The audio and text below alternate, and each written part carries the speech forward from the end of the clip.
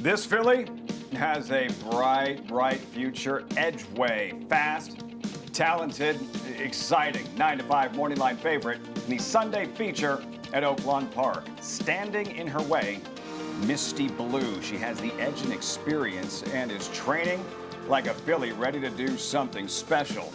If these fillies had an idol, a female sprinter to emulate, maybe it's that mare, Mia Mischief, sensational in yesterday's featured carousel at Oakland Park. Another gorgeous afternoon in Hot Springs, Arkansas. This is America's Day at the Races, brought to you in part by America's Best Racing. For the love of the race, visit americasbestracing.net today. Inside our Los Angeles studios, he's a three-time Kentucky Derby-winning jockey, Gary Stevens. I'm Lafitte Pinkai. We have breaking news from Oakland Park in Hot Springs, Arkansas. The draw today for the Arkansas Derby next Saturday. The big story was how many horses would enter. Would the race split? We have learned 21 horses have entered, and there will be 2 divisions of the Arkansas Derby. Gary, your initial reaction? I'm excited. Everybody was hoping that they would split so Charlatan could run. And up until just about an hour ago, they didn't have enough horses to split it. Some magic happened. They are going to split it. There's going to be 21 horses. And he'll have a new rider, Charlatan will. Martin Garcia announced, Bob Baffert actually told me this morning that Martin was going to ride him this one-shot deal. And I'm sure he's excited to be aboard, and I'm excited to watch the race next Saturday. And you hate to bring up March Madness, but there's a Selection Sunday feel to it. The difference is on Selection Sunday, you know the number 1, number 2 seeds are going to be in the tournament. It's just a matter of seedings in the bracket.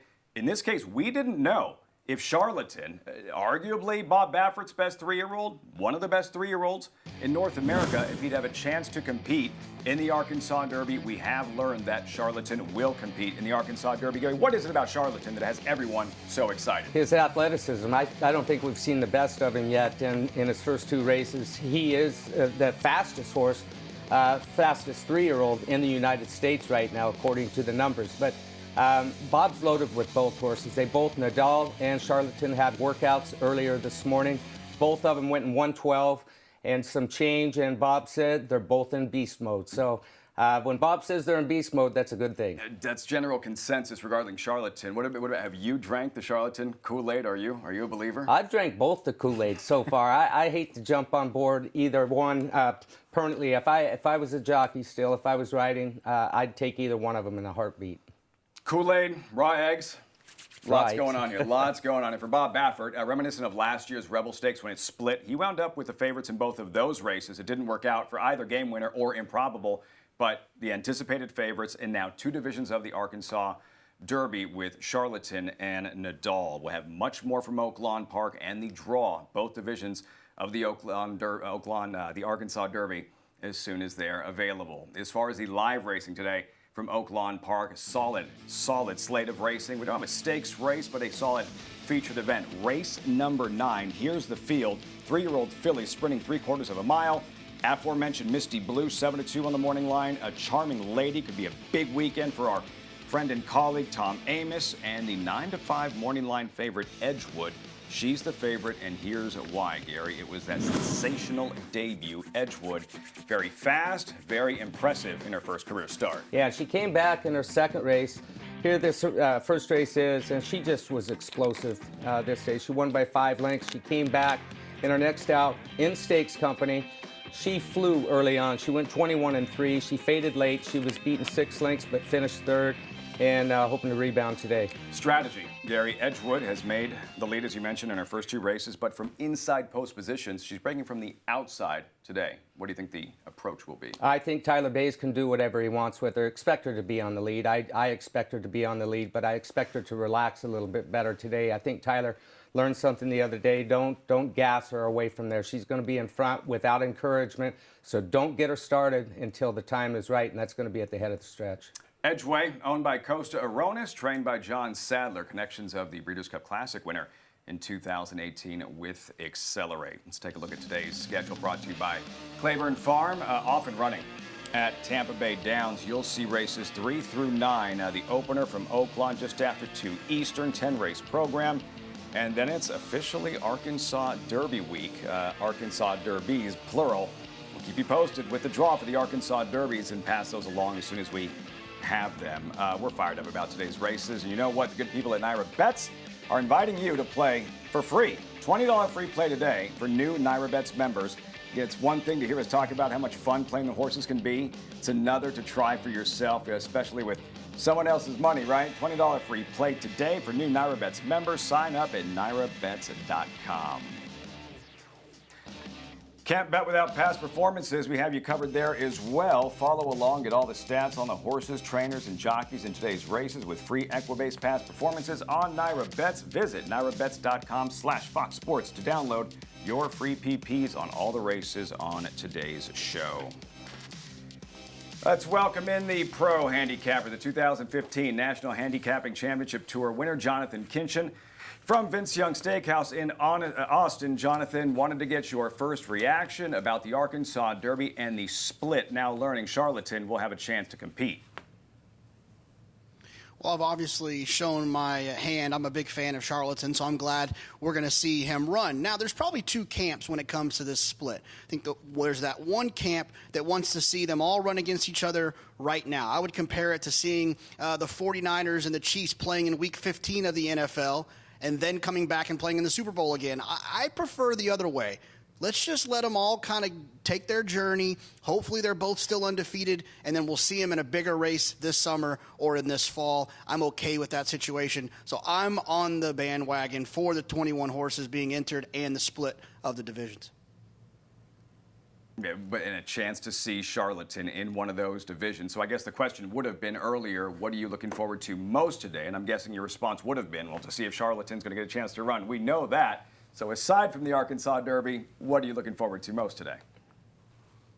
Yeah, I'm really looking forward to seeing Edgeway run again. Obviously, she won her maiden, and then I loved her in the Purple Martin when she ran into Kamari that day. I think she ran pretty good that day, so I'm excited to see her back in here again. But there's a race before that, race 8. It's a maiden race. I think there's two fillies in there that are pretty interesting, Little Miss Moppet and the 11, Tipsy Gal. I'm excited to see those two fillies hook up in a maiden race. You got to win your maiden race, break that maiden, and become a winner, and then you can go on to the next step. I think one of those two horses could be very nice.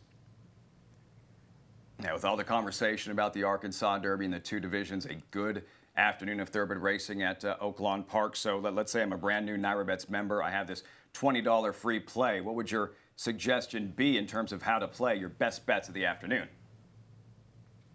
So obviously I'm focusing on the 8th and the 9th at Oakland. But the race before that, the 7th, there's a horse in there by the name of Final Form, the 5 horse for Jeremiah Englehart. This horse came in off almost a 300-day layoff, won first start off of that layoff, and now making the second start. Horses typically can run themselves into shape. You'd expect the second off a layoff to be a better performance. I'm going to single that horse in the first leg of a pick 3. Then I'm going to come back with Tipsy Gal to the outside, the 11 horse in the maiden race that we talked about in race 8. And then I'm going to go and I'm going to wrap it up with Edgeway, who's the most likely winner on the card. I liked her in a stakes race. You got to like her in an allowance race. An ice cold pick 3 for $20, 5 with 11 with 11.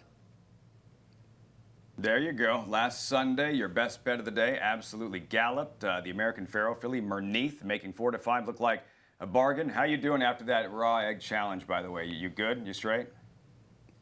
I can assure you that I did not have any eggs for breakfast this morning. Jonathan Kinchin with us all afternoon for the live racing at Tampa Bay Downs and Oakland Park. We are just getting started on America's Day at the races. When we return, a look back at yesterday's Carousel, billed as a heavyweight match between two of the finest female sprinters in the game. In the end, a mismatch. Mia Mischief makes her owner very proud.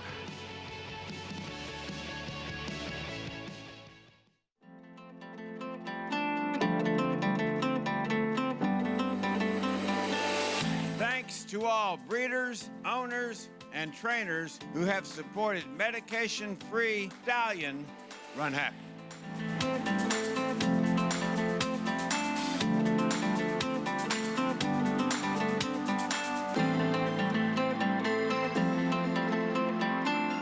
Run Happy, standing at Claiborne Farms.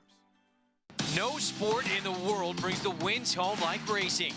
It's one-of-a-kind, high-speed, high-stakes action, and Naira Bets takes you there. Place your bets and watch the races live from anywhere. With Naira Bets, make easy, secure deposits and promotions every day to earn reward points or cash.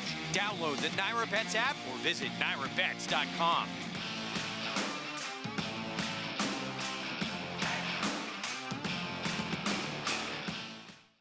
It's America's original sport, and no one covers it better than americasbestracing.net. From the sport to the lifestyle, the best races, horses, and destination venues, cocktails, gambling, fashion, and more. americasbestracing.net is a sport for you. Live it, love it, bet it.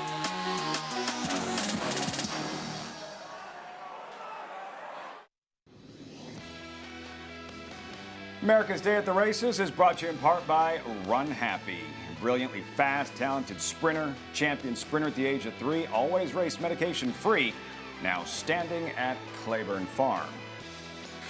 Live racing from Oakland Park. They'll get underway in about 40 minutes or so. Tampa Bay Downs, no turf racing today, but this third race scheduled for dirt from the start. It's a $16,000 maiden claiming race, 7 furlongs, 7/8 of a mile, 3-year-old fillies.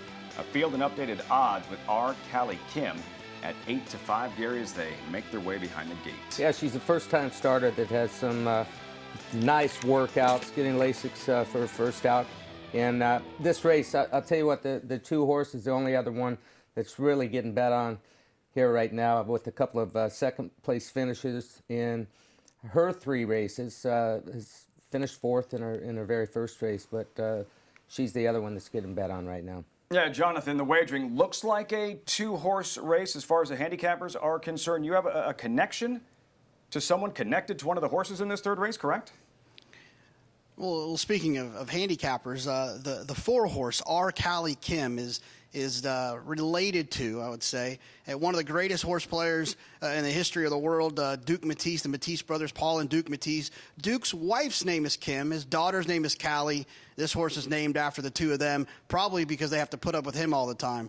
But obviously, I'll be rooting for this one. But in all seriousness, Rich Averill, Georgina Baxter, they win a lot of races in Florida. And this horse obviously is well placed. That's why Rich and Averill Racing do so well. They're great handicappers. So they place horses where they need to be rather than worrying about some unrealistic expectation. That's why you see this horse debut here. The money on the tote board suggests she should run well. And outside of that, there's not a lot to go on with these horses that are some of them making their first starts. I'm going to land on the 4 R. Callie Kim, mostly with my heart, but also with a little bit of some angles there as well. Some sentiment there, Jonathan. A $16,000 maiden claimer, so every one of these fillies has never won a race and available for sale, $16,000. And a good lesson for someone new to the sport. When there isn't a lot of established form, for example, R. Callie Kim, a first-time starter, she's never raced, that's when we pay more attention to the tote board here. And the money coming in indication that R. Callie Kim expected to be very effective in her debut.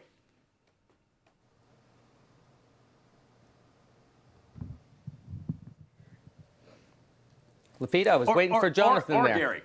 Yeah, I mean, she's got some really nice workouts. And to be honest with you, the 3-horse, this is her first time trying dirt. She's raced strictly on the turf and the synthetics, and her last race wasn't a bad race. And I guess you've got to be concerned about the 7 furlongs for the first-time starter, R. Callie Kim. But the 3-horse, she's been running a route of ground in her last 4 races on the turf, coming off of a mile race where she set close to the pace and only got beat 3 1/4 lengths in that race. So if this one takes to the dirt, the 3-horse, at a place, I'd say she's going to have a say in the outcome. You'll go with her at a price 5-1. I'll go with her. First time the Hall of Famer, sure, and Jonathan Kinchin with R. Callie Kim, the first-time starter, 9-5. Last we saw as these $16,000 maiden claimers file into the starting gate, 7/8 of a mile. We send it out to Richard Grunder with a live call, race 3, live from Tampa Bay Downs.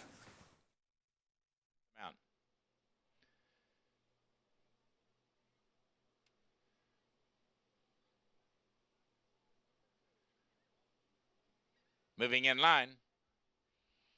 Now 2 more to go. The favorite, and from the outside, Bryson's Gold. Sammy Camacho aboard. 6 winners over the last 2 days at Tampa for Camacho.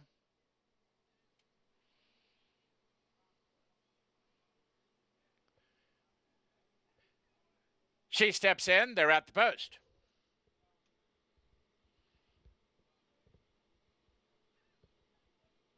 And they're off. Crack of Dawn is away sharply and gunning right for the lead. Bryson's Gold is away and good at her on the outside. There's the favorite, R. Callie Kim. Comes away with a top flight racing along third, and far back in the early going is Legal in Canada. They move out of the 7 furlong, shoot it onto the main track. Crack of Dawn has the lead on the outside. Bryson's Gold is there second. At a place, racing along third, drive in, attacks toward the rail now fourth. R. Callie Kim settles into stride fifth, but only 3 lengths off the pace setter, and 2.5 lengths clear of Cozy Mimosi. Then it's 4 lengths farther back to Icy Sweet, and far back is Legal in Canada as they swing around the far turn. That's Crack of Dawn with the lead along the rail at a place. Now re-engages second on the outside. Bryson's Gold is third. A break of 2. R. Callie Kim is set down for the drive, and now she's on the move, sweeping up 3 wide to challenge with a 1/4 of a mile to run. Here comes R. Callie Kim with a quick turn of foot and now going to the lead. At a place is toward the rail second. Up on the outside, Bryson's Gold is third. As they're into the stretch, it's R. Callie Kim. She's in front and going away. Drawing off by 4. At a place is there second. Here's Drive In. Coming back, Drive In. Now moves back to be second, but it's R. Callie Kim in a runaway. Well prepared to win at first asking. Drive In was second. At a place was third. And that's Cozy Mimosi up for fourth. R. Callie Kim, she made that move, Gary, emerged from the pack and race over. Yeah, that was a base on balls right there, Lafitte. She had these horses overmatched from the word go. She was a little bit green down the backside. She was lugging out and didn't like that dirt being kicked in her face. And as soon as he got her to the outside, it was just a matter of when he wanted to push the button. Green, just inexperienced, Yes. right? Unexpected. She's never done this before. Never been with 7 other horses out there on the racetrack. Probably worked in company several times, I'd say, but there's nothing like a horse race in the afternoon.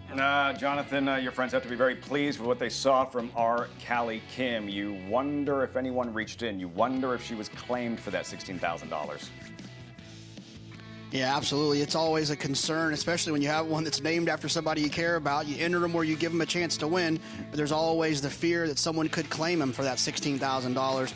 We'll see how that one comes back. But, yeah, absolutely. Congratulations to Kim, the Matisse crew, and to Averill Racing. I'd put a horse in a claiming race I named after you.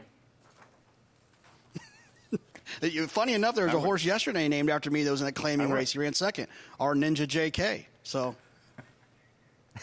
what's the story behind the name, our Ninja JK? I like American Ninja Warrior, so that's why they did it that way. All right, that's fair enough. That's fair enough. We'll get to Johnny Stacks later in the show.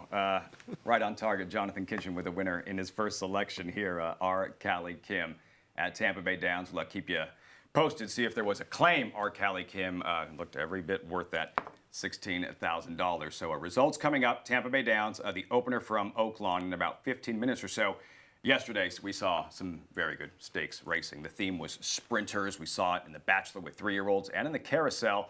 Going in, top-class female sprinters. The story was Bellafina and Mia Mischief. Mia Mischief in a class of her own yesterday afternoon. Destroyed the field. It was a thing of beauty to watch. She got a great trip. She always makes her own trip. She's fast leaving the gate, gets position, very tactical, and she responds to the rider. When the rider asked her, she gave the right response to the feet. Very impressive. That's all I can say. She's the best sprinter in the country for fillies right now, and look forward to seeing her continue on, see where they pick out for her next. Yeah, purchased by Barbara Benke's Stone Street Farm at the Keeneland sale last November for $2.4 million. Mia Mischief avenges her Carousel defeat last year. She was 2-5 and turned away. Nobody would deny her on this particular afternoon. Ricardo Santana, Steve Asmussen, and Mia Mischief, now a 5-year-old mare. She does what she does, Garrett. She sprints 21 lifetime starts 21 sprints. She's won 10 of them, 6 lifetime stakes victory yesterday. I don't know what the rest of her schedule is going to look like, but wherever there's important female sprint races, Mia Mischief is going to be a major force. She's like a lot like Beholder was. The older she got, the better she got with age. And, you know, she's stuck to sprinting. That's her game, and she'll continue to sprint. But she's learned the game the right way, and she's enjoying her job, it appears to me. And she looks forward to getting out there in the afternoon and putting on a show. And for the other side of the story, all along, Gary, yesterday you said you were really concerned about Bella Fina's post position, the inside draw, and some of her sluggish starts historically, and up jumped the devil. Yeah, these are the kind of trips that you have nightmares about, the worst case scenario.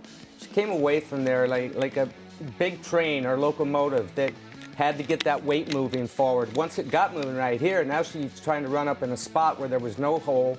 Joe Talamo has to take a hold of her. And unfortunately, when he moved her out from behind those horses, she took off way earlier than she should have. We're at the half-mile pole right now, and she probably ran 10-1, 10-2, eighth of a mile at that point in time, and she's going to fade when she hits the stretch. This is the finishing kick, and they're still 5/16 of a mile away from home right now, and she's already used that finishing kick. Yeah, sometimes horses disappoint and excuses are manufactured. That was a legit excuse. Bella Fina never had a chance after the start, Gary, but at the same time, if you subscribe to the theory that horses create their own luck, maybe Bella Fina is just one of these star-crossed horses that can't seem to catch a break, and in some cases can be her own worst enemy. Well, the break, I've said in the past that if you don't get away from the gate, no matter if you're a come-from-behind horse or one that goes to the front, if you lose that first step, you're giving them a 2-length advantage, and that's what she did, and then she tried to run off. She's got speed, but it takes her 2 or 3 strides to get rolling, and she's gotten that kind of trouble in the past. Same thing happened in the Breeders' Cup Philly Sprint last year at Santa Anita, and it cost her the race, I believe. We know how talented she is. We know how good she can be. Gary mentioned the Breeders' Cup Filly Mare Sprint. It took a history-making filly to defeat her that day in the form of Kafefi. It's just hard to believe a filly that talented is now going on a losing streak this long. Her last victory, the Grade 1 Santa Anita Oaks last spring. Jonathan Kinchin still with us. Your thoughts on the dominance of Mia Mischief in the Carousel and the disappointment for the 7-5 post-time favorite, Bella Fina? Yeah, Mia Mischief's very interesting. At one point in my mind, I thought she was better at 7 furlongs, but she's proven that to maybe be false. She beat the champion last year in Kofefi at 6 furlongs. She won the race yesterday very impressively at 6 furlongs. And the good news is that the Filly and Mare Sprint is at 7 furlongs, which obviously she's not going to have any problem with. She won a Grade 1 in the Humana Distaff going 7. So it feels like Mia Mischief could be creeping in to a very, very special season. I think at this point, she's definitely the leader in the clubhouse as the best sprinter in the country that's a female. I think she's going to be a ton of fun to watch. As far as Bella Fina, this idea kind of popped in my head. She kind of reminds me of Cam Newton. Cam Newton fans, close your ears. When things go her way, she's great. She's phenomenal. She's who you want to be around. But when there's a little bit of adversity, she's just not quite there mentally to be able to overcome that adversity. She's still an unbelievably talented filly, and she'll still win a lot of big races. But I just think she needs things to go her way. Not a bad comparison. And yeah, for Bella Fina, it's just been the poor starts, trying to get away from the rail yesterday afternoon, and things just did not go to plan after 2 monster efforts at the Grade 1 level. And as for trainer Steve Asmussen talking about Mia Mischief, he does say she has never been better than she is right now at the age of 5. And as Jonathan mentioned, the long-term goal is the Breeders' Cup Filly Mare Sprint, a race she did not compete in last year, the Breeders' Cup Sprint at Keeneland this fall for Mia Mischief. She was simply awesome. About a half an hour earlier, what a show in The Bachelor with long weekend and an incredible stretch duel and a big win for our friend and colleague, Tom Amis. The recap when we come back.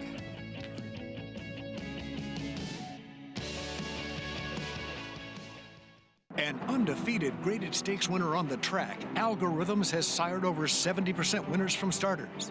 His top runners include multiple stakes winner and Grade 3 victor Recruiting Ready. multiple stakes winner and graded stakes performer Taylor Spirit, and juvenile stakes winner South Bend. In the Pennsylvania Derby, Algorithms notched his first Grade 1 winner with a thrilling victory by Matt Wizard. In the ring, his juvenile sold up to $275,000. Algorithms, standing at Claiborne Farm. Since 1913, the Petaluma Creamery has believed that the best dairy products come from happy cows. It's why owner Larry Peter insists that every cow we milk is born and raised naturally to produce the finest non-GMO organic cheese and butter, like our delicious Spring Hill cheese, produced and shipped from here in California to anywhere you are. Visit springhillcheese.com and use promo code 10OFF to get $10 off your first order and enter to win free cheese for a year. Petaluma Creamery, the best dairy comes from the happiest cows.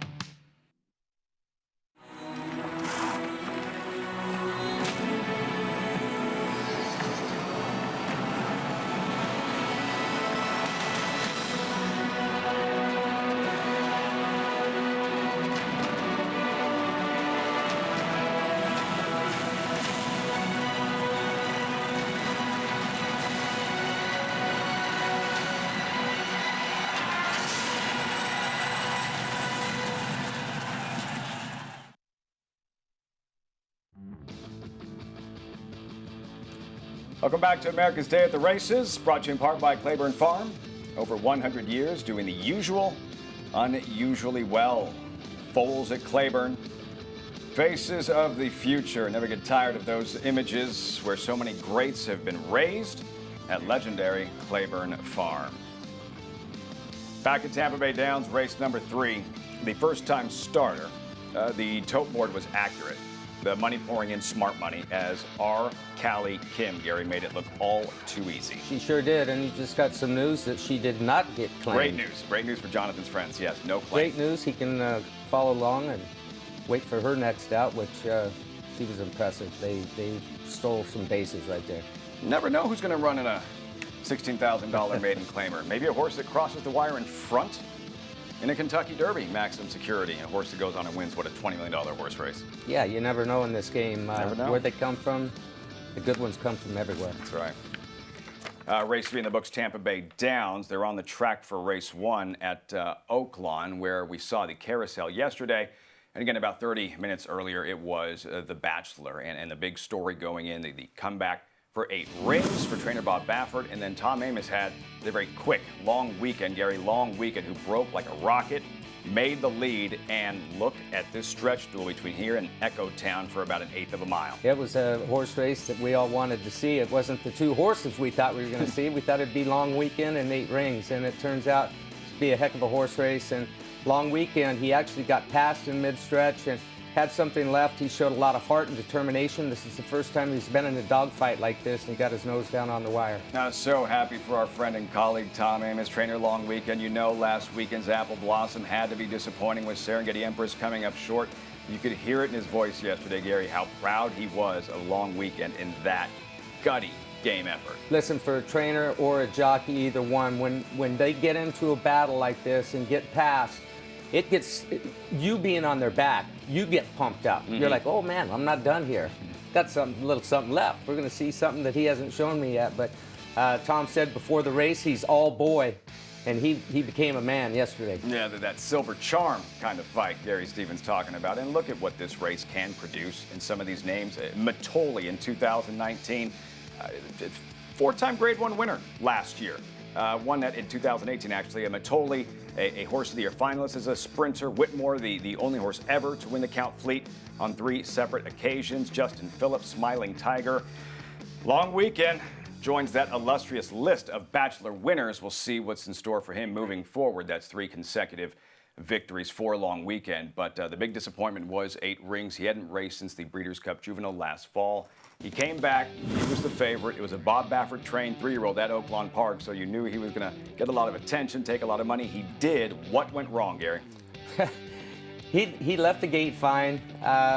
The one thing I noticed going down the backstretch was Joel Rosario was aboard, and you can see his arms moving right now, and his rhythm is going to pick up here in 3 or 4 strides, and you can actually see him trying to encourage 8 Rings right now, and that's not like Joel. Usually he's sitting fairly still at this point in a race. He's finally taking him a little bit right now, but he never did look like he was comfortable yesterday. Not that he was uncomfortable, but he just was not interested in running yesterday for whatever reason. We built him up as a colt. We could possibly be discussing around Kentucky Derby time in September, as weird as that is to say, Gary. So where are we now with 8 Rings?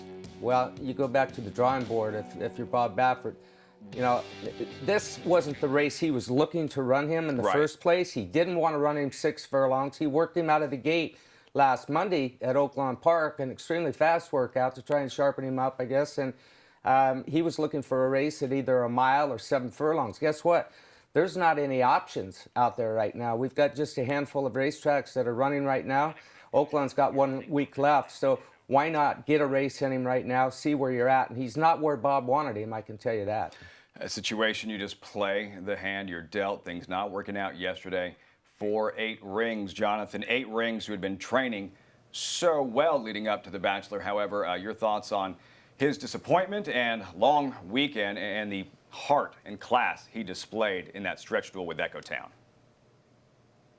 Yeah, as far as 8 Rings is concerned, it's really hard to know what happened. Like we talked about yesterday on the show, there was nothing that happened within the race that gave him a reason to run that poorly. The only thing I can come up with is that the pace was pretty quick and he was pretty close to it. And as a horse who's been trained in a majority of his career with the Kentucky Derby as the goal, being able to relax is something they've probably tried to teach him to do. And then running in a 6 furlong race with a fast pace, he's got to run a little bit quicker. But I would still expect that he would run well considering how well he was trained and how much class he has. Like Gary said, you got to go back to the drawing board, find out what happens with him next time. If he runs well, all's forgiven. If he doesn't run well in his next start, it might start to be the time to question how good he really is. As far as long weekend in Echo Town, I thought those 2 horses absolutely laid it down. We talked about it on the show yesterday. You don't see horses do that very often, where they get into a duel like that. They're herd animals, and that separates the good ones. They don't like to get in those fights by nature, so when they do, it's an indication of how good they really are. Both of them were phenomenal in that race. Long weekend was better and good for Tom Amoss. This horse is really, really nice. Really nice. We get excited with 3-year-olds and we start talking Triple Crown, Kentucky Derby. This is what long weekend, though. I think this is what we're going to see moving forward. He strikes me as a flat-out sprinter, and sprinting is where he's done all his damage to date. Absolutely, and I know that I'm looking forward to hopefully seeing him hop in the gate in the formerly known as the King's Bishop, the Allen Jerkins, a 7 furlong grade 1, there you typically go. Run on Travers Day. I can't wait to see him in that spot. Long weekend. Congratulations to Tom Amoss. See where his plans are moving forward with long weekend. Jonathan, great that your friends got to keep their filly, our Callie Kim, after that big win at Tampa Bay Downs in her debut. And from that $16,000 maiden claimer, we go to this $16,000 claimer, race number 1 at Oakland Park. They're making their way behind the starting gate. Arkansas breds. The contention towards the outside. Superstar B at 2-1, Gary. Joy in the Journey at 5-2 right next door. I couldn't bet on Superstar B with a lot of confidence to win this race. To get a piece of it, yeah, I could bet a lot that she'll get a piece of it. But she started 27 times. She's only won 3 races. And she's always right in the heat of the battle at the right time of the race. She's shortening back up in distance today from 1 mile and a 16th, but the horse right below her, she's run less times and she's won 2 races. She's got a great post position out there in the 12 hole. And then there's a filly in here that's only run 3 times. Shoot Me Straight, the 3-year-old, 3 horse. I'd give that one a hard look too. Shoot Me Straight, says Gary Stevenson. She's 7-1. They're all available for $16,000. A for-sale race, a claiming race, a Arkansas Breds to kick things off. Race number 1 from Oakland Park. Track announcer Vic Stauffer with the remainder of the load and call. The last 2 to load are Joy in the Journey and We Woka.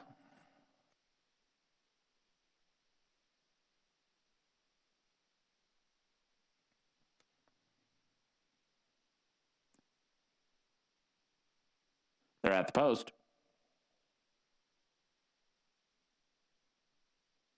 Nope, still waiting for We Woke Up.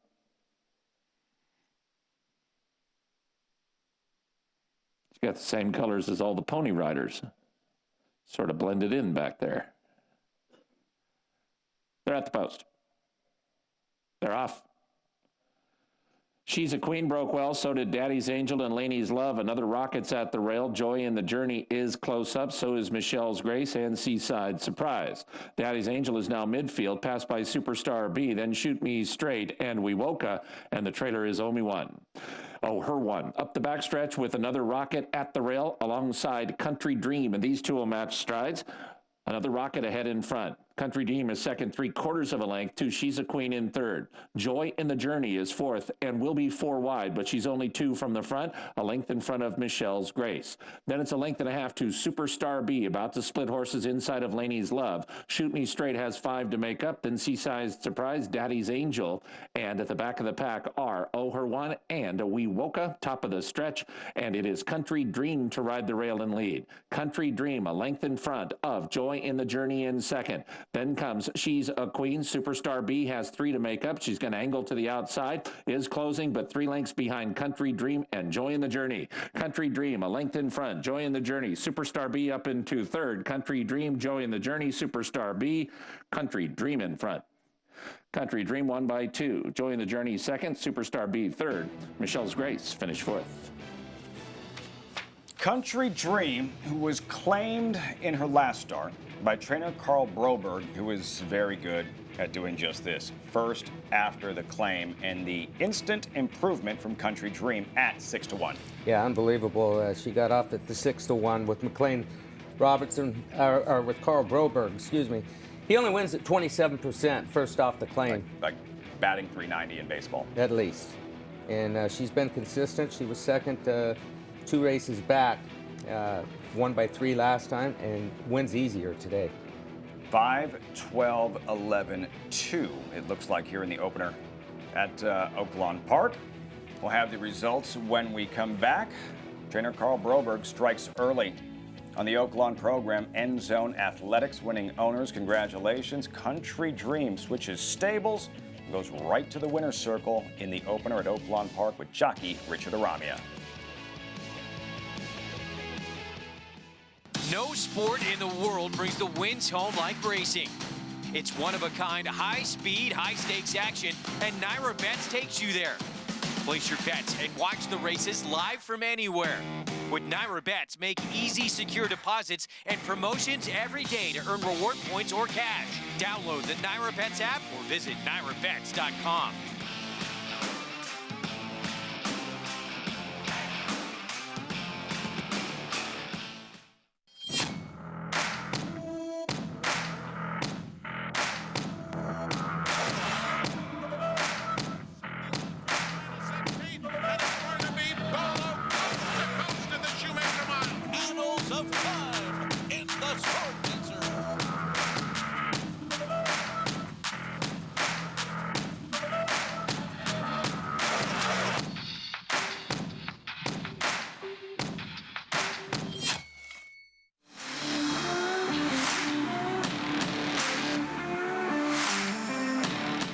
Very excited to see them come on out and performing and look just like him, hat like him, sleep and eat like Renato. They're pretty nice horses. Right now they're fast and working, and it's exciting to see when they go out running. Run Happy, standing at Claiborne Farm.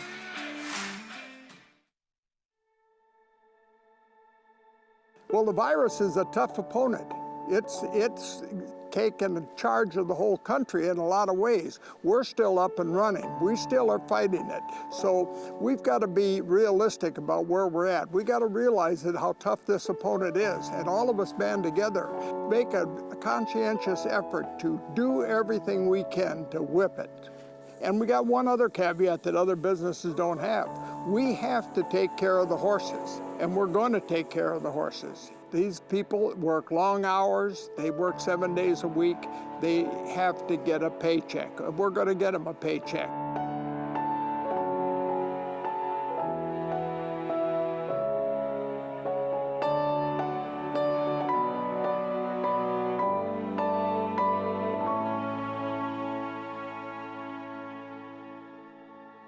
Well, we're going to beat it because we've got great people and great leadership in our industry. Each and every one of us have to buy into the fact that we're going to win, that we're going to beat it. As the country gets better, and we'll get better, we'll get a handle on this, I think that we'll start creeping back, and then we might be bigger and stronger because of it than we ever could have been before. Believe me, the horse racing industry misses you, miss the fans, and we all miss you too. The key word at this point, where we're at in a country and in racing, is hope. That hope and that attitude and that adjustment we make every morning, it's important. With it together, if everybody joins in and buys in, we're going to win the whole thing, and we'll be back stronger than ever. Our attitude and what we think and what we perceive will get us over any hurdle and any adversity.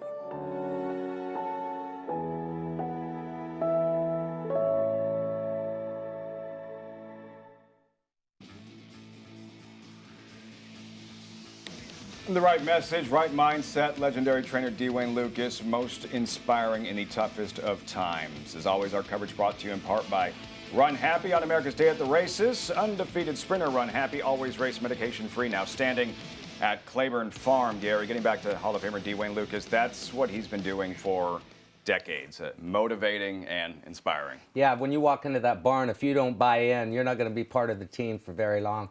And same thing when you get legged up on a horse. If you're not believing, you're not going to last with Wayne Lucas very long. If you get a chance, get a book that he's only book that's out there is called Sermon on the Mount. And he's got some great anecdotes in there that'll pump you up, make you smile. Every one of his homes that he's ever owned, his home in Kentucky, his home in Hot Springs, Arkansas, he's got an American flag. He's an American patriot, and I'll buy in. Yeah, that's a great story. He's a great storyteller, Dwayne Lucas, the man credited in many ways for revolutionizing the sport of thoroughbred racing. Of course, Dwayne Lucas stabled at Oakland Park. You just saw the first race at Oakland Park, and a price. The winner switching stables off the claim in a Country Dream with jockey Richard Aramia, and she's been productive, Gary. 6 lifetime starts. This is her second win to go with 2 second-place finishes. Yeah, and she was digging the last 16th of a mile. She's improving with every one of her races. It was a good claim they made. When you get one of these Arkansas breds that can run, you can make a lot of money with them.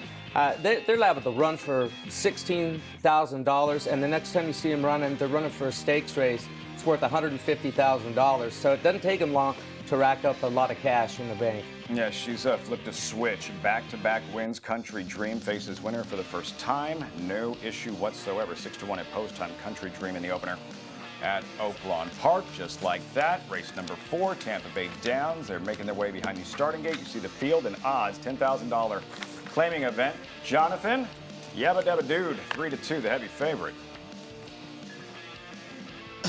That's a great name. I actually like the 2 resident here. Speed was really good at Tampa yesterday. We saw that there was an individual bettor yesterday that hit that pick 6 for $77,000 and whatnot, and I think a lot of that was because of some long-priced horses on the front end that ran well. There was some moisture in the racetrack yesterday that could have had something to do with it. Now, today, you never know. The track can change day to day. It can also change from an early race to a late race. There's no way to really know for sure, but I am going to upgrade speed just for the time being until I see something different. I thought the 2 Resident was the speed of the speed in here, a nice price on the board, kind of an even runner last time, going 5.5, stretching out to 6. I like it when those pace figures and the final time kind of all match, suggesting that there was an even run throughout, so added distance won't be an issue. I landed on the 2 Resident just to hopefully he's the speed of the speed in this spot where speed was so good on that racetrack yesterday.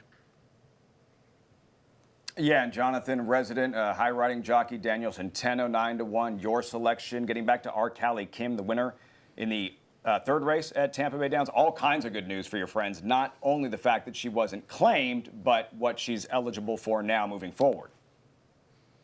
Yeah, there's a lot of conditions we've talked about, conditions in racing where they have a racing condition called a starter allowance, where if you start for a certain price tag at a certain point in your career, you were eligible for that race later. Now that she kind of snuck by for 16, they entered her in for 16, they didn't lose her, she's now eligible for a race condition that says if you've started for 16 or less in your career, you can now run in this race. So and she'll be protected in those races. They don't have the fear of losing her. So now she'll be able to hop into some of those other spots. All good news surrounding Arcali Kim. Good luck with Resident here. It is post time, all set for the 4th at Tampa Bay Downs. Here's Richard Grunder. And they're off. Nick the Curd Shark on the outside breaks for the lead. Epic Drama is away in good order. Far outside is Northern, and there goes Drill's Little Man advancing toward the rail. Now to challenge and Resident, the last horse away. Onto the main track, it's Drill's Little Man. Now shooting to the lead, 1.25 lengths. Johnny U in search of 2 wins in a row is now second. 2.5 lengths farther back, Epic Drama is there toward the rail third. Northern up on the outside now racing along fourth. 1.5 farther back to the favorite, Yabba Dabba Dude. Making headway toward the rail fifth. Amelia's Wild Ride is up on the far outside now, racing along sixth as they approach the quarter-mile pole. Drill's Little Man, the leader, 3/4 of a length. Johnny U runs at the leader second. Epic Drama is there toward the rail, racing along third. Nick the Curd Shark is now gaining ground. He'll tip to the outside and run at the top here as they're into the stretch. Drill's Little Man at 11 to 1, trying to pull the upset. Johnny U runs at the leader on the outside now, second, 2.5 lengths farther back to Yabba Dabba Dude. Here's Johnny U in search of 2 wins in a row, and Drill's Little Man is battling back gamely. Johnny U gets up and takes in the shot of the wire from Drill's Little Man on the outside, Yabba Dabba Dude and Resident. How about the 8-year-old Johnny U in his 53rd lifetime start, his 11th career victory? What about Sammy Camacho? Man. 8 wins in 3 days. He had 7 going into today. So Johnny U, that's his 11th victory in 53 lifetime starts, 8-year-old, hard-knocking little horse. Earned over $220,000 after today's victory. 315, you mentioned the streak jockey Sammy Camacho was on. What a meet he has had. The trigger man behind that 49 to 1 upset in the Tampa Bay Derby with King Guillermo, who will be running in the Arkansas Derby, one of the divisions. And we should be getting those entries here We shortly. await the fields. Again, if you're just joining us, we learned just at the top of the show that the Arkansas Derby will split 2 divisions of the Arkansas Derby. Charlatan will be able to compete in one of them. As soon as we have those fields, we will pass those along as we look ahead to the Arkansas Derby next Saturday. Live coverage right here on America's Day at the Races. 3-1-5-2 Tampa results when we come back.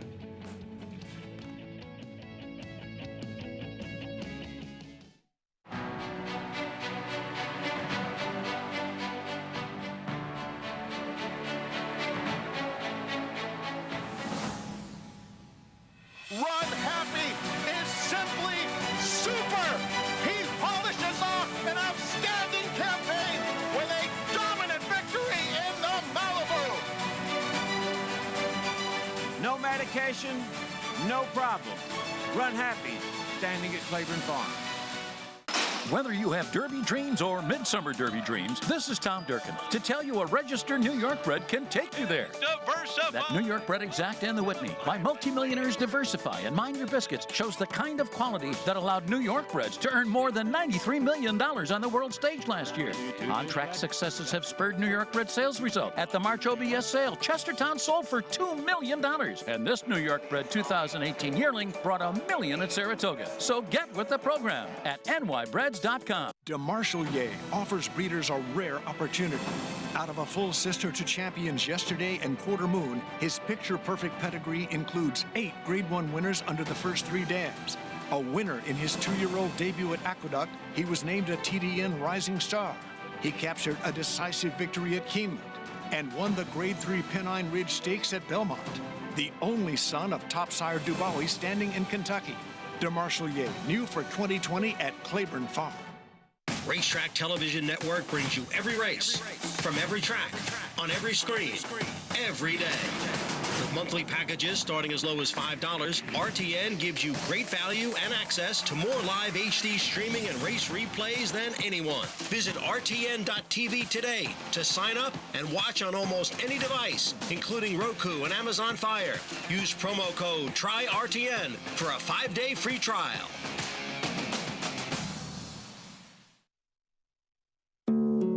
Weekend Hideaway retired with more than $1 million in earnings.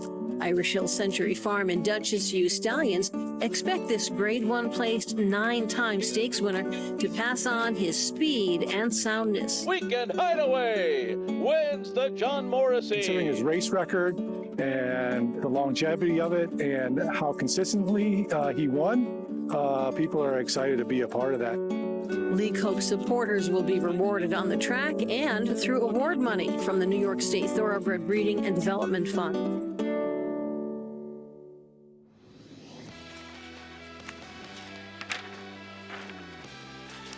The New York Breds and NewYorkBreds.com. Great stuff, Gary. Tis the Law, very popular New York bred right around now. Considered one of the finest 3-year-olds in North America. Winner of the Florida Derby, but the Arkansas Derby was never really an option for him. No, it wasn't, and he's just sort of on a holding pattern right now for Barclay Tagg. They're not really sure how or what time it's going to happen, but he's pointing strictly for the September Kentucky Derby, first week in September. So it'll be interesting to see. Barclay Tagg, wise older horseman that's been around forever. He knows how to get these horses to a specific date. Reminds me a lot of Charlie Whittingham's training and preparing for a specific date so far away. Usually you can work yourself backwards from that date of the first Saturday of whenever and pick your spots out where you want to go, and that's not the case right now with all the tracks shut down. And hopefully we get back in some kind of normalcy here soon and get some more tracks up and running, and then we'll know further. That's the thing. As racing fans, we feel very fortunate that we will have a Derby on the first Saturday in May, right? But if you take a step back and recognize what that's going to be like next Saturday when you wake up on a first Saturday in May, and there's not going to be a Kentucky Derby, again, and far from priority considering everything that's happening in the world, but it's going to be just weird. It's going to be bizarre, Gary. And for Tis the Law, for Barclay Tagg, who's won a Kentucky Derby, as you mentioned, 2003 with Funnyside Derby and the Preakness, how frustrating that would have to be for him, everybody at Saratoga Stable, in the sense that it's not the priority, but the year that they come up with another really good 3-year-old, and I think at this point, Tis the Law, believed to be better than Funnyside was at this time back in 2003, to be in no man's land, essentially, not knowing what's next. Well, if I was going to be in no man's land, I would want to be with a Barclay Tagg or a Wayne Lucas. Somebody's been there, done that before.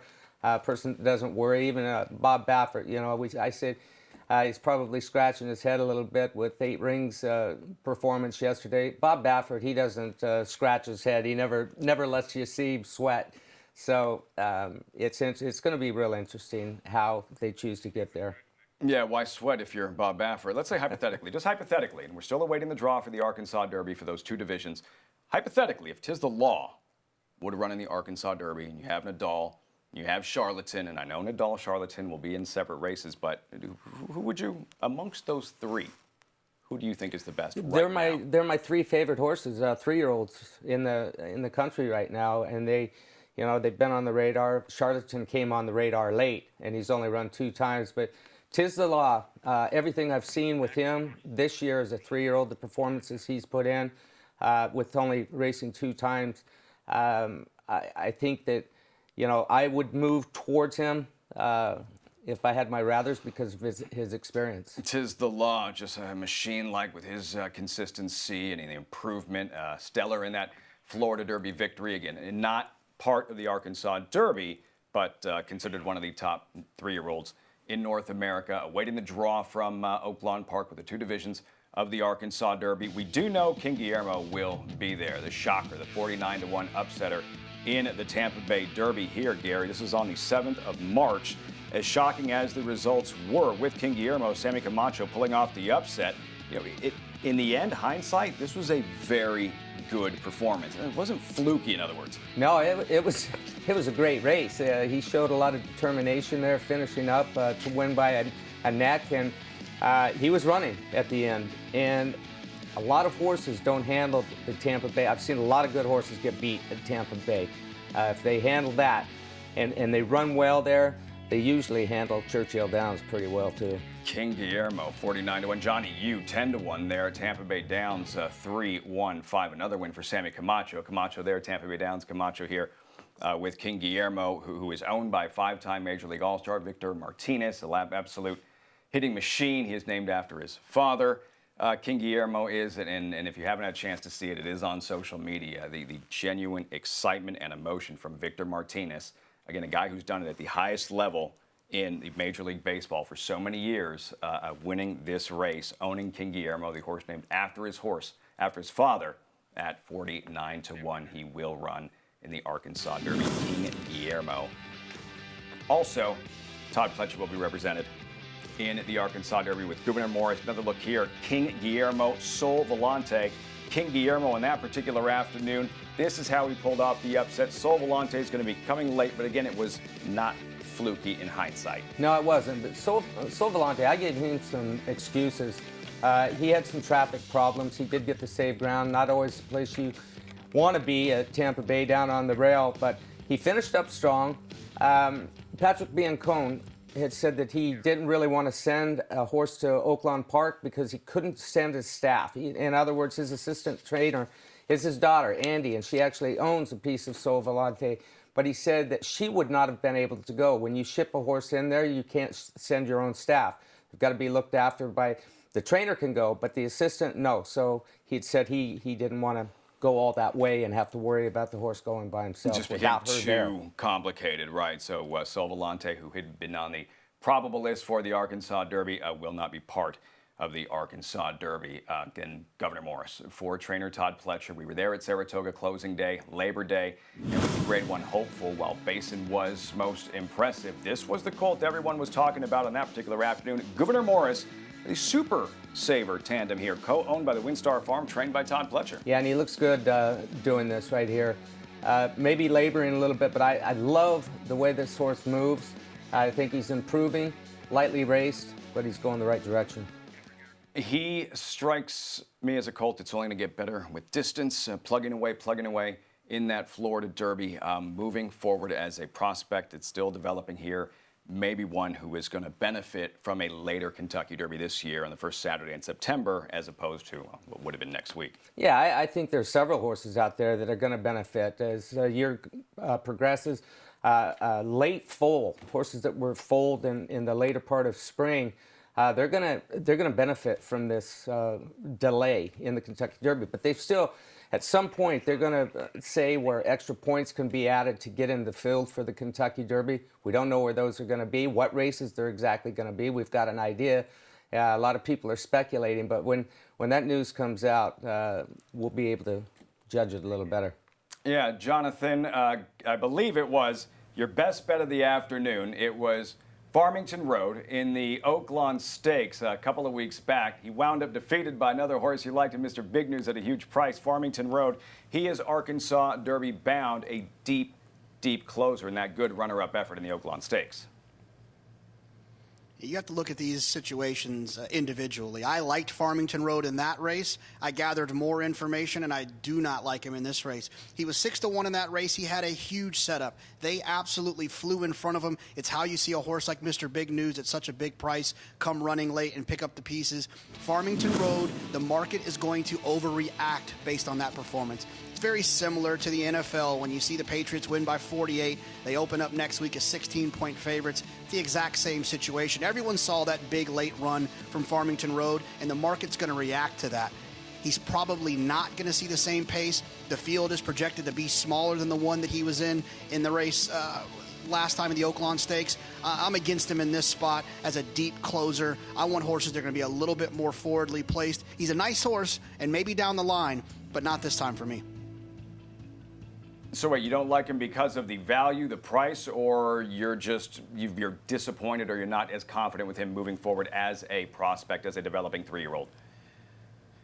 Well, it's kind of a little bit of all of the things that you just said. I mean, obviously the price is important. I think he'll be a little bit overbet off of that second place effort.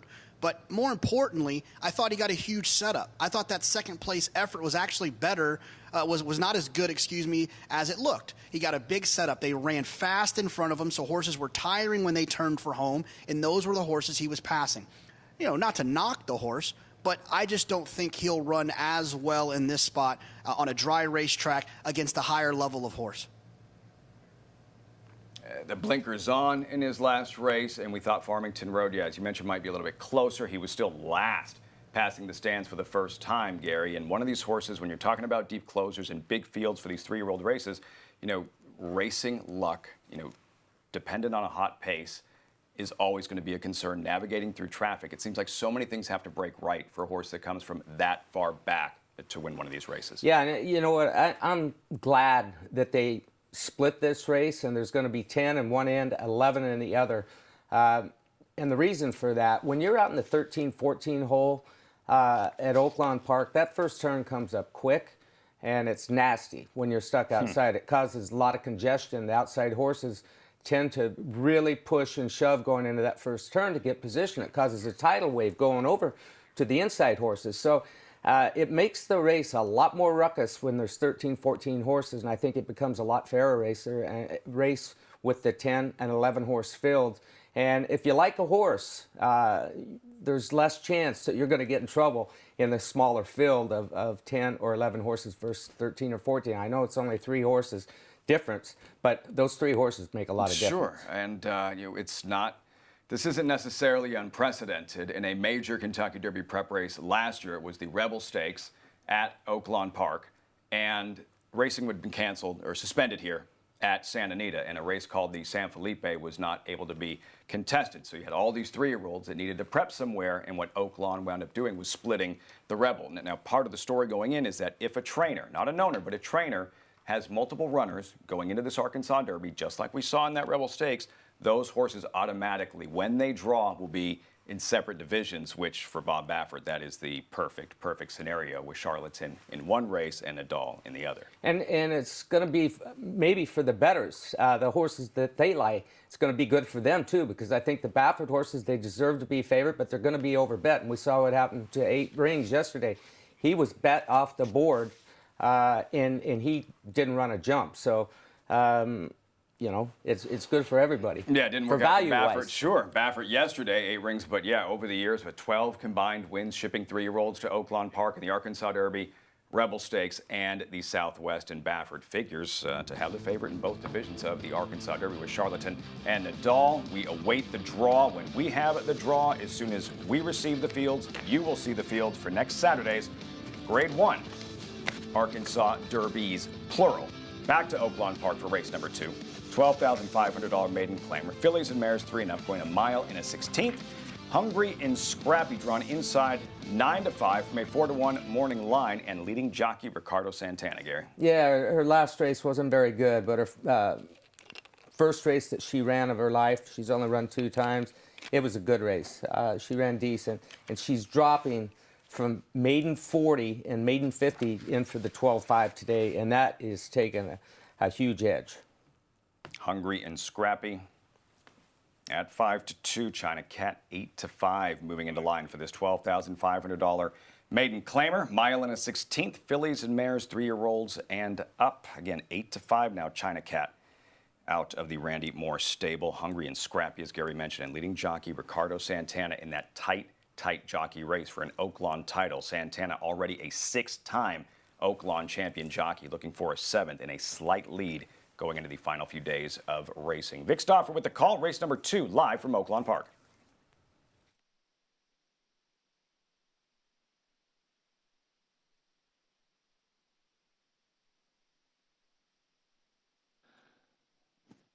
They're at the post. They're off. Good start. Little Feathered Indian way in the center of the track, hungry and scrappy at the rail with Revealing Quality and a China Cat alongside. The inside 3 are quickest, so Hungry and Scrappy will lead from Revealing Quality and China Cat.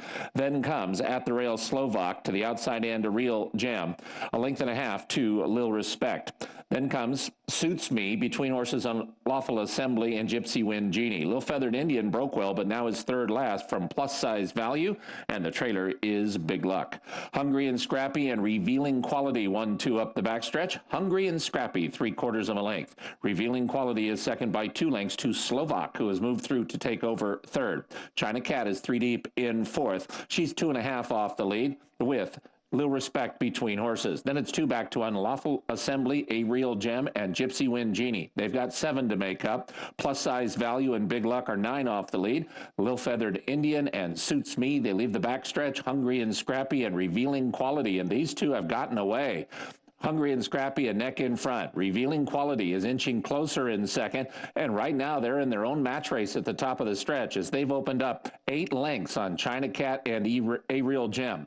Big Luck is next. Unlawful Assembly, top of the stretch. Revealing Quality looks to be doing just better than Hungry and Scrappy, who will have to battle back, and now Revealing Quality leads by a full 2.5 or 3 lengths. Hungry and Scrappy is about to be joined by China Cat, then A Real Gem, final furlong, and it's Revealing Quality 2.5 in front. China Cat is going to move up outside of Hungry and Scrappy, and China Cat's got a chance to run down Revealing Quality. Revealing Quality, China Cat coming on. Revealing Quality, China Cat in time.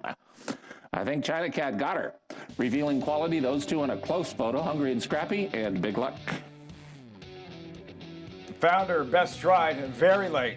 Gary, China Cat able to wear down Revealing Quality in the second race at Oakland Park. Yeah, even with her swerving around antics, she was kind of all over the racetrack. The last 1/8 of a mile, if you keep your eye on her, and she was kind of running in spurts and shying away from the whip right there, a little bit out in the middle of the track, and yeah, found the best stride at the time it counted. Yeah, Jonathan, it wasn't pretty, but it counts, right? Hey, I'm telling you, I'm glad the Oakland loaded quicker than we thought they were going to, and you guys didn't come to me because I was going to talk everybody off the 3, so no harm, no foul. Look, I will say this. You can't be too results-oriented in racing and in gambling in general. The 3, that was a negative drop for the 3. They took the 3 for $30,000 last time and then run right back here with no race for $12,500. That's a negative drop. I don't think she was well meant today. She got the job done from a class standpoint, but if you didn't use her and you got beat, don't be too hard on yourself. So what you're saying is that it worked today with China Cat, but in the future, a pattern to look for and potentially avoid. Yeah, if you play horses like that all the time, you'll be like me and Lafitte eating raw eggs for the rest of your life. Cheap and nutritious, my friend. Cheap and nutritious. Does work out today for China Cat, though. And for trainer Randy Morse, and a first lifetime winning. She breaks her maiden in her 7th career start. She had finished 2nd in 3 previous races. As we wind things down on FS2, we'll be switching things over to FS1 with America's Day at the Races, continuing live coverage from Tampa Bay Downs and Oakland Park. And the big story, as we announced at the top of the show, Arkansas Derby next weekend. It has split. There will be 2 divisions. Superstar Charlatan will have a chance to compete, and Nadal, Bob Baffert, figures to have the favorite in both races. He will have the favorite. I can guarantee you that is one thing that is for sure next week, Lafitte. And hey, I don't know what you guys' big deal is about the eggs. Come on. Yeah, but you're a lot tougher than Jonathan and I combined. I got used to it when I came back out of retirement to start riding again. egg every morning right before my protein drink. So. And your brother's been doing it every morning for a long time. A long, long time. Just a lot tougher than us, just the way it is. No raw egg consumption. For the rest of the show, here on FS2, we're going live out to Tampa Bay Downs and coverage beginning also on FS1.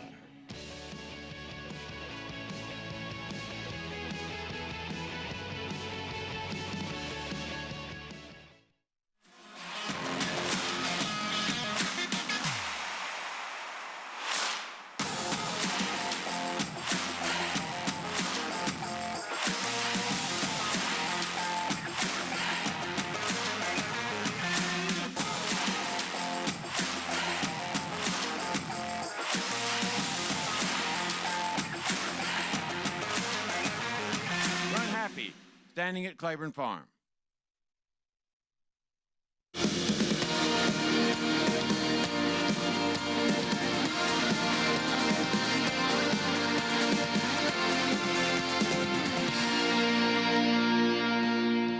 This filly has a bright future. Her name is Edgeway. She's fast, talented, exciting, 9 to 5 morning line favorite in the Sunday feature at Oakland Park. Now standing in her way, Misty Blue. She has the edge in experience and is training like a filly, ready to do something special. You know, if those fillies had an idol, a female sprinter to emulate, maybe it's this mare, Mia Mischief, sensational in yesterday's featured carousel at Oakland Park.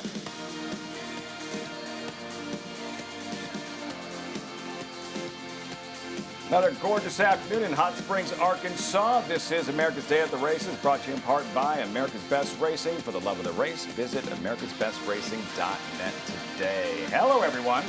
Thanks for joining us on this Sunday afternoon alongside a Hall of Fame jockey. He's Gary Stevens. I'm Lafitte Pinkai.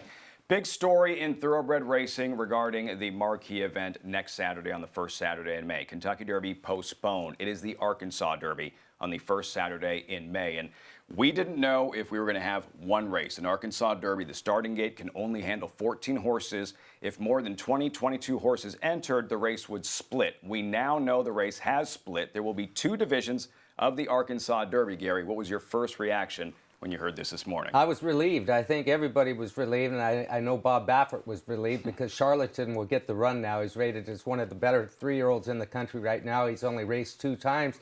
The way he got into the Arkansas Derby was by earnings. He didn't have enough earnings to get into the starting gate with 14, so they split the race. It's going to make for 2 great races, and I'm looking forward to it, Lafitte. It had a, you hate to bring up March Madness, but it had a Selection Sunday feel to it. But the difference is Selection Sunday, the best teams, you know they'll be in the tournament. You just don't know what bracket they'll be in, what seeding they'll be. In this case, one of the best 3-year-olds in North America was on the bubble. If the race didn't split, would not have had a chance to compete. But there's enough horses. The race has split, and we'll have a chance to see Charlatan next Saturday at Oakland Park in the Arkansas Derby, one of the divisions, right here on America's Day at the Races. We have live racing also from Oakland Park and Tampa Bay Downs. In fact, post time, race number 5 from Tampa Bay Downs. Here's the field of this $32,000 allowance optional claiming event. These are the ladies, fillies and mares, older fillies and mares 4 and up with Proposition, Gary, the 3-2 favorite at post time. Yeah, and she's coming off of a 4th place finisher last time out. 3rd race off a layoff. Off that layoff, she was a winner. That was 2 back and got a good speed figure that day. What's our man J.K. say? Jonathan Kinchin, the 2015 National Handicapping Championship Tour winner, will be with us. He's at Vince Young Steakhouse. And not going to get a chance to get an opinion from him before this 5th race at Tampa Bay Downs, Gary. So from a handicap, like, it's all on you. It is all on you, my friend. Well, that's fine. I'll take it. I've got a circle around Proposition. And the reason for that is I love the 3rd race off the layoff. That was at Fairgrounds. She's trained by Michael Stidham, having a great meet there at Tampa Bay, hitting at 29% right now. He places his horses in the right spots. He knows where they belong. Obviously, 3-2 on the morning line. You know, you're getting 7-5 right now. At 7-5 Proposition, guess who's with us? J.K. J.K. Back in the saddle, Jonathan. Good afternoon. Gary says Proposition here. Your thoughts before they load in for this 5th at Tampa Bay Downs? Yeah, Proposition's kind of that horse for the course, right? He's run at Tampa twice, and he's won both of those times. He's also coming in off a layoff, and he's done that twice successfully. So I think Proposition makes a ton of sense. I understand why Proposition is bet. I'm going to land on the one, Konza Candy. I'm guessing that's how we're going to pronounce it. I think Proposition's going to clear and get to the rail, and Konza Candy can flop right outside of him and sit to the outside of him and track him around there. And if he's a little bit short on fitness coming off of that layoff, I think Konza Candy can get the job done. Now, look, I need Konza Candy to get that trip. If she gets stuck down inside and gets stuck in behind horses and is getting a bunch of kickback, it's not going to work. I need her to flop outside and get outside of the 3. Hopefully that happens early in the race. So watch what Antonio Gallardo does with Konza Candy from that rail draw in the early stages of this 6-furlong sprint. Proposition is the favorite, though, and Gary's selection for this 5th race, Tampa Bay Downs. Richard Grunder standing by with the remainder of the load and call. Race 5 live from Tampa Bay Downs. She moves in. They're at the post.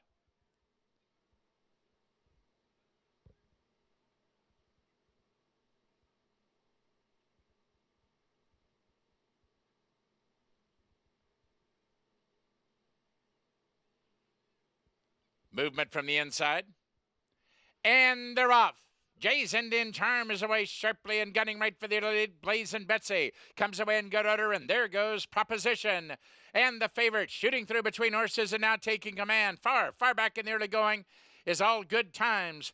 They link up with the main track, and they're smoking up front. It's Proposition along the rail, and Jay's Indian Charm is right back out of those 2 matching strides, and they're clear by 4. Blazing Betsy now racing along 3rd. Konza Candy is on the prowl toward the rail now 4th. A length and a half farther back, Totally Obsessed is 5th. Our Promise on the outside 6th, and still far back is All Good Times. They swing around the far turn, and Proposition and Camacho have the lead. Jay's Indian Charm is right back at her 2nd. Meanwhile, Konza Candy watching a pace duel, laying 3rd, and she's gaining on the top pair.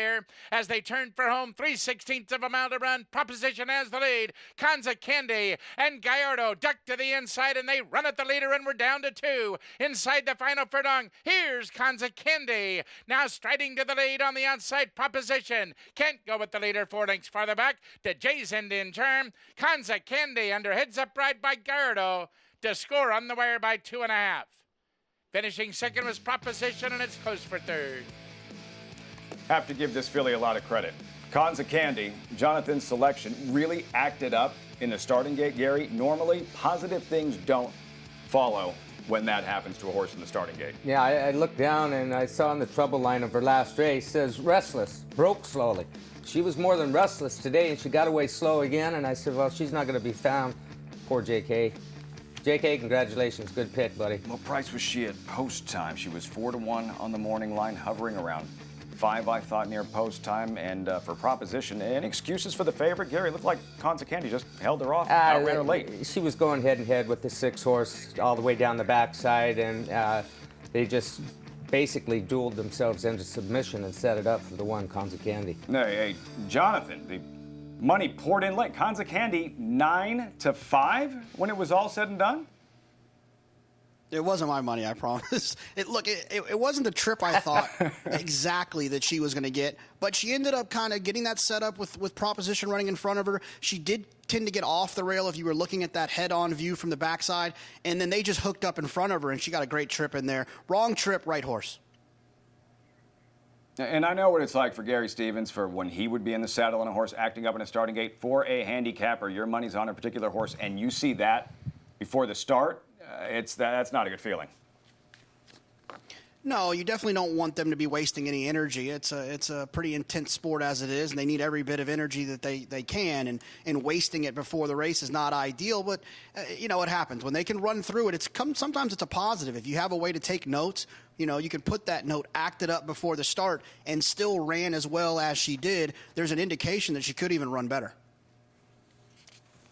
Konza Candy 1-3-7-4. Jonathan, will get your reaction to the Arkansas Derby splitting in a moment. Also, your best bets of the afternoon a little bit later on, Gary. But we want to get back to the Arkansas Derby. The fact that it will split. Bob Baffert figures to have the favorite in both divisions between Nadal and Charlatan. Gary, why so much excitement? Charlatan, who's never won in a stakes race and just 2 lifetime starts. Why all the buzz? He's an athlete. His athleticism, he's got everything. He's got speed. He's showed stamina. He's only raced 2 times, but he is fast, super fast. If there's any negatives about him, it's that he's been a little unpredictable when he comes to the stretch, and that's about the only negative you can say about Charlatan, other than he wouldn't have had enough money to get in the Arkansas Derby. And in those Starlight Colors Unlimited, potential Charlatan, the colt that ignites horse racing social media whenever he runs.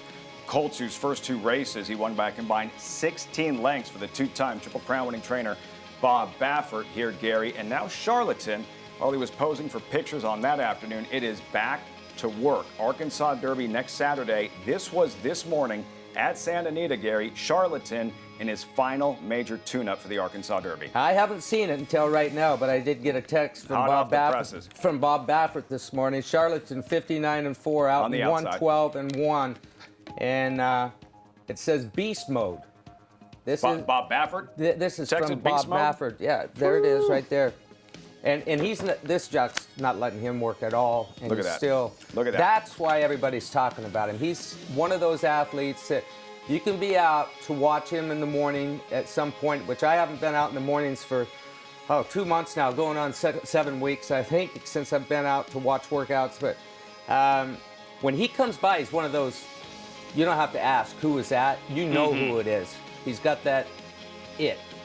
Look at Charlatan, stellar this morning. Bob Baffert, quote, beast mode about Charlatan. See if he looks like that Marshawn Lynch and brings that kind of game to the Arkansas Derby next Saturday, awaiting the fields for both divisions for the Arkansas Derby. As soon as we have them, we will pass those along and see what those fields finally look like for both divisions of the Arkansas Derby. So here's how it's all going to work. Originally, the Arkansas Derby, a $750,000 purse, 2 divisions now, each worth $500,000. And this tweet here, you have Darren Rogers and also Kevin Flannery, the president of Churchill Downs, explaining both Arkansas Derbies are going to be treated the same as far as points. Remember, this is still a prep race for the Kentucky Derby, the first Saturday in September. To the winner in both races, 100 points. Well, I think that's the fair thing to do. I mean, it was the right thing to do. No one knows what is lying on the horizon for any of us in the game right now. We're just hoping that things get back to some normalcy, praying for everybody out there. But I should mention, with Bob Baffert coming double-fisted, that's not the only work he had this morning.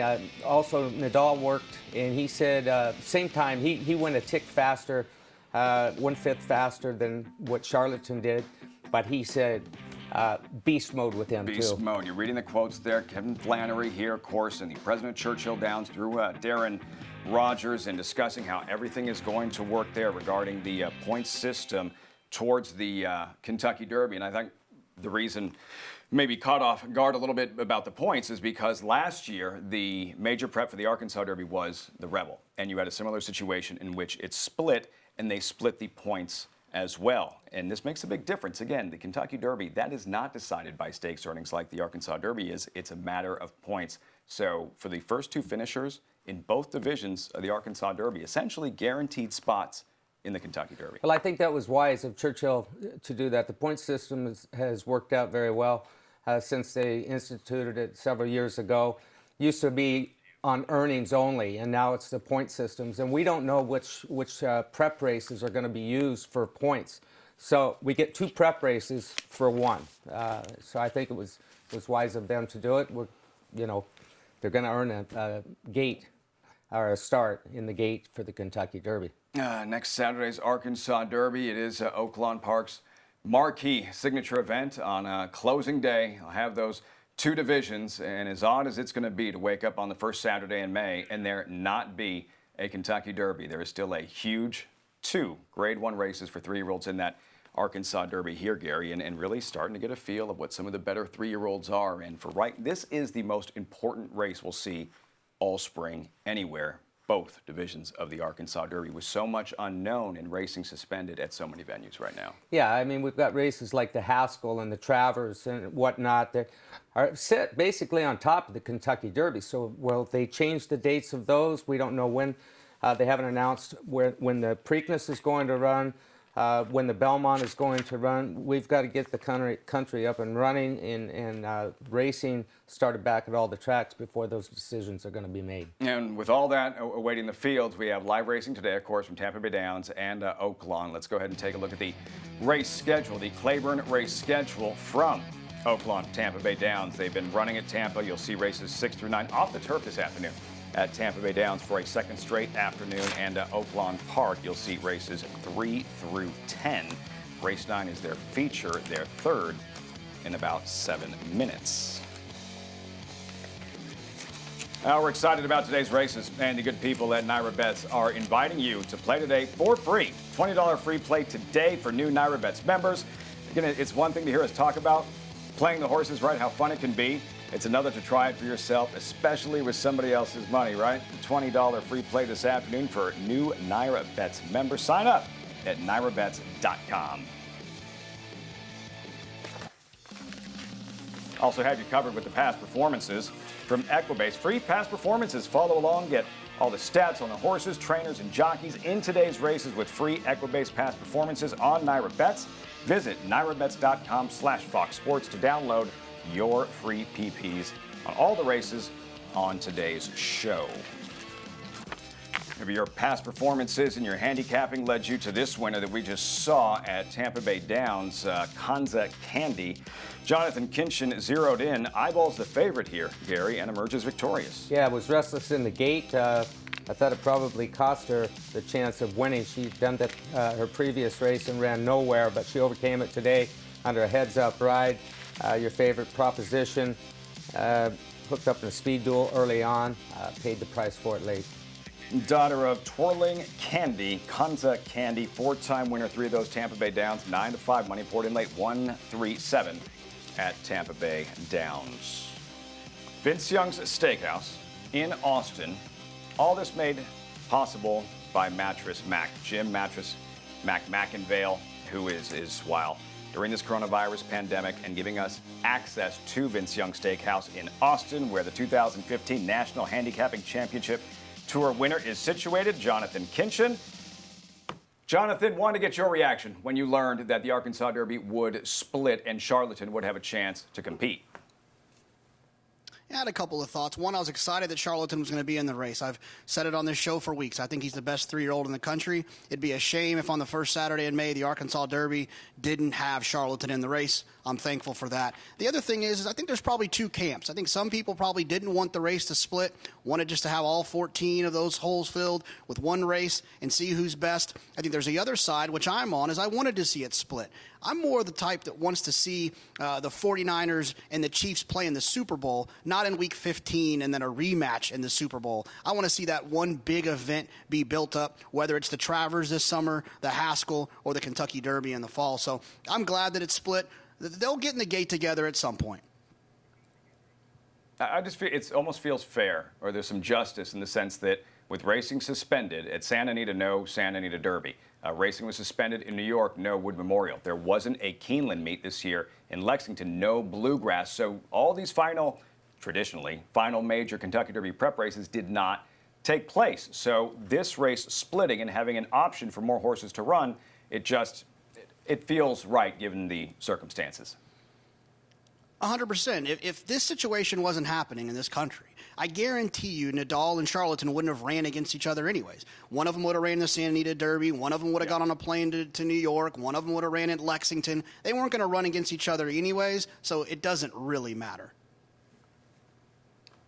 Spend the whole afternoon talking Arkansas Derby, awaiting those fields, but wanted to get back to the handicapping and your best bets of the afternoon. Yeah, we're going to go to Oakland. I'm going to give you an ice-cold pick 3. It's just a straight pick 3. We're going to try to hit 3 winners in a row. They are all short-priced horses, but each of those races has 12 horses in the race. It's going to pay better than you think. We're going to start it in race 7. I'm going to use the 5 final form. Came back off of almost a 300-day layoff and won and is back in here on his second start. A lot of horses improve on their second start. A little bit more fitness under their belt, especially off of such a long layoff. In the second leg, we're going to go with the 11, Tipsy Gal, drawn to the outside. There's another filly in there, the 3, Miss Little Moppet, that should take some money. I think Tipsy Gal is better. She's got that outside draw. And then we're going to wrap it up in the last leg of the sequence in race 9, the 11, Edgeway. I liked Edgeway in the Purple Martin against Kamari and the likes of those other horses. I got to like her in this allowance race. Ice cold, pick 3. It'll pay better than you think it will. Best of luck, Jonathan. There you have it. The pick 3 later on at Oakland Park is best bets of the afternoon. We'll say goodbye to our viewers on FS2. Look forward to seeing you next weekend. We're staying right here on FS1 as America's Day at the Races continues. And when we return, a look back at yesterday's Carousel. What a performance by Mia Mischief, avenging her loss at 2-5 in the same race a season ago. Stay tuned.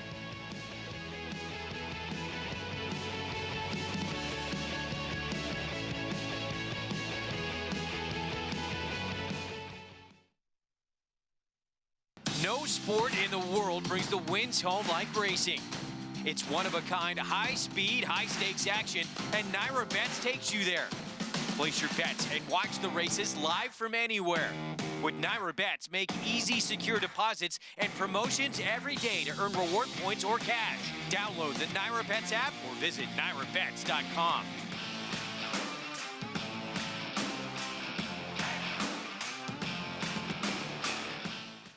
Flatter. This prolific son of AP Indy has sired 6 millionaires, including Eclipse champion West Coast. He's adding even more stakes winners to his outstanding record, including Sovereign Award winner Avies Flatter. His yearlings have topped the Fasig-Tipton July sale 2 years in a row and sold up to $900,000 at Keeneland September. Success on the track, success in the ring. Flatter, standing at Claiborne Farm. It's America's original sport, and no one covers it better than americasbestracing.net. From the sport to the lifestyle, the best races, horses, and destination venues, cocktails, gambling, fashion, and more. America's Best Racing is a sport for you. Live it, love it, bet it.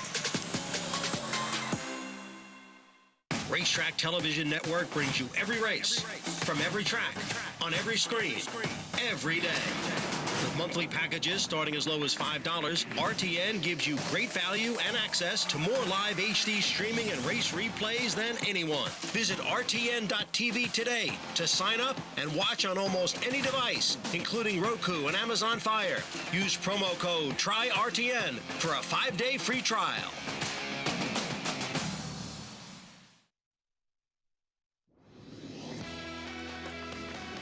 Welcome back to America's Day at the Races. Back just in time for race number 3, Oakland Park. There is the field. They are at the gate. Scratch numbers 4 and 14. $10,000 claimers, 4-sale race. They're all one for something. Non-winners 2 lifetime. Dolce Ride, Gary. Odds on 4-5 drawn inside with Martin Garcia aboard. Taking a huge drop in class for Brad Cox, combination Brad Cox, Martin Garcia. That's why we're getting all the action right there. All set. Post time. Here's Vic Stauffer with the call. Race number 3 live from Oakland Park. 2 more. Western Attire and Girl from Berlin.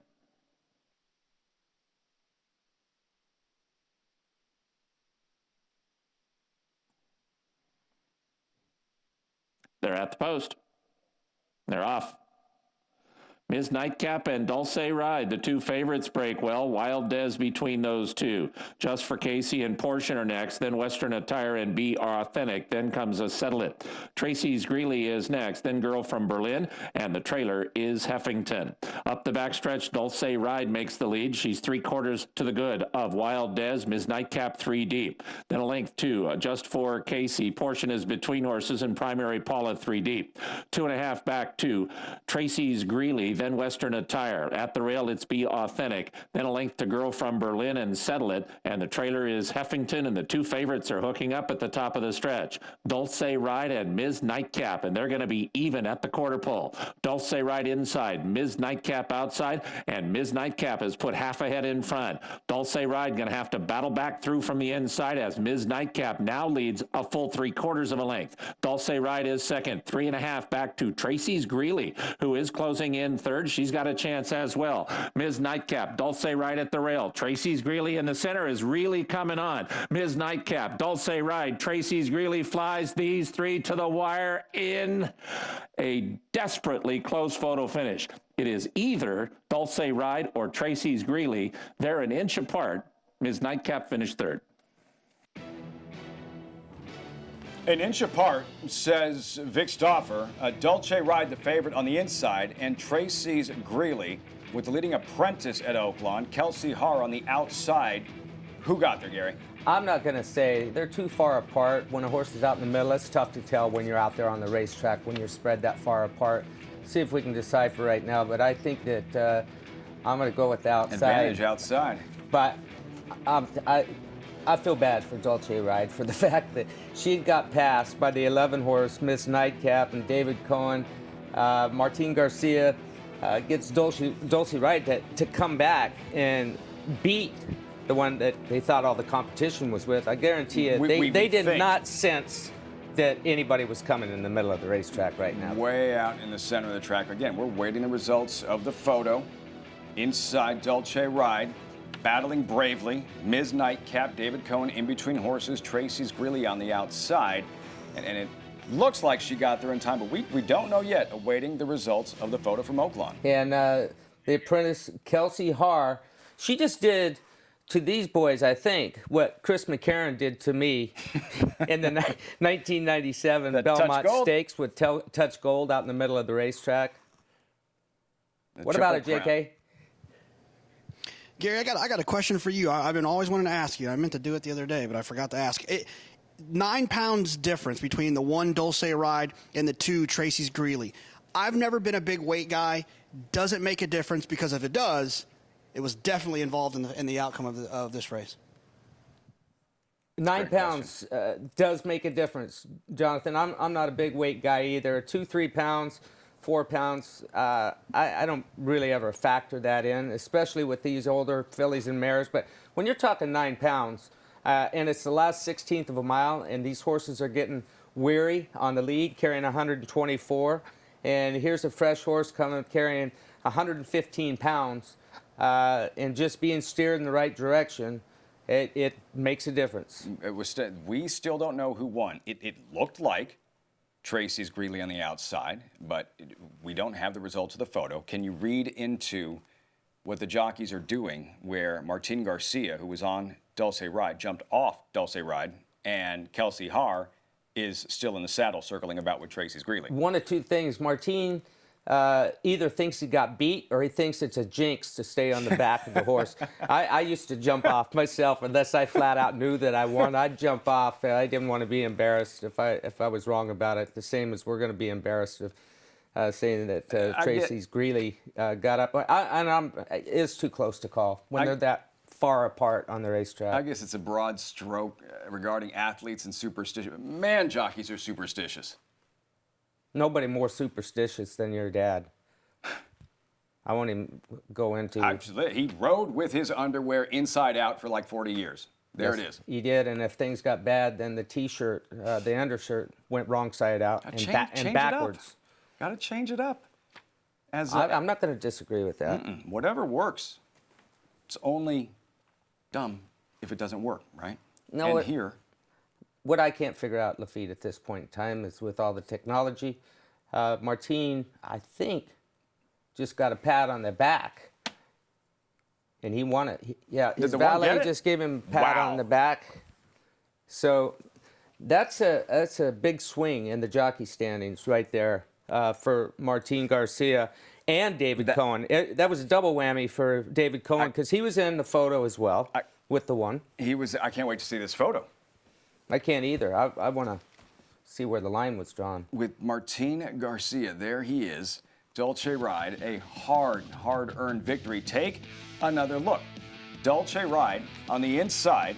Ms. Nightcap strikes the front in the green colors. David Cohen plugging away on the outside, plugging away. Tracy's Galaxy, Greeley, and Kelsey Haar seemingly getting there in time, but apparently the perfect bob for the heavy favorite, Dolce Ride on the rail. Look, here's what went on in this race. These jocks, when they're dueling for leading rider at the meet, Martin Garcia and David Cohen, 2 of 4 that are going for this. In my opinion, David knows that Martin is on the lead, traveling pretty easy. He comes after him early, saying, I'm going to make sure that I move. And he made them both move a little bit early, and Kelsey came, but Martin Garcia gets the lucky bob right there. That's a filthy bob. That is filthy. One of the worst angles. Really. Wow. Dolce Ride. And you mentioned the riders.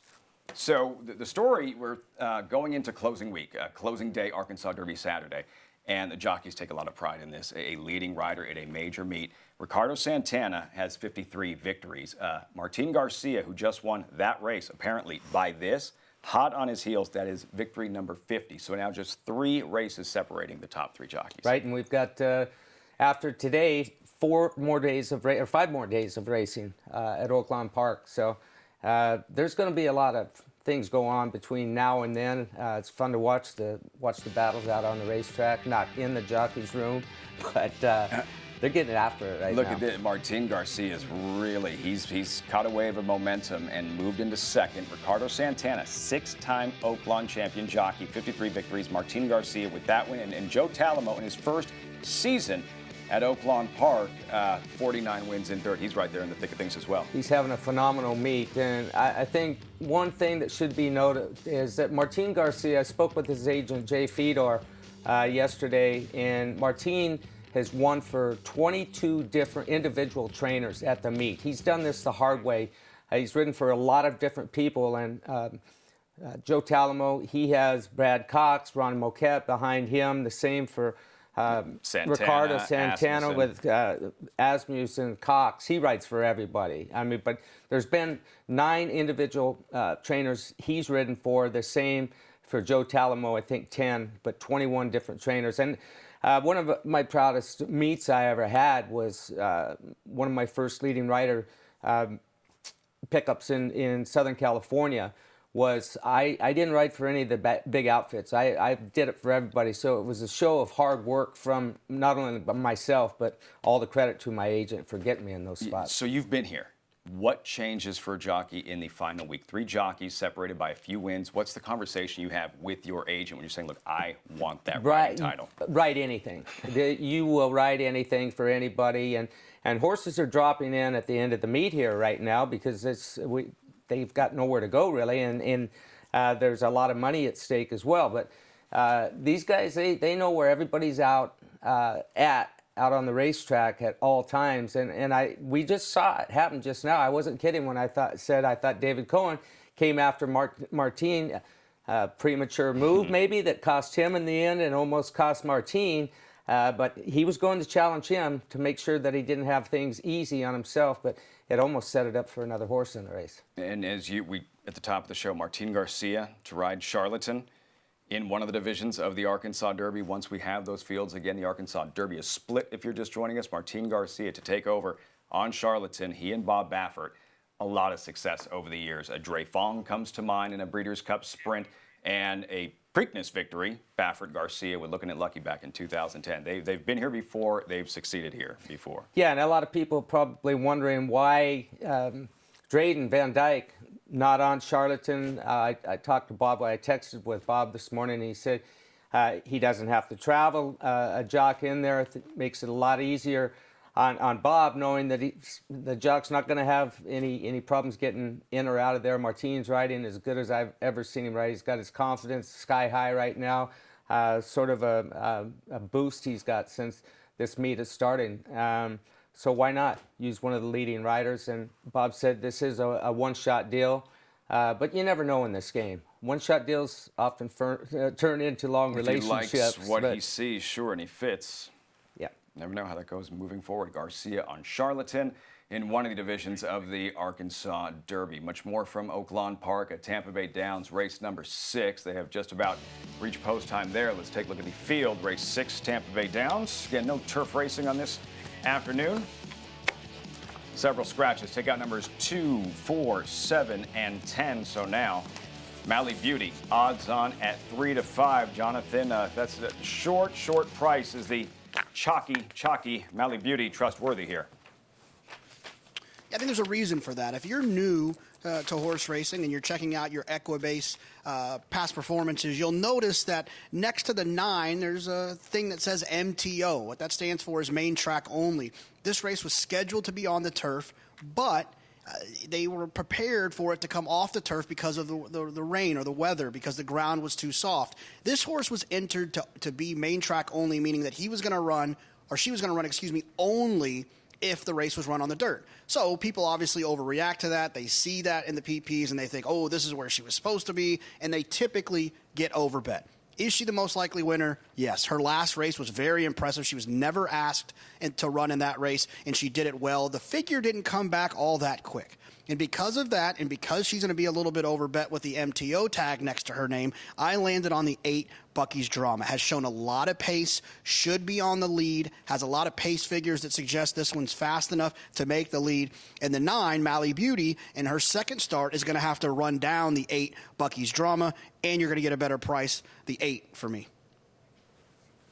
So for newer followers to the game, new handicappers, Jonathan, how much of an adjustment is this? You wake up in the morning, maybe you handicap the race because you think it's going to be on grass. Now you go back to the drawing board, the surface switch from one surface to the next. How much of an adjustment needs to be made for the handicapper? Oh, you definitely have to make an adjustment. There's obviously going to be some scratches in the race when those situations happen, meaning horses are going to decide that morning that they don't want to run on the dirt, so they're going to scratch and save their race for another time. So what happens there is the pace scenario often changes from maybe the way you looked at it the night before. Maybe you thought the pace was fast, but 2 of those turf horses have scratched. So now someone can be loose. So that's one thing. The other thing is you want to try to find any proof of that these horses are going to run well on the dirt, whether it be pedigree, morning workouts, or previous races. And in this case, a filly who was entered only if there was a surface switch, main track only, with Mally Beauty, with Sammy Camacho. Camacho having a big meet, Tampa Bay Downs. He won that Tampa Bay Derby with King Guillermo at 49 to 1. King Guillermo will run in one of the divisions of the Arkansas Derby. Filing into the gate, Richard Grunder standing by. It is post time, race number 6, live from Tampa Bay Downs. Half in the wrapper.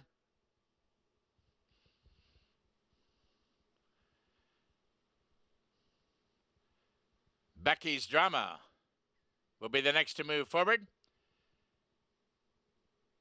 Back up to Tampa after breaking her maiden in Gulfstream.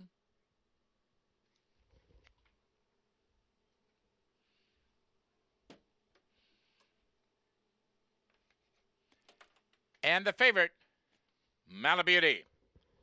They're at the post, and it's pick 4 time at Tampa, all in line.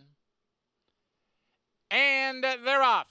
Bucky's Drama is away sharply and right to the early lead. Along the rail, Silver Tunes now comes away second up on the outside. Half in the wrapper, and the last horse away is Grey Wave. To the far turn they go. Bucky's Drama sprints clear to lead by 2. Half in the wrapper. Up on the outside is now second, Silver Tunes toward the rail third. The odds-on favorite. Up on the outside, Mally Beauty is fourth under an all-out ride at this point, not responding as they approach the quarter-mile pole. It's Bucky's Drama. She sails along on the lead and has it by 2. Half in the wrapper. Up on the outside, racing along second. Honey Mug is there toward the rail third. Mally Beauty and Camacho continues to be busy on her to the outside, and now she's re-engaging, but with a furlong to run, it's Becky's Drama still in front, and she's still well clear, and now Mally Beauty finds her feet, and she's charging late. But it's way too late. Bucky's Drama runs him off the feet and wins start to finish. Mally Beauty was second, half in the wrapper third. Bucky's Drama, as Jonathan predicted, too quick, made the lead. And as Grunder said, does run them off their feet. Bucky's Drama, wire to wire for the winning stables, the winning owners in the 6-race Tampa Bay Downs. Yeah, and Malibuti, she didn't get rolling until late, kind of just a plodding trip for her, but Bucky's Drama gets loose on the lead, toyed with him, and it was over when the gate opened. We've seen this twice at Tampa Bay Downs, a horse that took a few starts to graduate, to break a maiden, to get a first career win, and then it's like a light switch, right? They kind of figure out how to win and start rattling off victories. Same scenario, Bucky's Drama took her 4 starts to finally break through, and now she's gone back to back. Yeah, and the filly Malibuti, I don't know if you saw that gallop out after the race, and the way she was traveling through the lane, she looked like a route horse. I can understand why he was trying her on the turf, but big, long stride to her. So I'd like to see her stride stretch out. But I'm not telling Christophe Clement anything about how to trade. Yeah, one of the very best in the world, Christophe Clement. I want to see that photo that we just saw at Oakland Park and the margin of victory in the Run Happy photo finish. Take another look at the stretch here on the inside. Dolce Ride desperately trying to hold on the outside. Tracy's Greeley and the apprentice Kelsey Haar, a late surge and what looked like an ambush of the favorite right at the wire. We waited several minutes for the photo, hit the wire simultaneously, and Dolce Ride gets her nose down first. The Run Happy photo finish. Look at this. This makes me unhappy. I just blew that up on my phone, and look at that. It looks like the inside horse's nose is inside of the line, and the other one is tied. I mean, I'm trying to see if there's any space in between the wire and Tracy's Greeley's nose. I guess it's the closest thing to a dead heat without being a dead heat. Yeah, that's about the closest photo I've ever seen, and I've been around a long time, but man, they had to make that photo finish line pretty darn narrow to decipher, but I couldn't tell with my naked eyes, and I couldn't tell with the glasses on either, so I guess they got the stewards up there. They've got a lot better eyes than mine. You can see the gap. There's a slight gap in there. Yes, there is. Good pulse. You blow it up, yeah. Oh, that's a Dolce heartbreaker, Ride. man. Look at that. You're talking about sweating for an odds-on favorite, and Dolce Ride did all the dirty work, took all the pressure, looked beat in deep stretch, re-rallied, came back. And another example, look, we talk about the big races, the stakes races. These are $10,000 claimers. They're not great horses, but still willing to fight, willing to dig in, and a classy performance from just a $10,000 claimer in Dolce Ride. Much more from Oakland Park, and a recap of yesterday's Bachelor, talking about thrilling stretch duels. Long weekend for our friend and colleague Tom Amos, also in a photo. We'll be right back.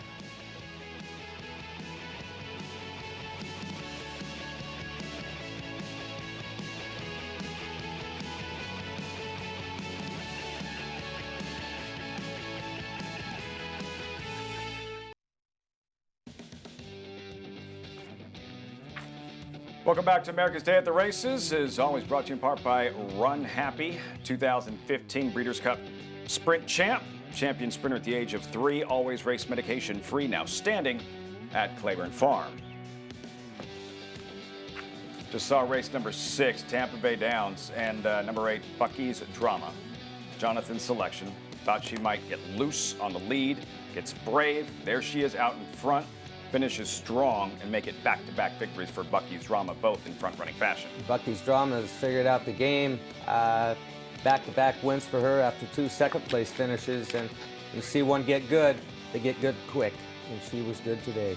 Mary Bennett, winning trainer for the winning stables. Daniel Centeno, good rider, Gary. Daniel Centeno. They've got some good riders at Tampa Bay. When you got the likes of Sammy Camacho there, you better be a good rider. 8-9-6 Bucky's Drama at 9:05 at post time. Wow, in the 6th race, Tampa Bay Downs. So yesterday at Oakland Park, we had a terrific afternoon of thoroughbred racing, and it was about sprinters. And we'll get to the Bachelor in a moment and long weekend. But the headline event was the Carousel, and Mia Mischief going head-to-head with Bellafina. And Mia Mischief, who had been defeated in this race at 2-5 last year. We pick up the action coming off the far turn.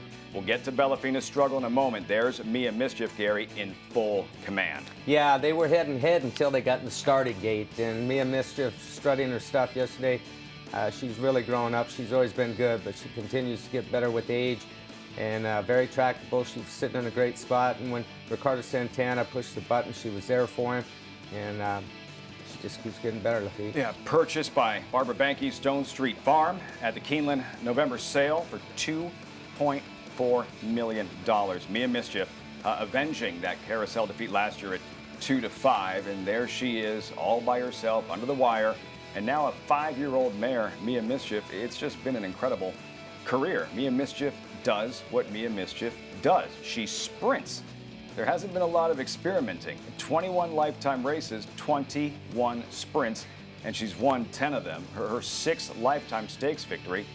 Gary, I'm not sure what the rest of the schedule is going to look like this year with several racetracks and jurisdictions that are suspended right now during this coronavirus pandemic, but where there are big races for female sprinters, Mia Mischief is going to be there, and she's going to be a force. Yes, she is, with the final goal being the Breeders' Cup Distaff Sprint. The Filly Mare Sprint, Filly Mare Sprint. That's 7/8 of a mile, and she's lethal from 7/8 to 6 furlongs. It doesn't even matter. She's fast, she gets position, she knows the game.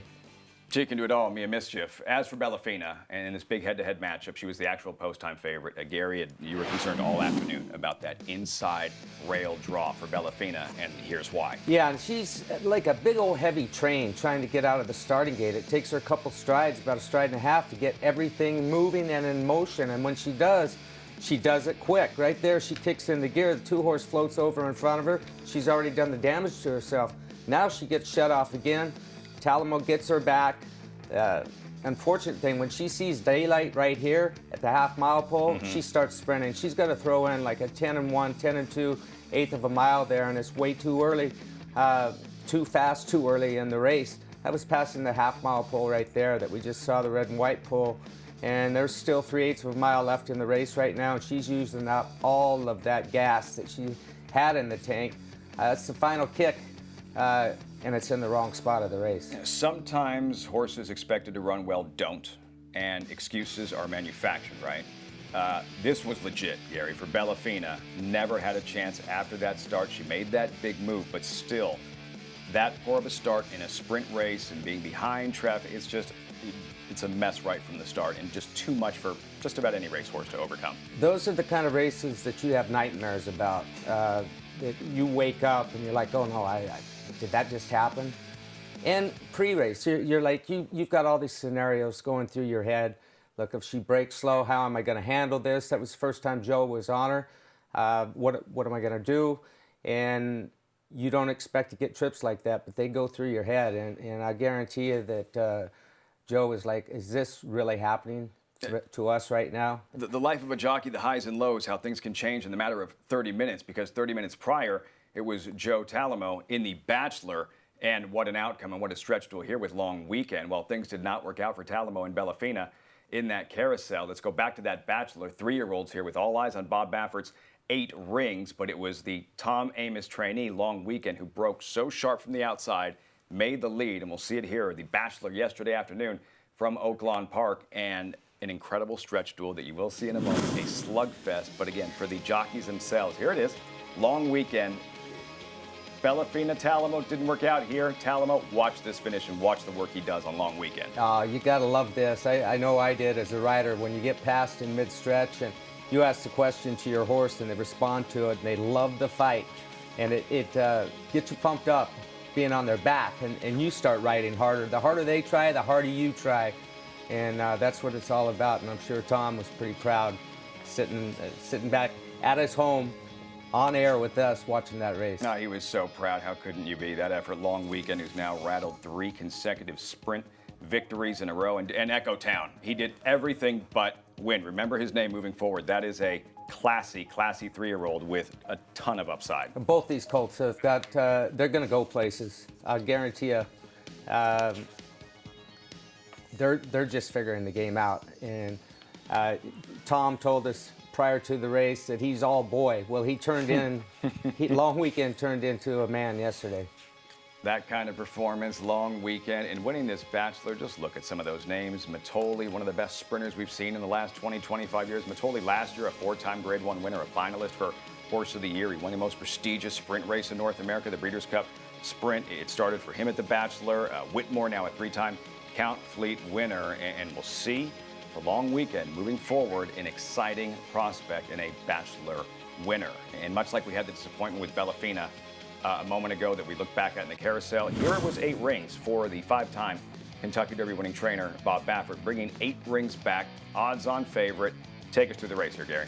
Well, on the extreme outside, it's long weekend, and he's going to clear horses fast, and 8 rings gets away fine, but he's not kicking in gear right now. And if you watch Joel Rosario's arms, watch how he starts moving his arms. That's not like Joel. He's hustling hard to stay close to this fast pace. And 8 rings, using up a lot of energy, but he's not taking Joel. And when I mean taking, the horse is not being aggressive, Joel's being aggressive. And to me, he was in trouble down the backside just from watching Joel's body language. So if we were thinking potentially a starting point for 8 rings, eyeing that Kentucky Derby the first Saturday in September, this disappointing effort, Jonathan, where are we now with 8 rings? Well, you have to be concerned. He was expected to run well. The tote board suggested he was going to run well. The workout tab suggested he was going to run well. He'd run well sprinting before, but he didn't run well yesterday, and that's a concern. Obviously, things can happen. There's a lot of behind the scenes, horses are animals, are living, breathing animals, and sometimes they're just not in the mood. Sometimes they're not feeling it. They can have a stomach ache. Who knows? We'll see what happens with 8 rings when he comes back in his next start, and that should let us know a little bit more about how good 8 rings actually is. And he's been unpredictable throughout the course of his career, 8 rings. As for long weekend, though, and that type of effort, the class he showed, and that stretch duel in general, even for somebody who doesn't watch a lot of thoroughbred racing, you can watch that stretch duel and how entertaining, how exciting that was yesterday in the Bachelor. Yeah, Long On Weekend kind of did that thing in the NBA that LeBron had to get over for the longest time, that he didn't have that killer instinct to make that last-minute shot like Michael Jordan did. Well, Long Weekend showed you that gut, that determination, that willingness to win, and that refusal to lose in that race by showing how he was not going to get past. That is an indication of a very, very talented horse that's got a very big future ahead of him. Man, gut check indeed, and he passed with flying colors. Again, congratulations, Tom Amos. He'll be on the show a little bit later on with Greg Wolf and Michelle Yu for the remainder of the coverage from Oakland Park, where we have reached post time for race number 4 here, Gary. Another big field with Reach the Moon at 5-2 here. $16,000 maiden claiming event, mile and a 16th the distance. And Martin Garcia back aboard for Brad Cox and could close the gap even further in this Jockey's race. Santana with a 3-win lead in the Jockey race. Garcia, who won with Dolce Ride somehow by millimeters in that photo. Race number 3 looking to go back-to-back here. Out to Vic Stauffer with the live call. Race 4, Oakland Park.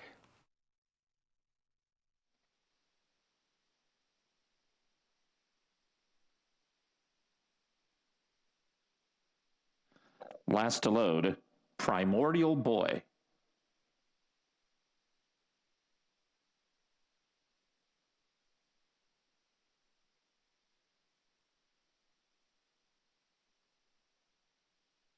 Time is now very fractious in the gate.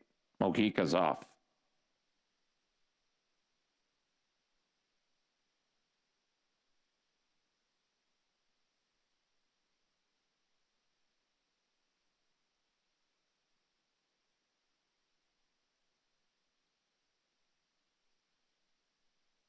They're set. They're off. Fast start for Big Biz and Abbey Ridge. Fudge Tough is between horses. Unimaginable You on the move in the center. Then Jasiri and Reach the Moon. In the center of the racetrack and caught very wide is Run Tech. Then Time Is Now, followed by Golden Rule Haven. Tranquility Base didn't corner very well at all. Agitator, and the trailer is Primordial Boy.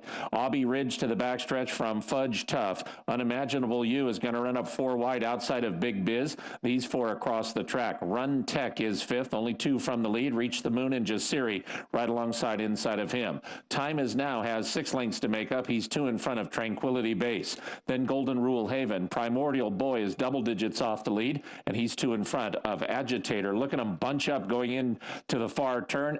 Emerging is Fudge Tough. Fudge Tough from Big Biz. Reach the Moon is between horses. Unimaginable You is 3 deep. Abbey Ridge is still there, part of the battle at the rail. Then comes Run Tech and Jasiri. 2 lengths to Tranquility Base. Time Is Now is never happy today. He's passed by Golden Rule Haven. Then Primordial Boy and Agitator around the far turn. Big Biz emerges with the lead. So Big Biz and Fudge Tough are 1-2. Unimaginable You and Reach the Moon still with good chances. Abbey Ridge has dropped out. Jasiri is next. Tranquility Base in the center. Big Biz leads. Fudge Tough trying to battle on back from the inside. The whip is out on Reach the Moon. Unimaginable You is 4th. Final furlong, Big Biz. Fudge Tough is coming back, though, from the inside for more. Fudge Tough and Big Biz. 3 back to Unimaginable You. And in the center of the racetrack, Golden Rule Haven. And Fudge Tough has taken the lead back from Big Biz. The outside Golden Rule Haven, it is Fudge Tough in front. Fudge Tough won by 2. Very close for second between Golden Rule Haven and Jasiri. Close for 4th between Unimaginable You and Big Biz.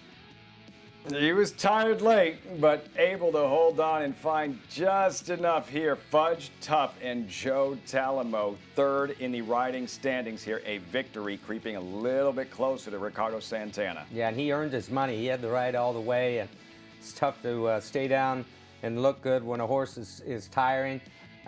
Joe's looking good, finishing up strong. All that working out's paying off for Joe. Strong finisher, Joe Talamo, victory number 50. So as of right now, with just a few days remaining, Ricardo Santana, 53 wins. Martin Garcia with a win today. Joe Talamo with that victory, 50 wins. Both Garcia, Talamo, hot on the heels of leading jockey Ricardo Santana. Joe Talamo, Fudge Tough holds on, breaks his maiden in his 8th career start. We'll have those results when we come back, as our coverage continues on America's Day at the Races.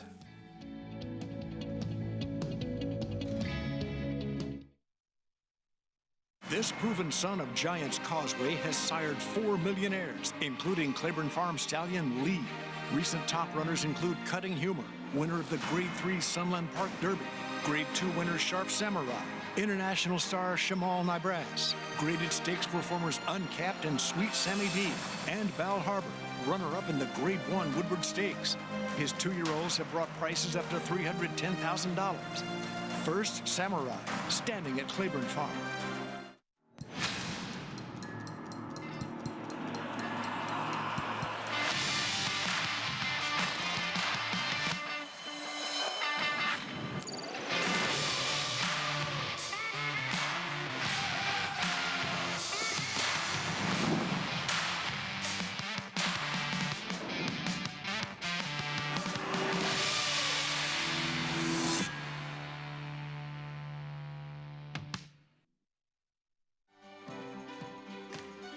I think the bonus is really interesting. Mr. McInvale, as usual, is thinking outside the box, doing a wonderful job promoting his horse.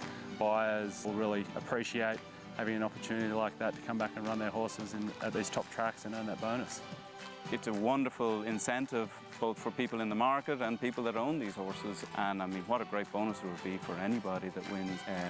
I think it's wonderful. Run Happy, standing at Claiborne Farm.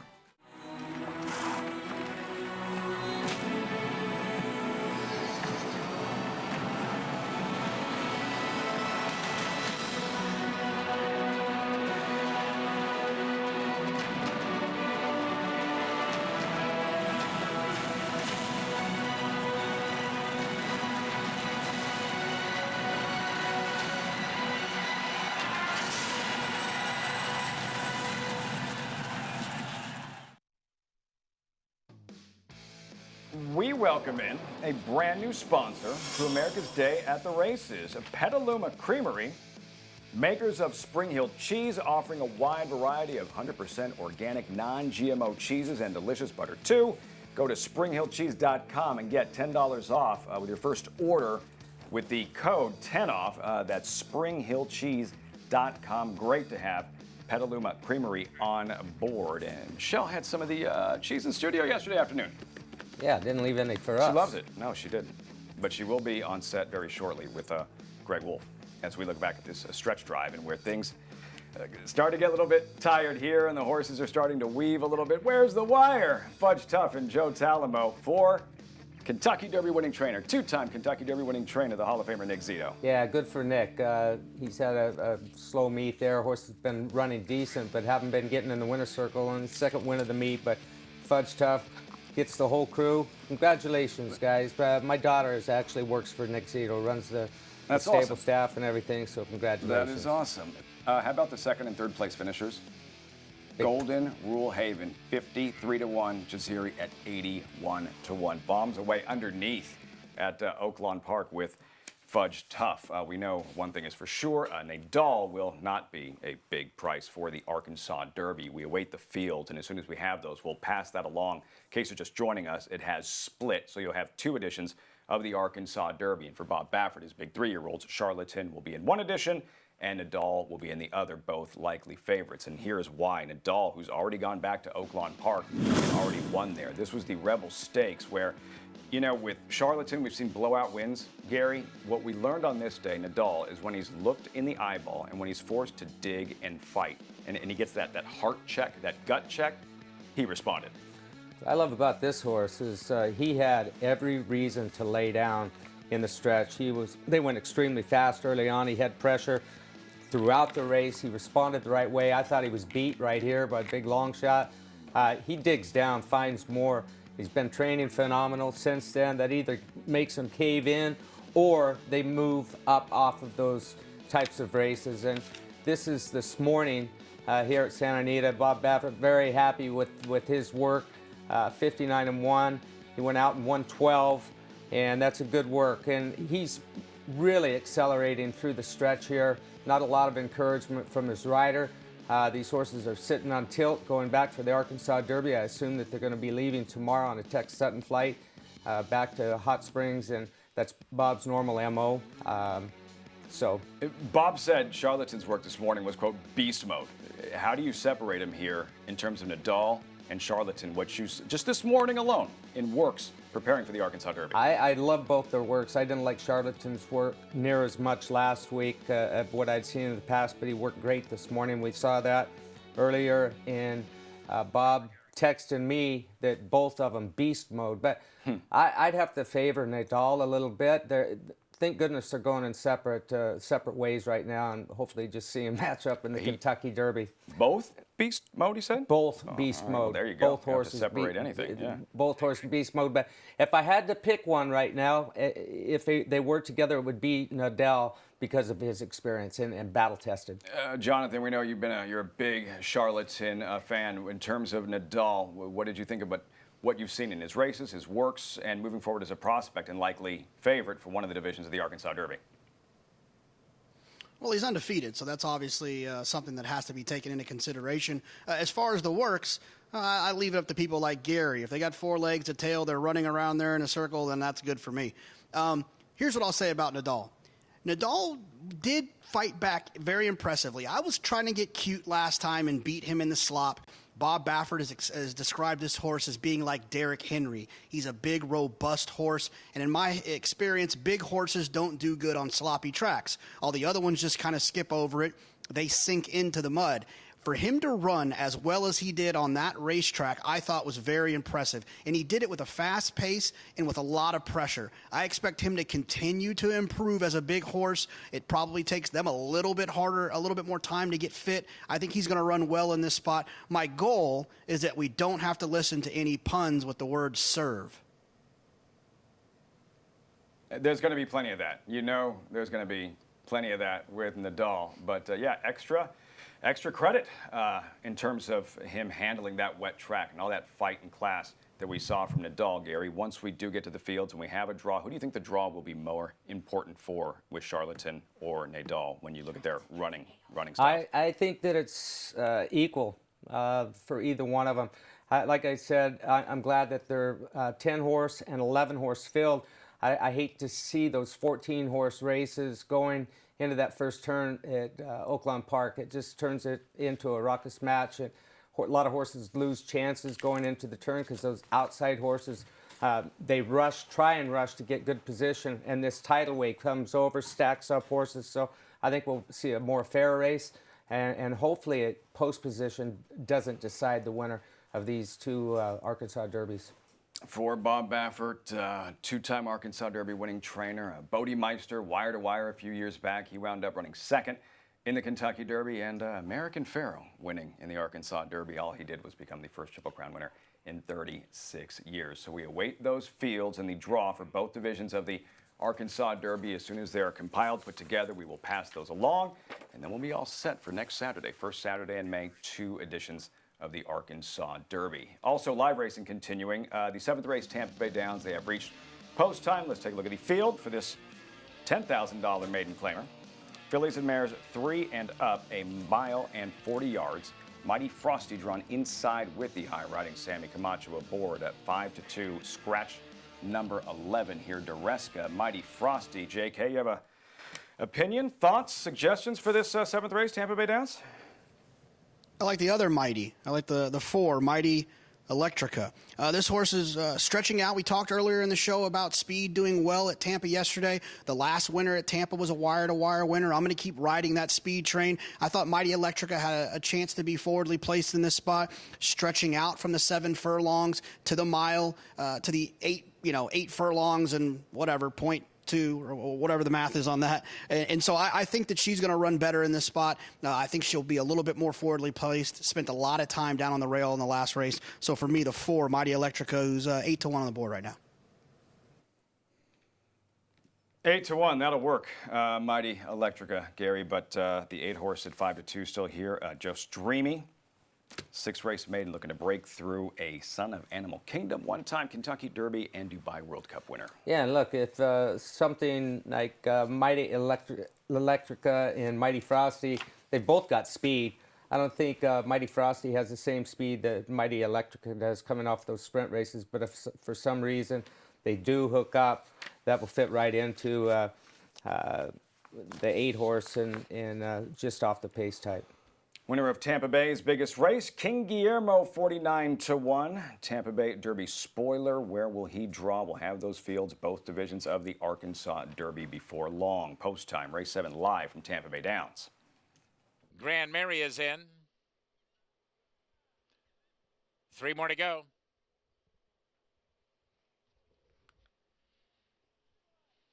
Katie Faluna on the board at 7-2.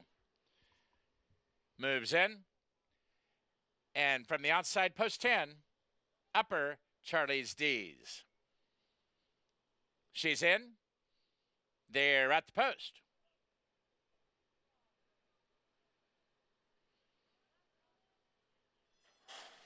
And they're off. Away and running, Mighty Electricia is sent very hard for the early lead and now moves up and gets it. On the outside, More Breeze is there second. Mighty Frosty with a ground-saving trip down along the inner rail now moves up also to join the top flight. And the last horse away is Katie Faluna. They swing around the clubhouse turn. More Breeze up on the outside, that's Mighty Electricia. She has the lead, but has been hard used to get there. Mighty Frosty toward the rail second. More Breeze up on the outside now third. Then it's a length and a half farther back. I Am Alluring travels along fourth. A length and a half clear of Vuela now fifth. Then we go back to Grand Mary, the gray horse in the 2-path, racing along sixth. The break of 2, upper Charlie's D's. Up on the outside seventh. Moments to Savers eighth. 4 lengths farther back, Katie Faluna is now racing along ninth, and Josh Dreamy as they make their way to the far turn. Mighty Electricia has the lead by 2.5 and More Breeze. On the outside is second. Mighty Frosty set down for the drive at this point, not responding third. I Am Alluring is now on the move to the outside fourth. 2.5 lengths farther back, Vuela is fifth. Grand Mary from between horses now sixth, but with a quarter of a mile to run. It's Mighty Electricia with the lead, and More Breeze at 37-1 runs at the leader second, 3 lengths farther back. I Am Alluring is still third as they turn for home. 3/16 of a mile still to run. Here's More Breeze on the outside. Mighty Electricia, both of them getting tired. And up on the outside, Josh Dreamy has come from absolutely last and runs by them all. Down to the wire, it's Josh Dreamy from last to first in front and going away. Moments to Savor is an easy second. It's close for third on the outside. Katie Faluna might have got up to take it from a very tired Mighty Electricia. Like she jumped in at the proverbial quarter pole, Gary Stevens, Josh Dreamy from far, far back. Yeah, the, Mighty Electra and Mighty Frosty, they did hook up early, and it turned into a stagger fest for those up in front. And Josh Dreamy had never been ridden like this before, taking back to the back and finishing very strongly at the end. From off the pace, Jonathan, Josh Dreamy in this seventh at Tampa Bay Downs, breaking through in her 7th career start. I'm very interested to hear Gary's take on this statement I'm going to make. But this is what happens when a racetrack starts looking speed biased. All the riders in the room are aware of that. They get a little bit aggressive, and then a race like this happens where it absolutely falls apart because they went entirely too fast on the front end. I feel like that's what happened here. I'm not going to give up on speed for the rest of this card. I still feel like the track is playing toward speed, but you can't go too fast. Yeah, Jonathan, I think the more this track dries out, though, the less favoring it's going to be of speed. And we've seen it playing speed yesterday, earlier today, but as it continues to dry out, I think you're going to see the inside get deeper and the speed not be near as effective. Now, you guys are just hard to predict. Jockeys are just hard to predict on a race-to-race basis. Well, I think you got to keep an open mind when you're sitting in the jocks room. They're watching the races the same as we're watching the races here. If you're not riding a race, you're out there testing it. You're seeing how horses are reacting in different parts of the racetrack. But when it's drying out conditions, they've had a lot of rain over the last two days. We've lost races on the turf because of that, moved to the dirt, but conditions are changing. 8-5-9-4, and for jockey Antonio Gallardo, big meet at Tampa Bay Downs. So one of the questions that has continued to come up during this coronavirus pandemic is how thoroughbred racing has continued, why it has continued. A big part of it is the horses themselves. Even if they're not racing, they're still in training. They need to be taken care of. And this is what makes the backstretch workers so vital, so important, for them to have food, for them to be taken care of, for them to be healthy throughout this coronavirus pandemic. What we're starting to see is people to come together, organizations coming together to do everything they possibly can to make sure the people taking care of the horses stay healthy and safe as well.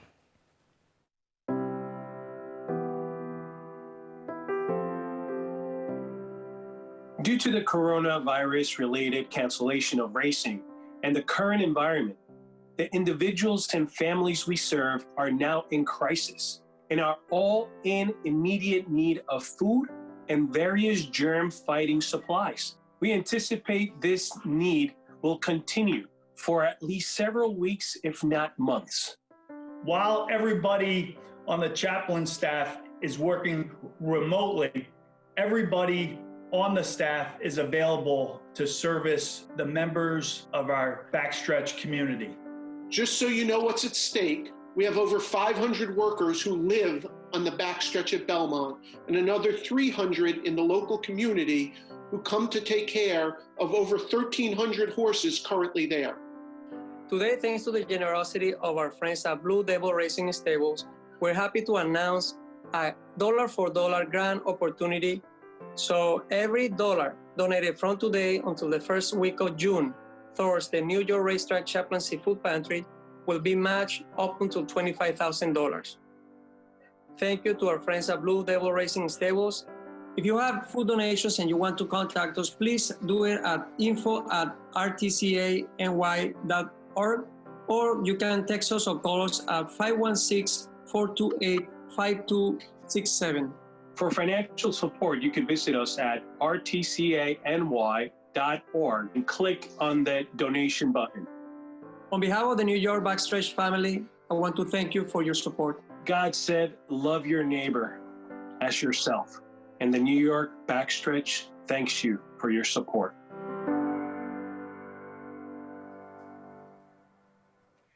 Faces of the people taking care of the horses, the backstretch workers, tireless effort from the New York chaplaincy. Again, if you want to get involved and donate, you can do so at rtcany.org.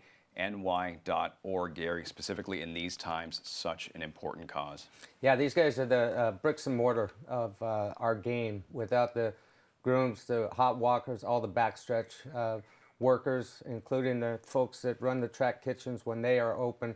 Without them, we don't have a business. We can't operate. And they're there 24/7 with these grooms. They need 24-hour care. They get it, and they should be looked after, Lafitte. Yeah, that website, once again, www.rtcany.org if you want to get involved and donate, helping out the backstretch workers around racetracks here in North America. We do have results in from Tampa Bay Downs, race number 7, and just dreamy, heady ride. Antonio Gallardo from far off the pace, unleashed her late, and wins going away 8-5-9 in the 7 at Tampa Bay Downs.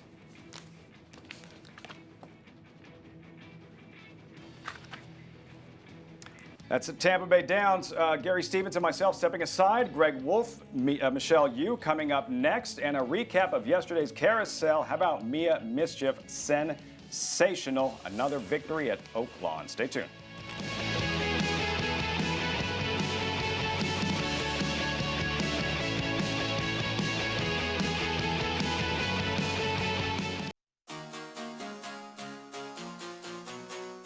In horse racing, it's not only the finish that matters, the start counts too. You're going to want to bet on horses who can break alertly from the gate and who are coming out of the best possible post position. What constitutes the best post position varies by the track, the distance of the race, and the running style of the horse. In general, though, unless the horse has a lot of early speed, you don't want to bet a horse that's breaking from a wide post, like the 11, 12, or 13 post, in a sprint race being a shorter race, like 6 furlongs. The reason is, unless they can clear the field, they're going to be caught out wide and covering a lot more ground around the turns.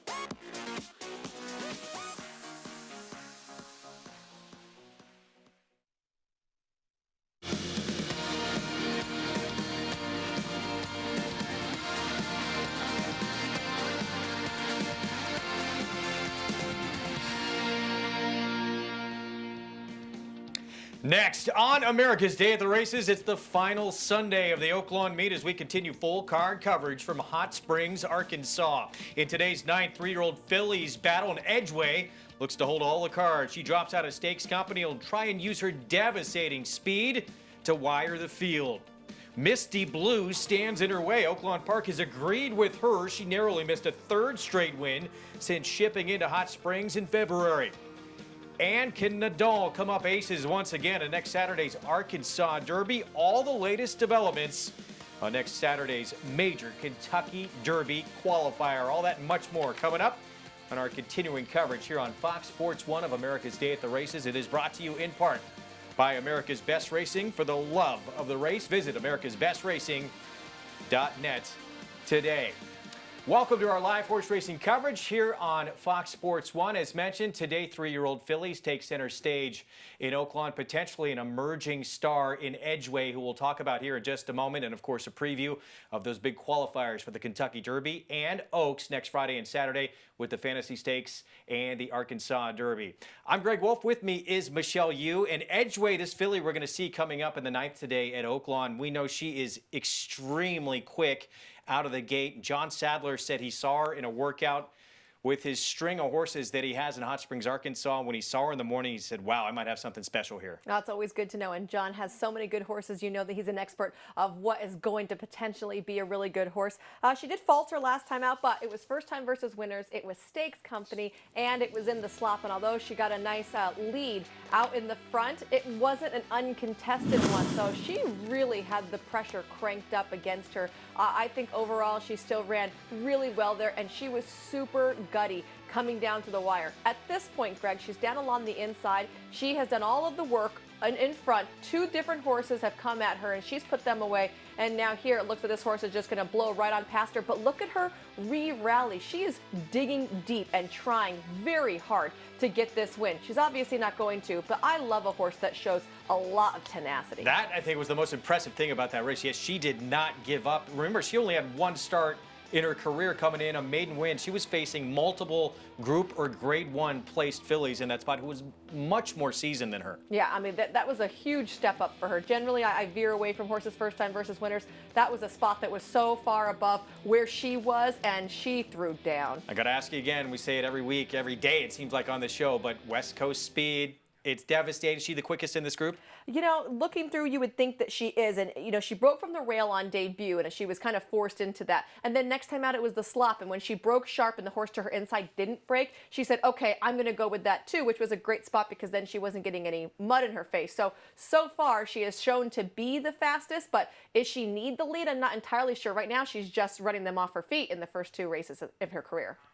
Well, everyone in this group, they got to deal with the hot hand right now, trainer Tom Amoss, who's going to join us right now on the show, coming off that big win in the Bachelor Stakes yesterday with Long Weekend. Tom, you have a filly in this spot, Charming Lady, who's going to be cutting back in distance. What's the decision there to go back to sprinting?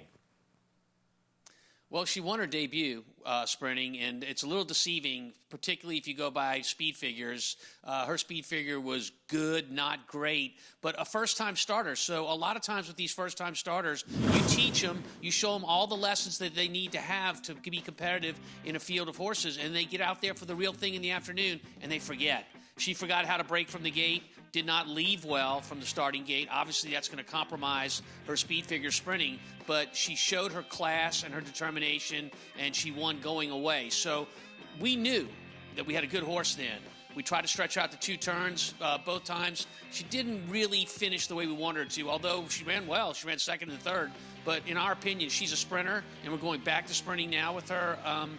You know, I'm looking for some help up front. I want someone to run with these horses early. Hopefully we can sit behind them. And you talked about hot hands. I think Joe Talamo's got a hot hand right now, and he's my pilot. He has had a tremendous meet, young Joe Talamo, so he'll hop aboard for the first time as Charming Lady for Tom Amoss returns to sprinting where she won her debut with that trouble trip. We'll talk much more about that 9th race coming up in just a little bit. Let's take a look at the action we have ahead on the show. Tampa Bay and Oakland remaining races brought to you by Claiborne Farm. 100 years of doing the usual, unusually well off the turf again today in Oldsmar, Florida. We'll bring you races 7 through 9. Main track is fast, and the remainder of the card from Hot Springs, Arkansas, races 5 through 10. They'll do battle on a fast main track. You can play all the action from home as well that we're showing you this afternoon. Get signed up, started with Naira Bets. New members get a $20 free play with that promo code BET20 as we take a look at the field here for race 5. $6,000 claiming race coming up at 5.5 furlongs, and it was Raven's Reflection, Michelle, who's the morning line favorite, but it's Nigon's Glory right now, who's top choice on the board, a 13-time winner, is won over $500,000. A 10-year-old here making his 69th career start, and he knows where the winner's circle is. He's a very consistent performer overall, and his last 5 or 6 races, Greg, have just been really good, solid, and consistent. Unfortunately, a lot of those have not been wins, so I think that maybe the morning line was a little bit better with Raven's Reflection going as the favorite, because this horse is coming off an okay second, but he's taking a big class drop.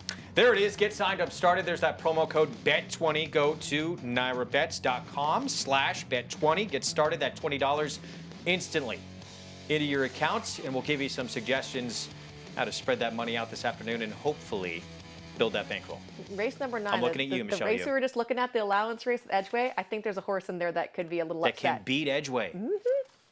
All right, we'll get to that coming up a little bit later. I love a horse today as well from Oakland, later on today in the 7th. Ooh.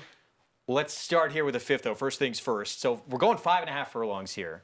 And as we mentioned, Nigon's Glory, 10-year-old. Not often you see a 10-year-old on the racetrack. Certainly one who's in sharp form like this one, who can continue to cross the wire first and did so just 3 starts back at the fairground. So clearly he still has ability. The negative to that race, it was an off-the-turf event. So it was originally scheduled for the turf course, and it was moved on to the main track. Well, when you have a situation like that, a horse like him with a lot of good main track form is obviously going to tower above some of the horses that might be turf horses, and they just end up staying in the race for whatever reason. But I think that you have to put an asterisk by his last victory. Now, he is a consistent horse, so I would say he's definitely an exotics play, but 2-1 is a little tough to swallow for him being the favorite here when his last win on dirt was like a real dirt field. I can't even see on my past performances. I like the sound effects you put in there for us as well.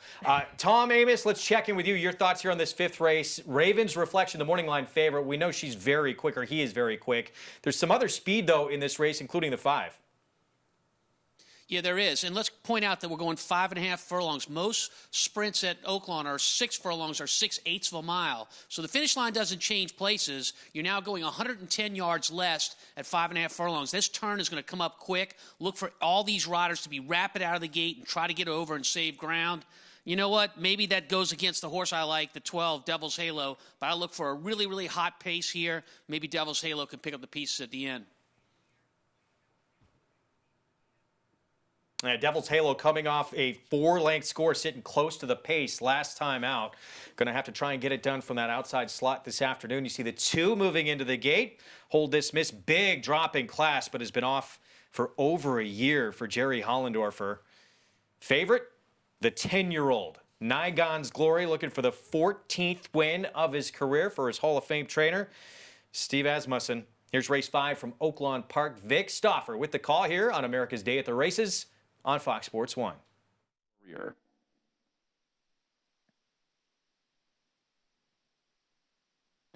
Weast Hill.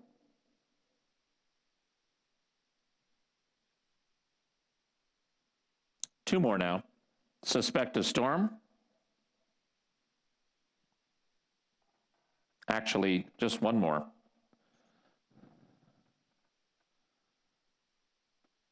Looks like we're going to leave the 7-hole empty. Okay, they're at the post.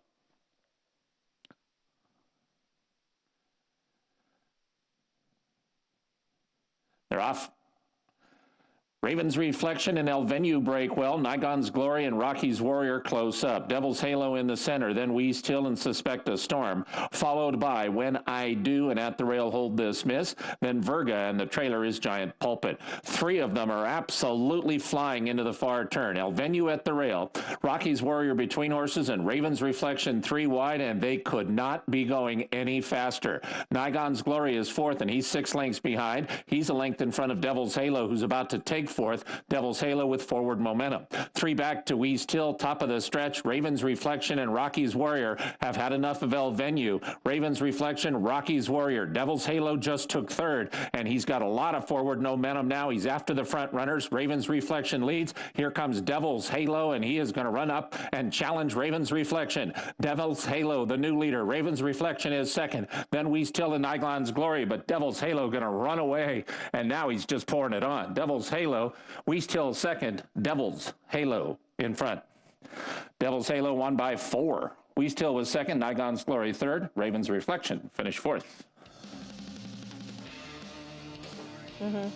Devil's Halo making back-to-back victories. Stewart Elliott aboard for trainer Kenny Smith. Well, Tom Amoss was right on the money here with this grayson of Tappet. Despite drawing the outside, he makes himself a trip and much the best, winning by about 4 lengths on the end. Look at him just pour it on late. He gets right alongside the 11 Raven's Reflection and just shuts him down under Stewart Elliott. Really nice back-to-back victories for this 6-year-old. This was as easy as could be. Tom Amoss under Stewart Elliott. Devil's Halo in really sharp form right now. Yeah, he put some money in our pocket here on this 12 horse. But look, he got a great trip. So a speed duel up front. How fast were they going up front? How about faster than the sprint with Long Weekend? 21.71 for an opening quarter and a challenging opening quarter with 3 horses across the track in the 1, 4, and the 11. He was in the catbird seat. The 12-horse Devil's Halo sat behind horses. You couldn't miss that gray streak coming down the lane, could you? No question. To set a Tappet here. Wins for the 5th time in 17 career starts. And right here starts to take command as he kicks into gear. Stuart Elliott asks for more, and he gets it. Really had a nice sustained run from him there as well, because you saw starting in the middle of the turn is when he really started to unleash. He is cutting back in distance from a 6 furlong race that he was still able to win by 4, so he is just fast. Devil's Halo with the win, wins at 6-1. Nice call. Tom Amoss, 12, 5, 10, 11 finish. Prices when we come back. We're going to step aside for a short timeout. When we return, we'll talk Arkansas Derby and Nadal, the Rebel winner for Bob Baffert, looking to go back-to-back next Saturday.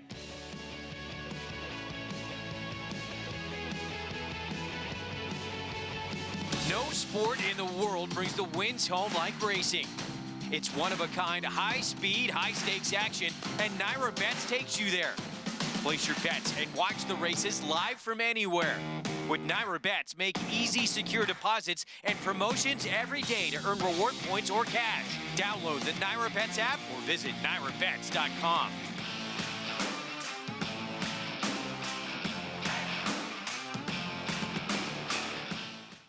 Since 1913, the Petaluma Creamery has believed that the best dairy products come from happy cows. It's why owner Larry Peter insists that every cow we milk is born and raised naturally to produce the finest non-GMO organic cheese and butter, like our delicious Spring Hill cheese, produced and shipped from here in California to anywhere you are. Visit springhillcheese.com and use promo code 10OFF to get $10 off your first order and enter to win free cheese for a year. Petaluma Creamery, the best dairy comes from the happiest cows.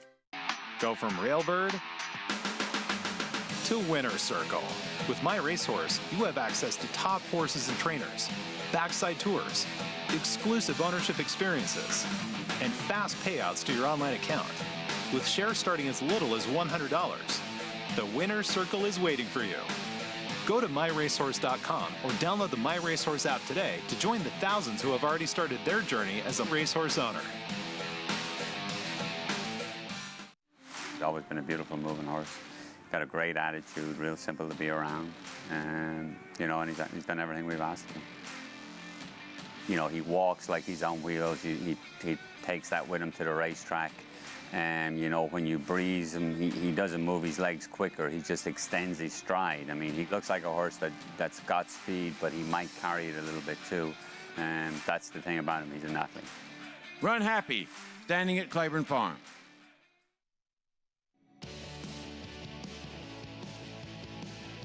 You're watching America's Day of the Races on Fox Sports 1. We thank you for spending part of your Sunday afternoon with us. Our program brought to you in part by legendary Claiborne Farm. 100 years of doing the usual, unusually well. It was Devil's Halo, powerful stretch run under Stuart Elliott, taking race 5 in Hot Springs, Arkansas. You can see him. He's the gray right now, sitting 3rd or 4th with the purple silks. He had started to make his run, and then he targeted the horse that was in the front right there, number 11, and he's just going to motor right on by him in the middle of the stretch. Very impressive race for him. Last time out, he drew the rail and drew away to win by 4. Here, he's on the outside, no problem. Whatever post you want to put me in, I can win you a race, boss. And this is a victory for trainer Kenny Smith and owner Alan Copeland. Back-to-back victories, returns $14 for the win. 12, 5, 10. If you could put that 50-cent trifecta together, better than $105. Nice return. Owned by Alan Copeland, 6-year-old son of Tappet with the victory. We shift gears, head to Oldsmar, Florida. Race 8, Tampa Bay Downs. Mile and 40 yards on the main track in this race here, a $6,000 claiming event where right now it is Brandt who is favored for a 24% barn of Gerald Bennett. He comes in off a victory won by a nose last start. Won by a nose against $5,000 horses. Those were non-winners of 2 races in a certain amount of time period. So this is going to be a big step up in class for him, because now he's facing open horses with no condition, and it's also a higher claim price. So this is going to be a class test for him. You'd like the fact that he is coming out with a win, but it was a very narrow victory. I really prefer some droppers in here instead. I like the 9 to Samurai for Dale Bennett with the class drop, also speed from the outside. And so I think that, when you're looking at some of these races that we've been watching, Greg, from Tampa especially, the class droppers have really done extremely well. 9-2 on Tiz Samurai. Let's check in again with Tom Amoss. And Great way to start our program, Tom, with a W. Let's keep it going here at Tampa Bay. What are your thoughts on this 8th? Yeah, so we watch what we call a true sprint just now at Oakland, 5.5 furlongs or, a little over 5/8 of a mile. And now we're watching just the opposite here at Tampa Bay, a race around 2 turns, what we call a route race, going 1 mile and 40 yards. So looking at these horses, any of them can be bought out of the race for $6,250. You put a sealed claim in or bid in about 15 minutes before the race, and the horse is yours after the race. You don't get to participate in any of the money the horse makes during this race, but he returns to your barn. More than one person likes the same horse. Basically, we draw straws for those kinds of horses. So they're offering these horses at a level that's pretty low. I like the one horse. That's the one. If that horse was from here, we call him That's the One. But That's the One is a horse that's in good form. Won 2 of his last 3. Tried a higher level last time. Didn't really run a winning race, but still ran good. He comes back. Look for him to use his speed out of the 1 hole right from the very start. I'm hoping no one goes with him. My fear is the 9 might challenge him early. But if he can get a clear lead early, look out. 7-2 on Daz to 1. Thanks, Tom, from that inside post. Michelle, you mentioned the 9, Tiz Samurai, who's shown speed as well. Brant, who's still our favorite at 2-1, the 8. This horse used to be very quick. This horse used to show speed and be in front at 5.5 furlongs. All of a sudden, the last 3 starts, it looks like he's kind of changed the way he goes. Well, we have changed barns, so that could definitely be something, that pertains to that. This horse was claimed a couple of starts back, and since coming into this new barn, has been running with a different kind of running style. So maybe this trainer thought, well, I think we should try to take him from off the pace, and that's why he's not doing that. Also, you look at the races that he was running in, and that could be some reason why. When he was running in the races that he was towards the front, it was a $8,000 non-winners of 3 lifetime condition, which is significantly easier than the condition he'll face today because every horse in there could not have won 3 races. So, when you're playing with lesser foes, maybe you end up in the front because you're a little bit faster. And in races like this, well, you're not as quick as some of the open horses. Well, Tom's going with that speed down on the inside, worried about maybe potentially some others going with him, and one of those could be Candy Cove, the 7, coming out of a couple of sprints where he was forwardly placed. He wasn't on the lead, but whenever you stretch out from a sprint, going longer and going 2 turns, very good chance you're going to be on the front end. I'd like the 7 and the 9 from the pace standpoint. If Tom's horse goes, which I think looks very likely, if you watch the last race at Tampa right now, you did see them coming from off the pace, which has been different than we saw earlier on in the day as the racetrack has started to dry out a little bit. So with them both laying off of Tom's horse, maybe they'll be able to come down the middle of the track, which could be a little bit of the quicker part of the track right now. 5 horses on the board between 2-1 and 4-1. So wide open betting race. The bettors are as confused as we are? Very much so. This is a good, interesting group. Good one to maybe take a shot. Tom going inside, Daz the 1. Michelle, you going outside with a 9. Tiz Samurai, but it's Brant the 8 who remains the favorite as we send it to Richard Grunder for the call. Race 8, Tampa Bay going 1 mile and 40 yards here in race 8. Candy Cove is away sharply and reaching up for the lead. Along the rail is Daz to 1. Up on the outside, Tiz Samurai comes away 3rd. And the last horse away is the late running Jimmy D. They circle the clubhouse turn. Daz to 1 and Willie Martinez. They make the lead early. And they have it easy by 4. Candy Cove, in search of 3 wins in a row, settles into stride now to be 2nd. Buzz Off is there toward the rail 3rd. Up on the outside, Tiz Samurai. He'll be off the pace today 4th. 2 lengths farther back to the favorite, Brant. Then it's a big break of 5 to Jimmy D. Up the backstretch, Daz to 1. On the lead and in hand, 2.5. Candy Cove now inching up a closer 2nd. From the outside, Tiz Samurai racing along 3rd. Back to the inside, Buzz Off is 4th. 3 lengths farther back, the favorite, Brant, is now being asked to pick it up 5th as they leave the half-mile marker. Daz to 1, and there goes Candy Cove. Rushing up on the outside and now driving to challenge Tiz Samurai is 3rd. Then it's 5 lengths farther back to Brant 4th. But as they're on the turn, it's Candy Cove going to the lead and doing it on his own. Daz to 1 is toward the rail 2nd. Tiz Samurai under an all-out ride 3rd, and Brant is 4th. As they turn for home, 3/16 of a mile to run. Candy Cove is yet to be asked to run. And now Mena goes to work, and he's still well clear by 5 or 6. Daz to 1 along the rail 2nd. Up between horses, Brant trying to be part of the trifecta, but this one's over. Candy Cove reeled in at the end. He'll report home 8 or 9 lengths to the good. Tis Samurai second and Brant third. Easy as could be from Candy Cove, who's now won 3 in a row. It was all about the in-form horse. He got the perfect trip here and just dominated in the end. It was a struggle to figure out who was going to run second because a couple of them were in a little bit of a stagger fest, but there was no doubt about your winner. Nice pick there, Greg Wolf, stepping up in class. But when these lower level claiming horses get on a roll and their hearts get really big, they can do amazing things like this nearly 10-length score by this 5-year-old son of Sydney's Candy. Sat off Dazda one early on, who made the lead in that second position, and when asked for more, wow, powered away to win by about 8 lengths there in the end. For Juan Arriaga, son of Sydney's Candy, with the victory in race 8 at Tampa. We'll be back with prices from this one after a short timeout. You're watching America's Day at the Races on Fox Sports 1. Much more coming up, including the start of the late Pick 5 from Oakland Park. Stay with us.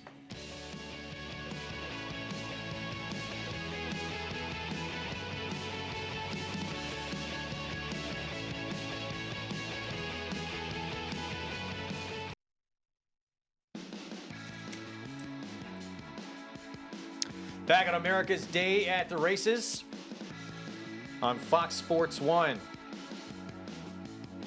And we just saw Candy Cove continue to roll right along. Back-to-back wins sprinting, stretching out to a mile 40 yards. Not a problem today. Yeah, Dazda one got a pretty lone lead, but he did cook up there. And Candy Cove, a couple lengths off, started getting to work a little early, but that was the right move because it gave him the jump, and also he was able to come home much the best in front there, returning $6.60 for his 3rd straight win. 7-9, 8-5 finish in the 8th from Tampa Bay. Of course, next weekend, it is the Grade 1 Arkansas Derby. We will have split divisions of this race. Bob Baffert going to have a couple of chances to win what will be a 3rd. The last time he won this race turned out pretty good for him back in 2015.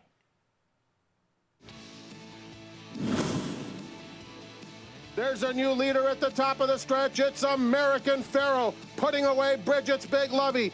Mr. Z moves into second. On the outside, Win the Space and the Truth or Else. There's an 1/8 of a mile to go, and American Pharoah is putting on a show. He has not been asked a question, but everyone knows the answer. He is indeed the ruler. American Pharoah, breathtaking in a mesmerizing performance as he dominates the Arkansas Derby. It was mesmerizing. That was the call from Frank Miramati. An 8-length win that day for American Pharoah, who of course would go on to win the Triple Crown for Bob Baffert. It was his 4th straight win by a combined 22 1/4 lengths. At this time, though, Michelle, Baffert still thought Dortmund gave him a really good 1-2 punch. Yeah, I agree, actually. I think I bet Dortmund every time over American Pharoah, just trying to be the contrarian. But looking back, he was just poetry in motion. He was a joy to get to watch train. He was amazing to get to watch race. He was very cool, and I love to see videos like that. I'm sure Bob Baffert doesn't mind sitting at home watching that video either. That ended that long drought, 37 years, finally had a Triple Crown winner, and then, of course, Baffert would do it again just 3 years later with Justify. How talented is this crop this year for Baffert? We know he's loaded with incredibly talented 3-year-olds. We're going to see a couple of them in action next Saturday right here on Fox Sports 1. It was announced earlier today, split divisions of the Arkansas Derby. So Nadal, the Rebel winner, and Charlatan, who will make his stakes debut. It was bigger for him that this field was split because it means he gets in. Had it not been split, Charlatan would have not had the opportunity. These two look very, very good. And Charlatan, stakes debut, probably going to be favored in his heat. As for Nadal, he was tremendous on that sloppy racetrack on Rebel Day. Yeah, so he has a little bit of an experience edge over his stablemate because he's already come to Oakland. He's already won a stakes race. And, you know, you have to like that. The experience does make a difference. I think we see that time and time again throughout many different races. But Nadal ran an absolute cracker in this race. He got pressured all the way around. And look at the distance him and the horse that ran second are putting on the rest of the field. I mean, the horse that tried to look him eye to eye ended up finishing, I think, second to last. And he put away that early speed of American Theorem and Tom Amos' No Parole. And then he held off that 82-1 shot, Accession. Here's the work from Nadal.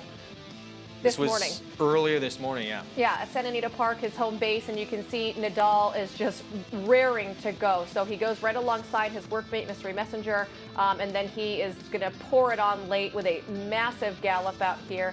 I think this is a really nice work. You see, he was just waiting for his rider to tell him, can I run? Now, he doesn't have a blistering turn of foot when he's asked, but he already has a high cruising speed, so he just has that other gear. And look at the separation he's able to put between him and his workmate. Even though his workmate is obviously done by now, he's still out there going past more horses. I thought this was a really nice extended gallop out from him, and I think he looks ready to go.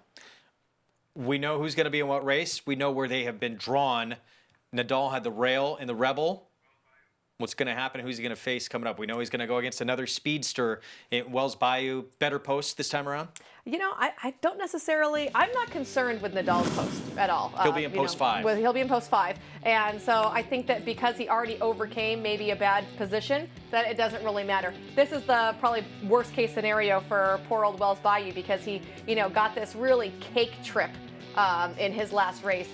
No one coming to him, brakes sharp, he's down along the inside, he just kind of toodles around out there, his ears are up, no one really puts any pressure on Wells Bayou through the entire race, so he has, of course, plenty left in the tank when it's all said and done. Now, drawing in this race with Nadal, he is going to, I don't know what he's going to do. I mean, does he need the lead? Is he going to go out there? Is he going to try and throw down with Nadal? I'm not entirely sure. Like, do you take on the best and the fastest horses knowing that they're not going to stop? I mean, there are some instances you think, okay, well, I want to go far, so I will, throw it down with you and I'll hopefully come out on top. But when you've already seen what Nadal can do, even with pressure, what do you do? We'll see. Can he apply that kind of pressure and with a longer distance maybe make the difference? Rebel's a mile and a 16th. Nadal's going to have to maybe handle some pressure going a little bit longer at a mile and an 1/8 in the Rebel. Let's bring in Tom Amos. Tom, trainer Brad Cox with Wells Bayou. One of the reasons he went to the Louisiana Derby, and I know you liked him that day, was to avoid Nadal and all that speed in the Rebel. There's no getting away from it next Saturday.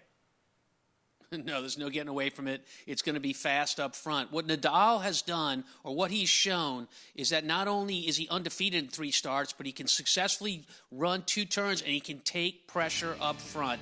That's the difference between a lot of horses that want to make the lead and keep going, like a Serengeti Empress, versus a horse that can make the lead, take pressure from other horses, in other words, not clear, and keep going. And that's what Nadal did that day in the Rebel. So I think that separates him from a horse like Wells Bayou, who would like to make a leisurely lead and save a lot of energy for the end. There'll be no saving energy for the end here if you want to be up front. Nadal showed he can do it. Yeah, it's a little further. It's the length of a football field further than the Rebel was. But for our other horse, Wells Bayou, same thing. He's shortening up in distance the length of a football field. When you watch some of these races we've been watching over the last few weeks to the finish line, if you thought about that race being a football field further, would the outcome have been different? 70% of the time, that's probably the case. So this is a whole different complexion for both these horses, but Nadal being undefeated and showing that he can handle the pressure of pace up front, I think that makes a big difference. And by the way, he did it right there at Oakland Park, which will be his backyard when he runs next weekend on Saturday. Yeah, so I got a little bit there of, if it's not his home base, but a little bit of home field advantage having won over that track. Do you give Wells Bayou, Michelle, any extra credit for having won at a mile and 3/16 and now shortening up? You don't. I'm just not a huge Wells Bayou fan. I was not overly impressed with his prep race. I thought he got everything his own way. He didn't have anything really to overcome, quote unquote. So he's going to have to prove it to me. For me, that was kind of a gimme race for him, and I need to see more from him to say that, he needs credit here, credit there. It's the fun part about this game. If he beats Nadal, I'll give him credit where credit is due. Yeah, we're going to find out if he can handle that pace pressure up front or not. Next Saturday, Arkansas Derby Division 2. Nadal, the Rebel winner for Baffert, will line up from there. Wells Bayou, the other speedster, the outside post for trainer Brad Cox, who's looking to get his first ever Kentucky Derby starter. How about King Guillermo being in here as well? King Guillermo is going to be in this bunch, and when you watched his race over at Tampa, he was gunned out towards the front too. So I'll be interested to see what they're going to do with him. 49-1 long shot when he won that afternoon. King Guillermo. That is Division 2. We'll talk about Division 1 and Charlatan a little bit later on, making his graded stakes debut for Bob Baffert. Right now, the 6 from Oakland. Current odds, this is for non-winners of 3 lifetime. Another 6-furlong sprint coming up. And leading indicator coming in from the West Coast for trainer Peter Urton. 3 consecutive seconds, all at the same condition on the West Coast, though, and was actually a beaten favorite last start. You know, I thought that the last time he was maybe going to run just a little bit better because, like you said, we had been seeing him knocking on the door, or she has been knocking on the door and just hasn't quite gotten through. But obviously she fits at this condition, so I do like her, and I am going to use her in my Pick 5 ticket. She is my top pick in here as 5-2, so she's sitting right there as a co-favorite with the 11 Sweet Carly, who I also use. I think the benefit to both of those fillies is the trip situation. I think they both have a similar running style where they can press the pace, so whoever ends up just kind of getting the jump, I feel like is going to be the one that is going to be victorious in here. But I did spread in this race using 4 different horses. Coverage here. And a $72 Pick 5 ticket from Michelle Yu, 2 deep in that last race. That last race, by the way, we're going to have for you live on Fox Sports 2 later this afternoon. 4 minutes to post in the 6th from Hot Springs, Arkansas. It is the start of a 50-cent late Pick 5. We'll talk more about this field when we come back here on America's Day at the Races on Fox Sports 1. Stick with us.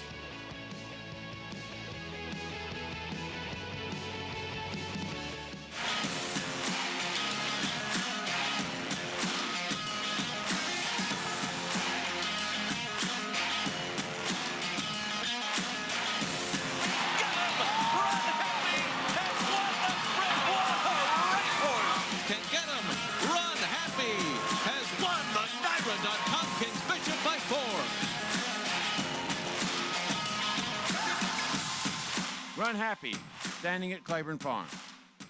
Adrenaline pumping, hearts racing, the thrill of winning. And it all happens right here. Twin Spires, from the team behind the Kentucky Derby and the destination for horse racing wagering from around the globe. From beginner to expert, Twin Spires is betting made fun and easy. We're offering up to $100 in bonus funds for new players, as well as daily offers and promotions for all our players. Twin Spires, racing into your home. Download the app now. See site for details. Void where prohibited. Please wager responsibly. Eclipse champion Blame. Ranked among the top stallions of his crop, Blame has sired over 50 stakes horses. His recent top performers include Kentucky Derby hopefuls Shotsky, winner of the Grade 2 Remsen Stakes, and rising star Nadal, a $700,000 juvenile purchase and winner of the Grade 2 Rebel Stakes. Plus recent Grade 1 performers Mississippi, Alandra, and Natalma Stakes winner Abscond. Outstanding value, outstanding results. Blame, standing at Claiborne Farm. It's America's original sport, and no one covers it better than americasbestracing.net. From the sport to the lifestyle, the best races, horses, and destination venues, cocktails, gambling, fashion, and more. America's Best Racing is a sport for you. Live it, love it, bet it.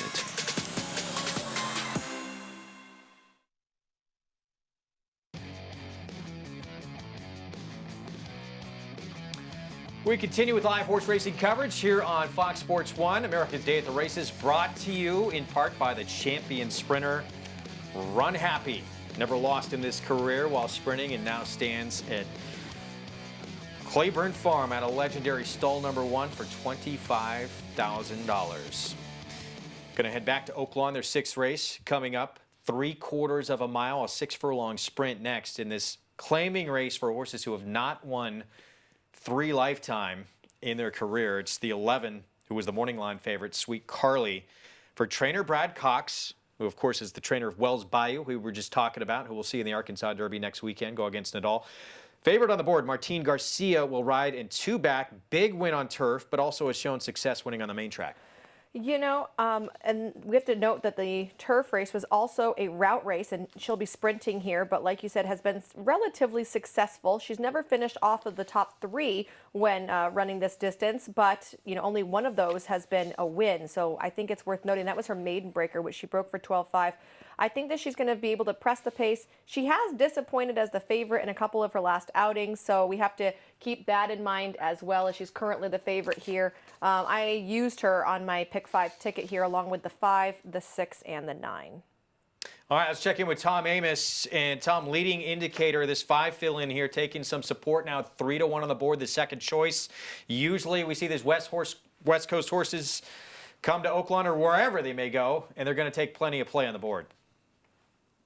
Yeah, claimed out of the last race at Santa Anita out in California, and now comes to Oakland Park because right now there is no racing in California. So if you want to run, you got to come to Oakland Park, and that's what they do here with the 5 leading indicator. To me, this horse that ran second in this condition out in California comes in here, looks good on paper. This is a 4-year-old filly, and I mentioned that for a reason. A couple horses in this race that I think are contenders, like the 9 Italian Justice, are 3-year-old fillies. So the way the racing office tries to make the race fair is they allow the younger horses to carry less weight. Less weight is the weight of the rider and the weight of the saddle that he's carrying on the horse's back. So a horse like Italian Justice, the best of the 3-year-old fillies in this race, the 9 horse is going to carry 118 pounds, where leading indicator, the 5 horse is older, carries 122 pounds. So does 4 pounds make that much difference in a 6 furlong race?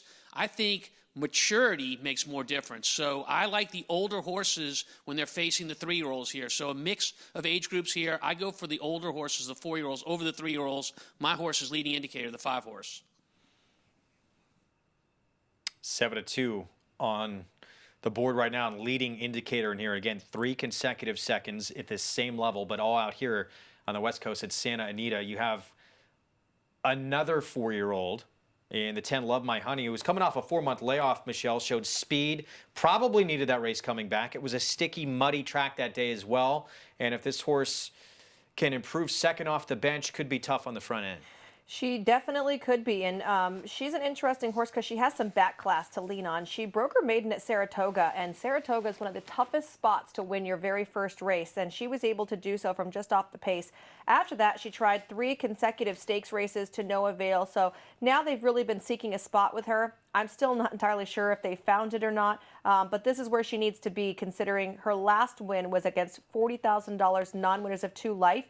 This is a good angle to try to cut that pretty close to half to come back to try and get the non-3 condition. But that last race, I hope it was I needed one, because that was just a really not great performance from her. She has to break much better and be more forwardly placed. And I know one you thought competitive in here, the 6 as well, Sassy Seta. Yeah, you have to like Sassy Seta with the speed and taking the class drop down. Last time she tried this condition 2 starts back, she was a decent second to a horse that's come back to win since.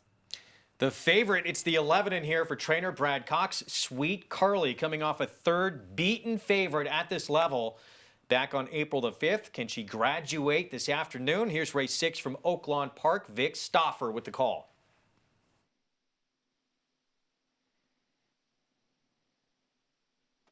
Southern Sense has gone in. The last horse to load is Sassy Seta. They're at the post.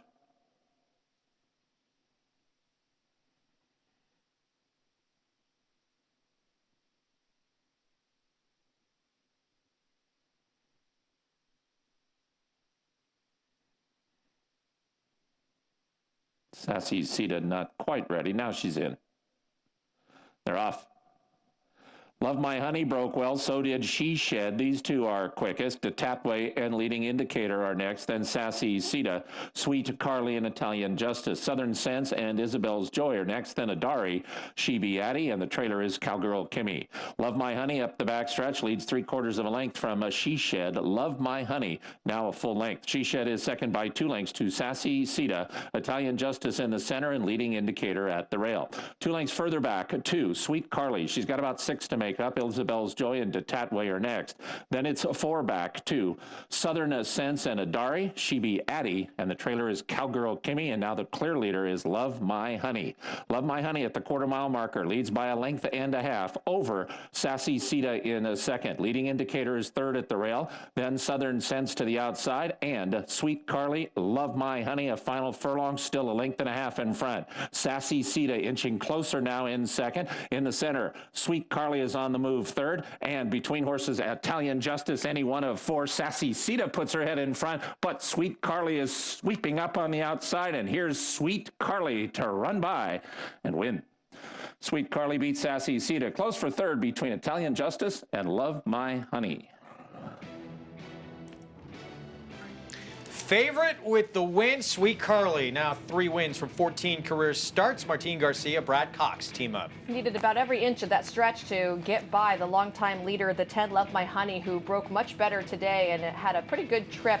You're going to look at your eventual winner, Sweet Carly, towards the outside in the white cap right now, taking advantage of the middle of the track, which has proven to be good late in the afternoons.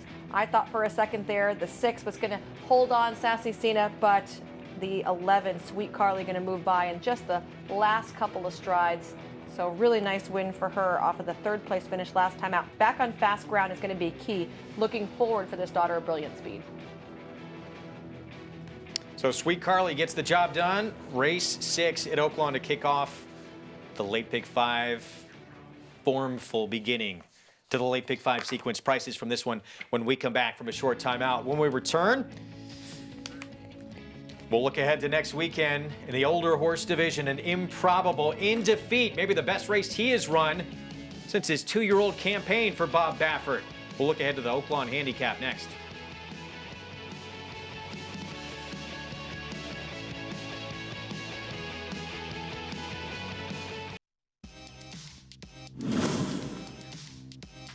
Back on America's Day at the Races here on Fox Sports 1. Our program brought to you in part by this superstar sprinter. There he is, where he stands at stud for Claiborne out of legendary stall number 1 for $25,000.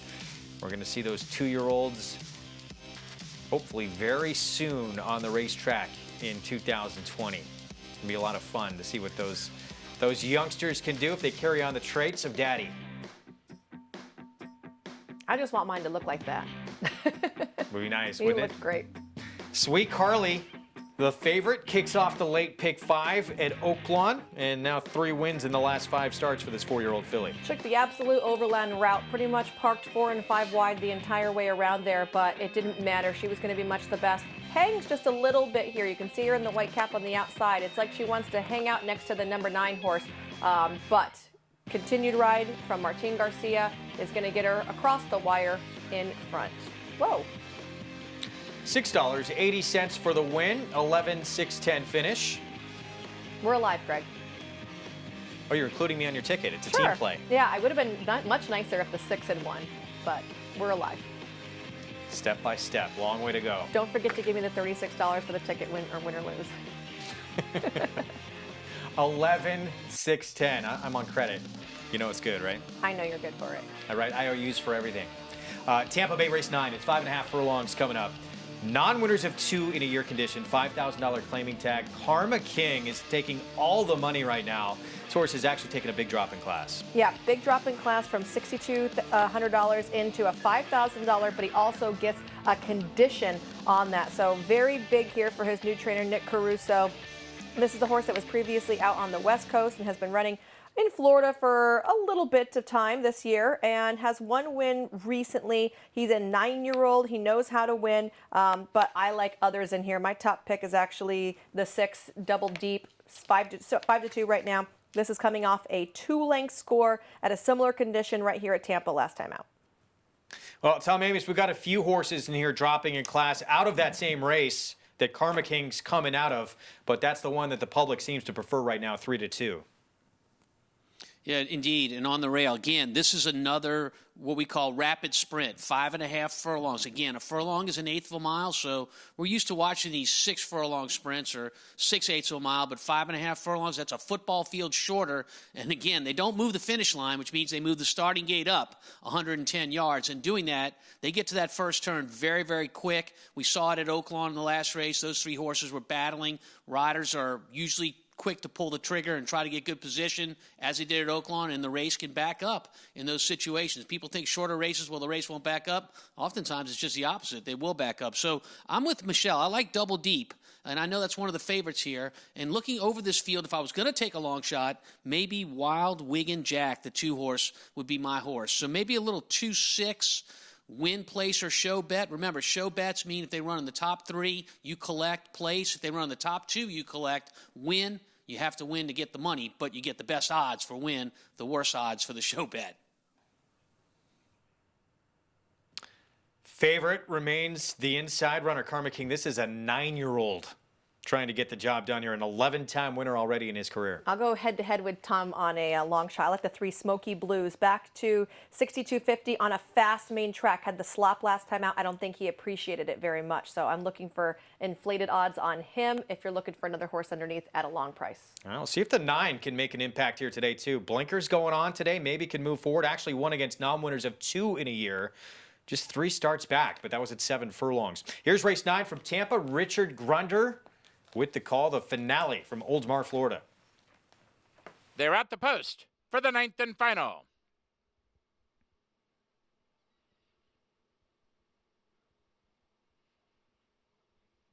And they're off. Away and running in perfect order on the far outside. Tartan the Bull wins the break, and there goes Wild Wiggling Jack. Now moving up to challenge Smoky Blues is right there in the mix between horses. The last horse away, Venezuelan Warrior. To the far turn they go. Tartan the Bull gets over from the outside post and has the lead. Wild Wiggling Jack is second. Smoky Blues racing along third. Call Me Handsome on the outside is now fourth. Venezuelan Warrior moves up from between horses fifth. Karma King is shuffled all the way back to sixth. Double Deep is alongside him. 7th and 5 lengths farther back to Rocky's Buckaroo. With a quarter of a mile to run, Tartan the Bull is trying to take him start to finish. Smoky Blues is there second with Wild Wiggling Jack. Racing along third on the outside. Venezuelan Warrior is now fourth, but meanwhile up front, Tartan the Bull and Ronnie Allen Jr., they're still the target. Here's Wild Wiggling Jack shooting through toward the rail and now running at the leader second. Karma King is unwinding from far back, but too much work to do inside the final furlong. Wild Wiggling Jack and Adamar Santos with a ground-saving trip move through to get it by a length and a half. Tartan the Bull is second. It's close for third between Karma King and on the outside Venezuelan Warrior, and that's the 9th and final at Tampa. Wild Wiggling Jack, he was coming out of the same race as the favorite Karma King. He was 7 1/4 lengths behind that horse when they met on April the 18th. Tom Amoss coming through with a nice price here. The trip was key for this horse because the 11 was wide, broke, got in front, but had to use some horse to get over. Still was wide around the turn, leaving the rail completely open for the 2 to cut the corner. That's a big advantage for a horse because you're going much less as far as a distance situation is concerned when you're able to come right up the rail like that instead of be parked wide the entire time. Excellent ride there to get the win. 7th career win for this 6-year-old here, Wild Wiggling Jack, for trainer Dennis Ward. Tom Amoss, 2:11.9 finish here, and Adamar Santos aboard for the winning ride. Yeah, no, ran a good race, hugged the rail the whole way. The rail's not necessarily that good at Tampa, but they were flying up front, and our winner was able to come through on the rail. I want to point out that the favorite, Karma King, in the starting gate before the race, he started getting anxious. I don't know if you guys happen to notice that, but when you take a veteran, a 9-year-old that's run a lot of races, in his case 57 times, and he's fretting in the gate, he's doing things that are not behavior of a real professional, that's a bad sign, and he ran off the board. Yeah, he was in a battle there for third, but it looks like the 9 just able to edge him out in there.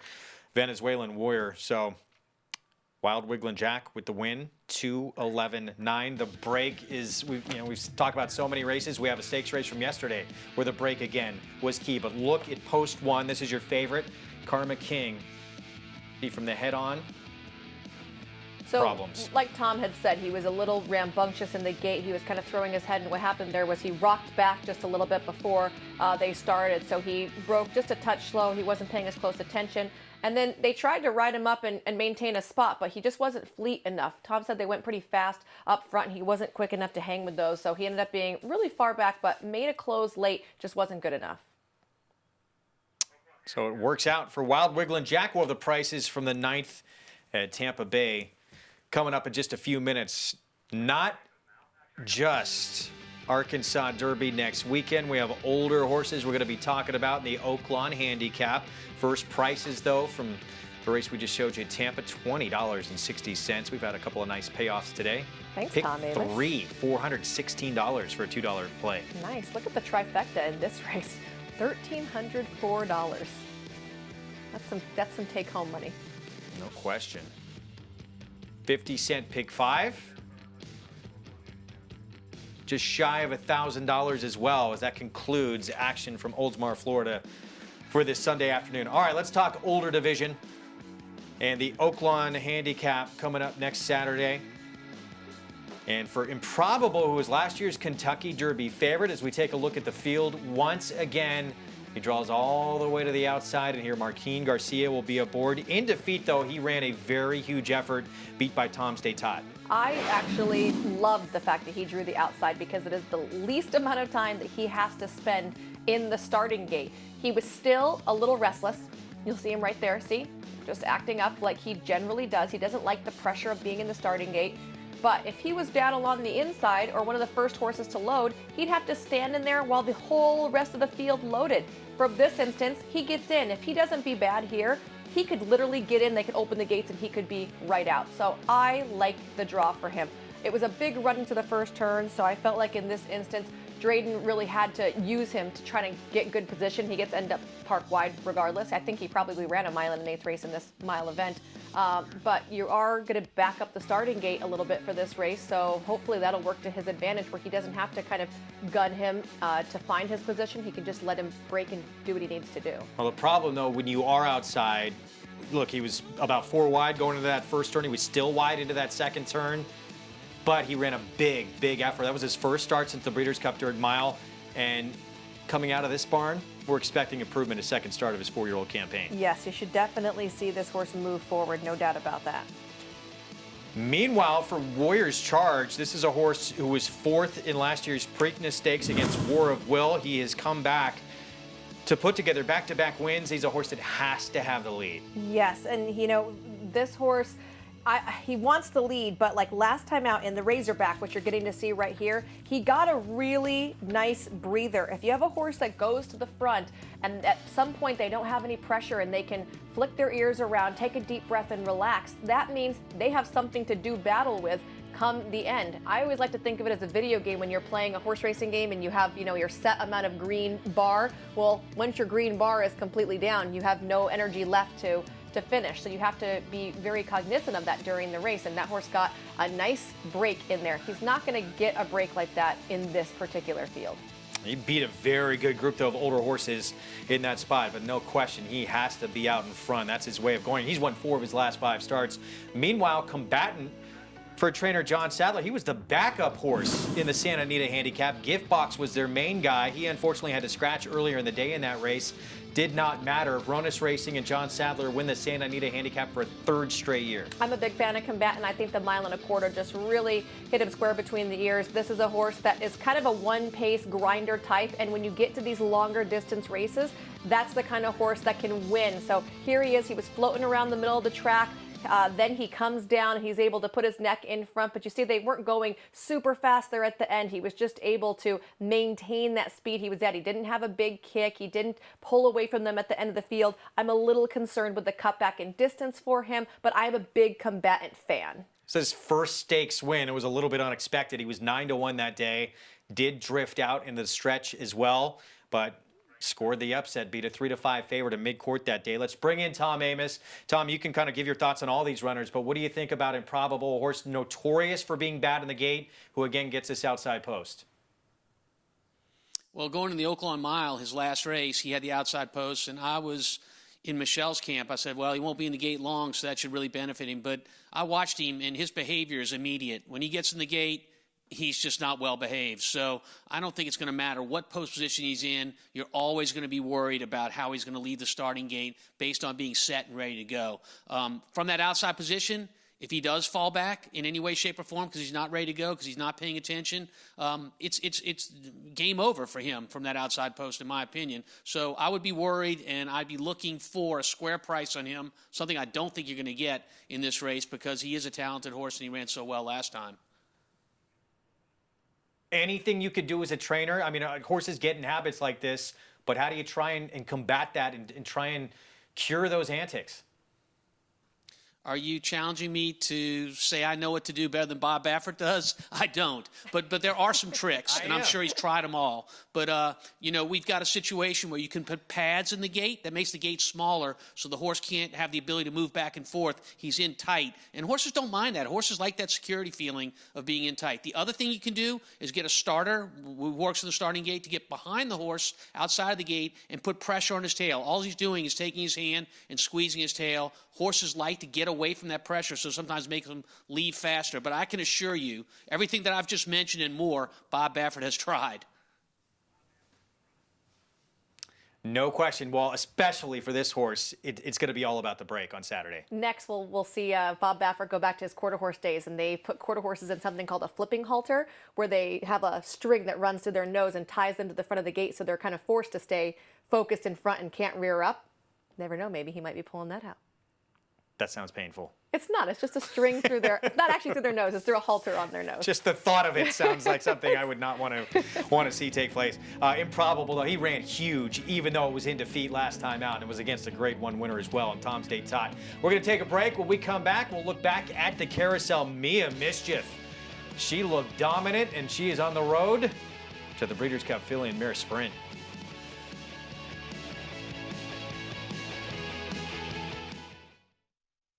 Adrenaline pumping, hearts racing, the thrill of winning. And it all happens right here. Twin Spires, from the team behind the Kentucky Derby and the destination for horse racing wagering from around the globe. From beginner to expert, Twin Spires is betting made fun and easy. We're offering up to $100 in bonus funds for new players, as well as daily offers and promotions for all our players. Twin Spires, racing into your home. Download the app now. See site for details. Void where prohibited. Please wager responsibly. Since 1913, the Petaluma Creamery has believed that the best dairy products come from happy cows. It's why owner Larry Peter insists that every cow we milk is born and raised naturally to produce the finest non-GMO organic cheese and butter, like our delicious Spring Hill cheese, produced and shipped from here in California to anywhere you are. Visit springhillcheese.com and use promo code 10OFF to get $10 off your first order and enter to win free cheese for a year. Petaluma Creamery, the best dairy comes from the happiest cows.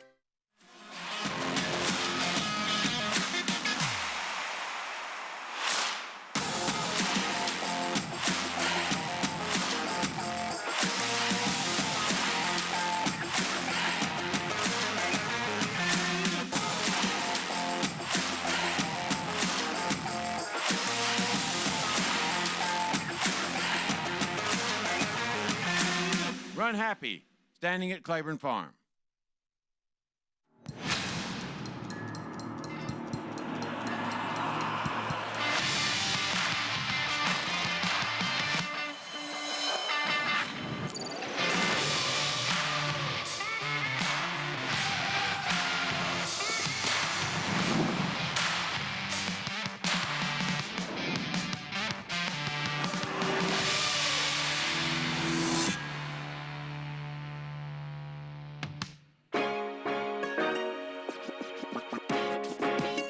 Now that you know what kind of bets are out there, let's try to figure out who to pick when you actually put those bets in. Let's start off by looking at what the distance is. You then want to ask yourself, who are the horses running in it? How old are they? Are they running on turf, dirt, or a synthetic surface? And what's the class level of this race? Or what's the competition going to be like? Luckily, you can generally find all of that information at the top of your program before each race. This recent race at a distance of 1 mile on the turf for 4-year-olds and upward who have never won 2 races. You can also see that the purse or prize money for the race is $25,000.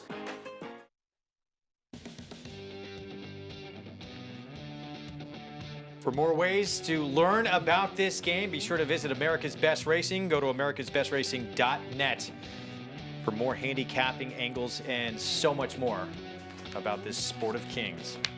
All right, we're going to get back to live action, the 7th out in Hot Springs, Arkansas. From Oaklawn in a minute. You can follow along, everyone at home, with free past performances provided by Equibase. Get all the stats on horses, trainers, jockeys. Go to NYRABets.com/Fox Sports. Download your free past performances. Play along with us from wherever you may be on today's action. All right, that's 7th from Oaklawn. 6-furlong event coming up, $20,000 claiming race. Final form, the morning line favorite in here for Jeremiah Engelhardt was off for about 10 months, came back and won for $25,000 last time out. So taking a class drop down here for the $20,000 tag, and she was a clear winner that day. The only situation that's different is she is not going to be lone speed out here in this particular race. Here's our post-parade. Silk and Goods, big long shot went by. She faced Mia Mischief 2 starts back. Here's long shot Saucy at midnight. She's coming off a win last time out, but against conditioned horses over at Houston. So this is going to be a class hike. 10-time winner, and we will be seeing early speed from Fairway and Green. Her last 3, 4, 5, 6 outs have not been spectacular. We skipped quickly to the 8. There's the 3. Although you do get third start off a layoff here for Fairway and Green, which is a plus, as well as the class drop down. Terry Thompson will be aboard. Here's True Castle, who comes in off back-to-back wins and was just claimed. Yeah, claimed by Chris Hartman, who's only 3% first off the claim. That was a muddy race she was able to win last time, but before that, she did have a 2-length score, so she brings it back-to-back victories. Here's the favorite, and you think faces pace pressure today? I think so. I think that at least the 4 True Castle, quite possibly the 3 Fairway and Green are going to be up there.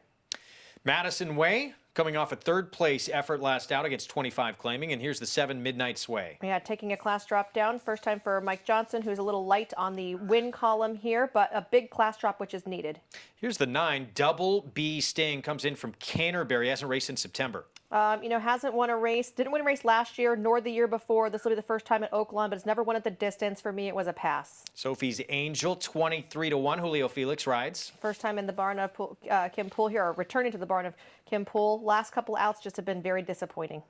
Boathouse View was just second to Madison Way 2 starts back. Well, yes, but it's been a long time between wins for this 6-year-old daughter of Divine Park. So if you want to use her underneath, maybe, but I think she's very hard to endorse as a winner. Good luck, Vic Stauffer, with a 12. Shahrazad at 10-1. Shahrazad. Yeah, I think you did good there. For Danny Caldwell, the owner who's so sharp at this claiming game. Picked this one up for $8,000 last time out, and he says, you know what we should do? Put her in for 20. That's a big jump up in class. Federico Villafranco, 13% first off the claim. All right, let's check in with Tom Amos, get his thoughts here on the 7th coming up from Oakland. Tom? Yeah, I think the talent in this field comes from the middle of the group, the 4, 5, and 6. We'll start with the 4-horse, True Castle. These horses don't come without caveats, and in the case of True Castle, won the last 2 races, but those races were restricted to horses that have not won 2 races in their lifetime, as well as horses that have not won 3 races in their lifetime. Now steps into open company. You're running against a group of horses that could have won as many races as possible. So a big step up for the 4 True Castle, who certainly is in form, but needs to continue to stay in form to have a shot. How about the 5 Final Form, who's our big favorite here? This horse has run a total of 4 times in the last year and a half. He doesn't run often, but when he does, he runs a good race. The question is, why is he being offered for the $20,000 claim after winning for $25,000 claim? Is it because those few starts over the last 2 years make him a little bit vulnerable to run a good race back-to-back? Perhaps. And then we look to the outs, the other horse, the 6-horse, Madison Way. I think this is the most interesting horse in the race because he's only been on the dirt 3 times in his entire life.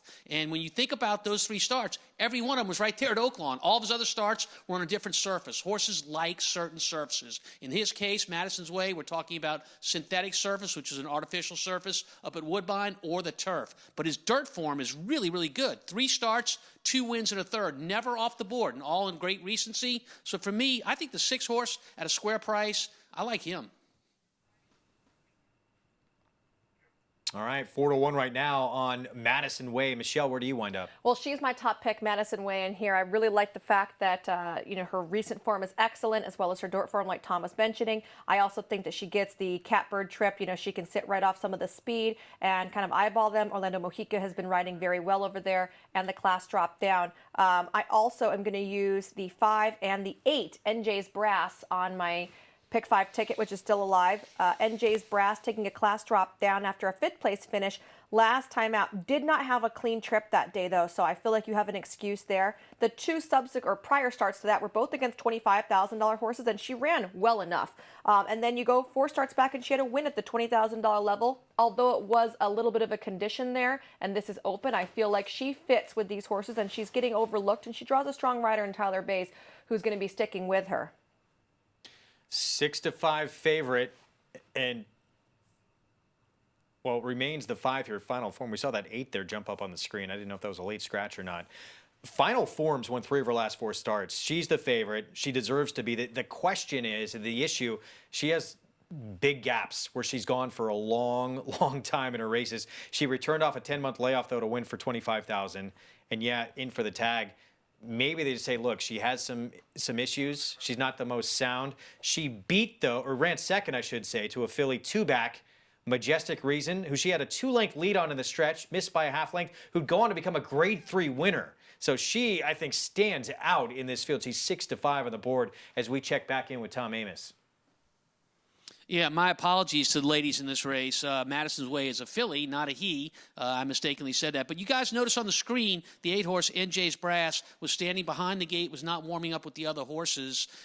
What's going on there is a lot of horses get over-anxious warming up. They want to get her back behind the gate, away from everybody else, allow her to be settled. A horse's performance in a race, particularly a short race like this, is dependent on 2 things, being physically ready to run as well as mentally ready to run. They get rattled back there behind the gate or in the warm-up, oftentimes that carries over to the starting gate and they don't break well. So that's why they're doing that with the 8-horse NJ's Brass. Tyler Bays will be aboard 10-1 on NJ's Brass for one of the leading barns here at the meet with Ingrid Mason. 6-5 favorite remains. Final Form, one off a 10-month layoff. Now in for a $20,000 tag. Could she go back-to-back for Jeremiah Engelhardt? That was her first try at this Oaklawn track. It was on a sloppy surface. Gets fast going today. Here's race 7. Vic Stauffer with the call. You're watching America's Day at the Races here on Fox Sports 1.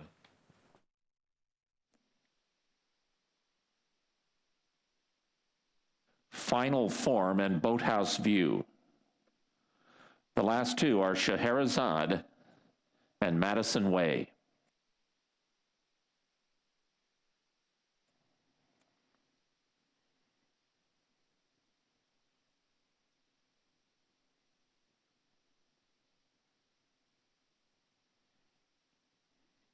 They're at the post.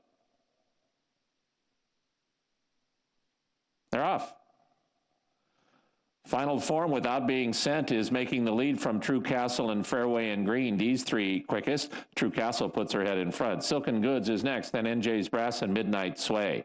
Madison Way and Double B Sting are next. Then comes Boathouse View, Sophie's Angel, and Saucy at Midnight, and the trailer is Scheherazade. Fairway and Green quickest into the far turn, a length in front of True Castle. Final Form, no excuses for the big favorite. She's in perfect striking position, 3rd and less than 2 from the front. NJ's Brass and Midnight Sway both have 3.5 to make up. Silken Goods is at the rail.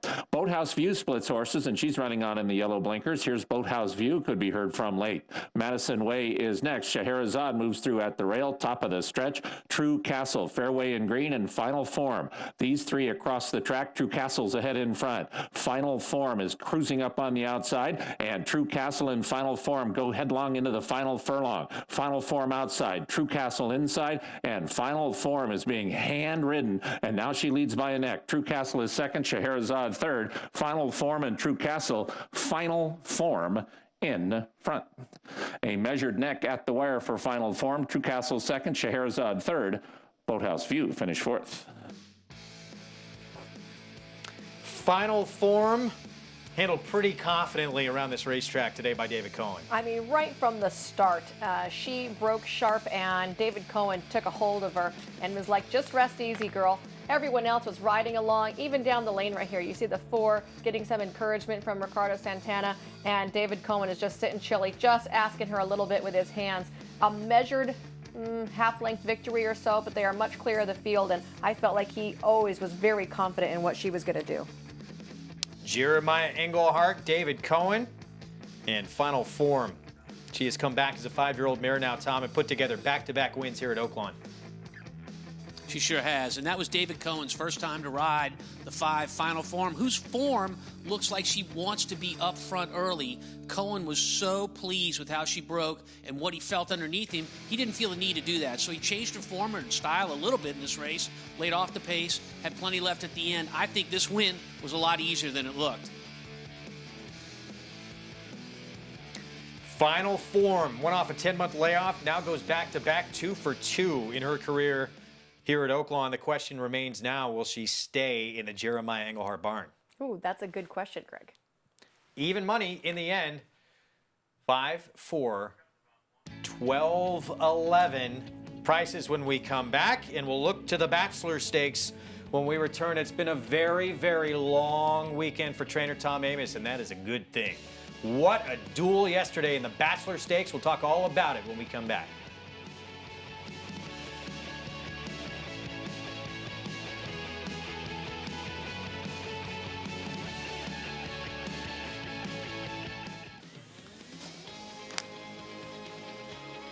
Back on America's Day of the Races on Fox Sports 1, brought to you in part by Claiborne Farm. 100 years of doing the usual, unusually well.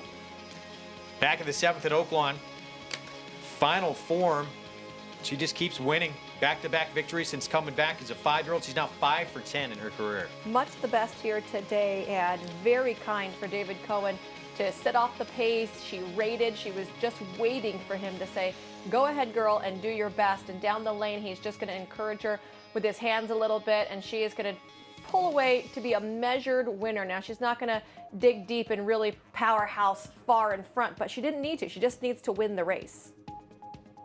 $4.20 for the win. One of the leading riders at the meet, all meet long. David Cohen handled her extremely confidently for trainer Jeremiah Engelhardt. 5, 4, 12 finish in the 7th from Oakland. Race 8 coming up next. It is a maiden special weight, so everybody looking for that first win of their career coming up in this spot. 3/4 of a mile, 6 furlong sprint. Lil Miss Moppet. She showed speed in her dirt debut for Peter Miller. She'd wind up losing to a Bob Baffert filly, but she dueled all the way to the end with a filly who was an even money favorite that day for Baffert. Yeah, that was a big improvement for her. When you go back to her career debut, and she was well beaten, only beating one horse home, double-digit defeat in that situation. So trying dirt here, I thought that she looked much better. I think she's probably a deserving favorite in this race, and I used her and one other filly in this event for my pick 5. All right, we'll talk more about that 8th from Oakland in just a little bit. We're going to look back to the Bachelor Stakes, that 6 furlong sprint from Saturday in Hot Springs, Arkansas. The big story going into this race, the return of Bob Baffert's 8 rings, one of his most talented and talked about 2-year-olds last year. This was the 3-year-old debut. In the end, the story wound up coming up about Tom Amoss and long weekend and how sharp, how quick, and what a fighter this horse is. That horse ran really good. If I'm not mistaken, he went faster than the fillies did early on. Tom, you knew this horse was incredibly quick. Did you know he was this tenacious? No, not until yesterday I didn't, but I don't get tired of watching this race. So let's watch Long Weekend from that extreme outside post, yesterday's Bachelor. He's going to break sharp, and I'm going to tell you, this is the kind of race where we knew we could take advantage of trying to make the lead, and we did. But the riders, this is a rider's race. You're going to watch him break. He gets on top, just like Joe and I wanted in the race. But watch how the company follows him, particularly the Steve Asmussen horse, the 3 Echo Town. Around the turn with my horse, Long Weekend, having a comfortable lead. You'll see it around the turn. Joe is going to give him a chance to do what we call a breather. He's going to try and slow it down a little bit so he's not going as extremely quick as he's going. But Echo Town's rider, Ricardo Santana, spots that right away, and he puts pressure on him immediately. You're going to see it right through here. And when he puts pressure on my horse immediately, I'm sure the thinking was, because these guys study the form, hey, Long Weekend likes to win his races on the lead. I'm not letting him have that lead, turning for home, and he doesn't. And it's a battle down the lane. So, Greg, to answer your question, I learned a lot about Long Weekend and his desire to win. And you're going to watch it right here all the way home. These two fight to the finish. It's one of those races where you don't want anybody to lose. I'm sure glad my horse was the winner on the inside. So as you're watching this play out, Tom, and there's 8 rings who drops out of things, it becomes a 2-horse race at this point. What are you thinking as you're watching this stretch duel? So my horse has never been challenged the last part of the race. He's only lost once, but in his wins, he's been clear from the field with an 1/8 of a mile to go in the race. That wasn't the case here, and I became very concerned because he hadn't shown the ability to fight off a late challenge. But he not only fought off a late challenge from Echo Town, the horse that ran second, he showed great tenacity. A lot of that is the heart of the horse, the desire to win. It doesn't hurt to have Joe Talamo on his back. He's a really strong finisher. He's getting a lot out of Long Weekend right there at the end of that race. That was one of the most fun performances we've seen, just a throwdown like that, good old-fashioned head-to-head battle that we've seen all meet long. That was a great race, and it looks like Long Weekend is a very talented sprinter. How about watching him there being pressed in along the rail, too? I mean, that nice close-up view that we got to see, there's not a lot of wiggle room, and some horses with a little bit smaller heart would have backed right out of there. So I think double thumbs up for that effort for him.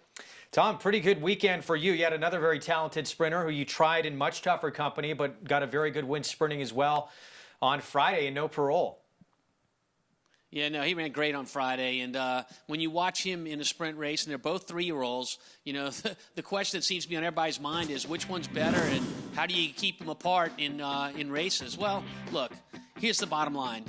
We are narrow in racing right now. We only have Oakland Park, but things are going to open up this summer. And when you look at the stake schedule this summer, there are a lot of opportunities for both these horses. I think with no parole, he has the ability to go further than 6 furlongs and to use his speed maybe as far as a 1-turn mile. So there's no point in putting these horses against one another with so many opportunities out there. We'll keep them apart and let them enjoy the competition that they're facing outside of each other, and hopefully they'll continue to do well.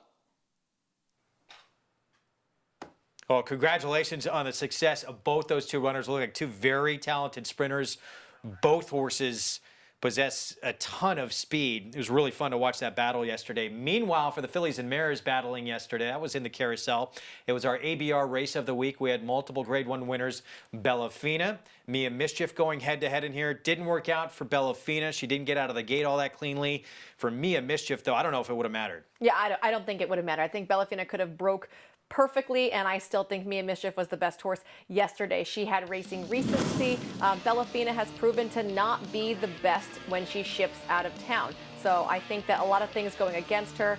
We'll watch her break here. She drew the rail, and she's going to kind of stumble, lead there slowly. She's going to try to get hustled up into a better spot, but she's a really big filly. Look how much bigger she is than, say, the 2-horse.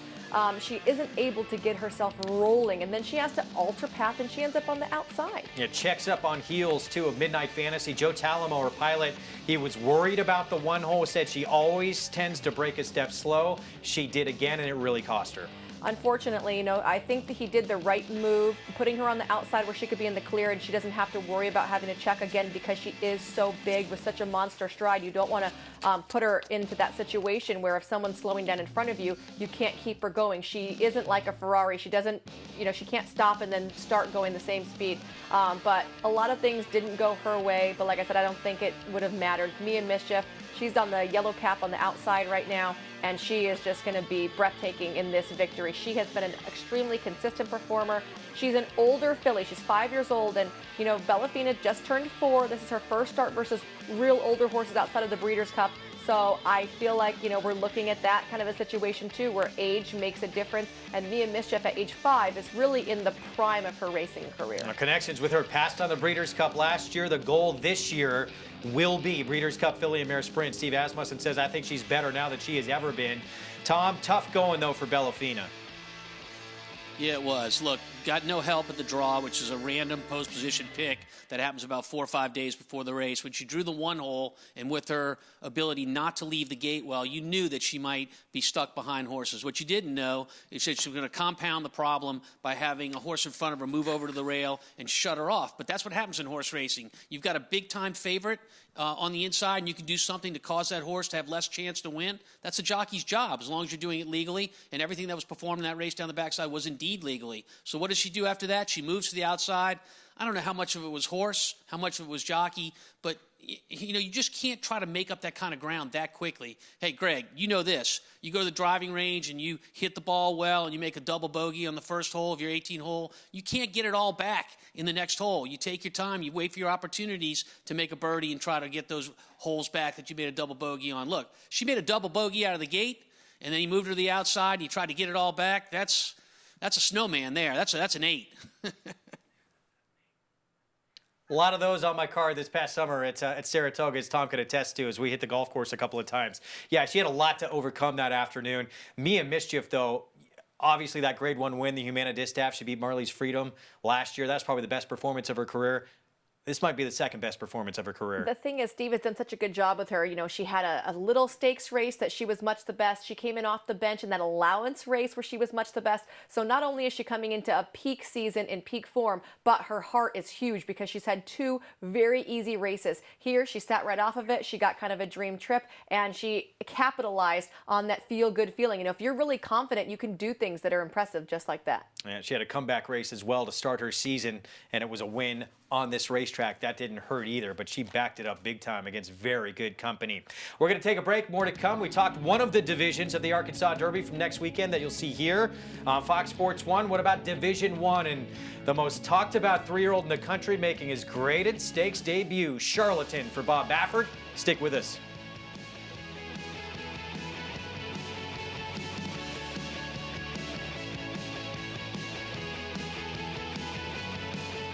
No sport in the world brings the wins home like racing. It's one-of-a-kind, high-speed, high-stakes action, and Naira Bets takes you there.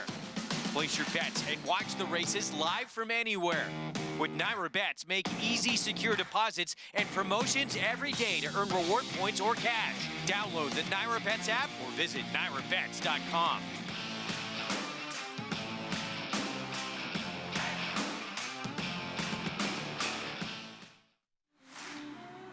This is a Run Happy colt out of Pledge Pen that we brought here to the OBS March sale. We felt he was a star physical, very good training horse, and although he's on the big side, he's got a lot of speed, and we feel like he'll be an early, precocious type of horse. Just a real straightforward, nice filly. Her precociousness to be quick early, being sound, good-minded, checks all the boxes. We're just hoping the market receives her well. Run Happy, standing at Claiborne Farm. Undefeated Grade 1 winner Mastery won impressively in his 2-year-old debut at Santa Anita. From there, he captured the Grade 3 Bob Hope Stakes and completed his juvenile campaign with a dominant performance in the Grade 1 Los Alamitos Futurity. At 3, the top-rated son of Candy Ride sizzled in the San Felipe. Now, his much-anticipated first crop are bringing top dollar in the sales ring. Mastery, standing at Claiborne Farm.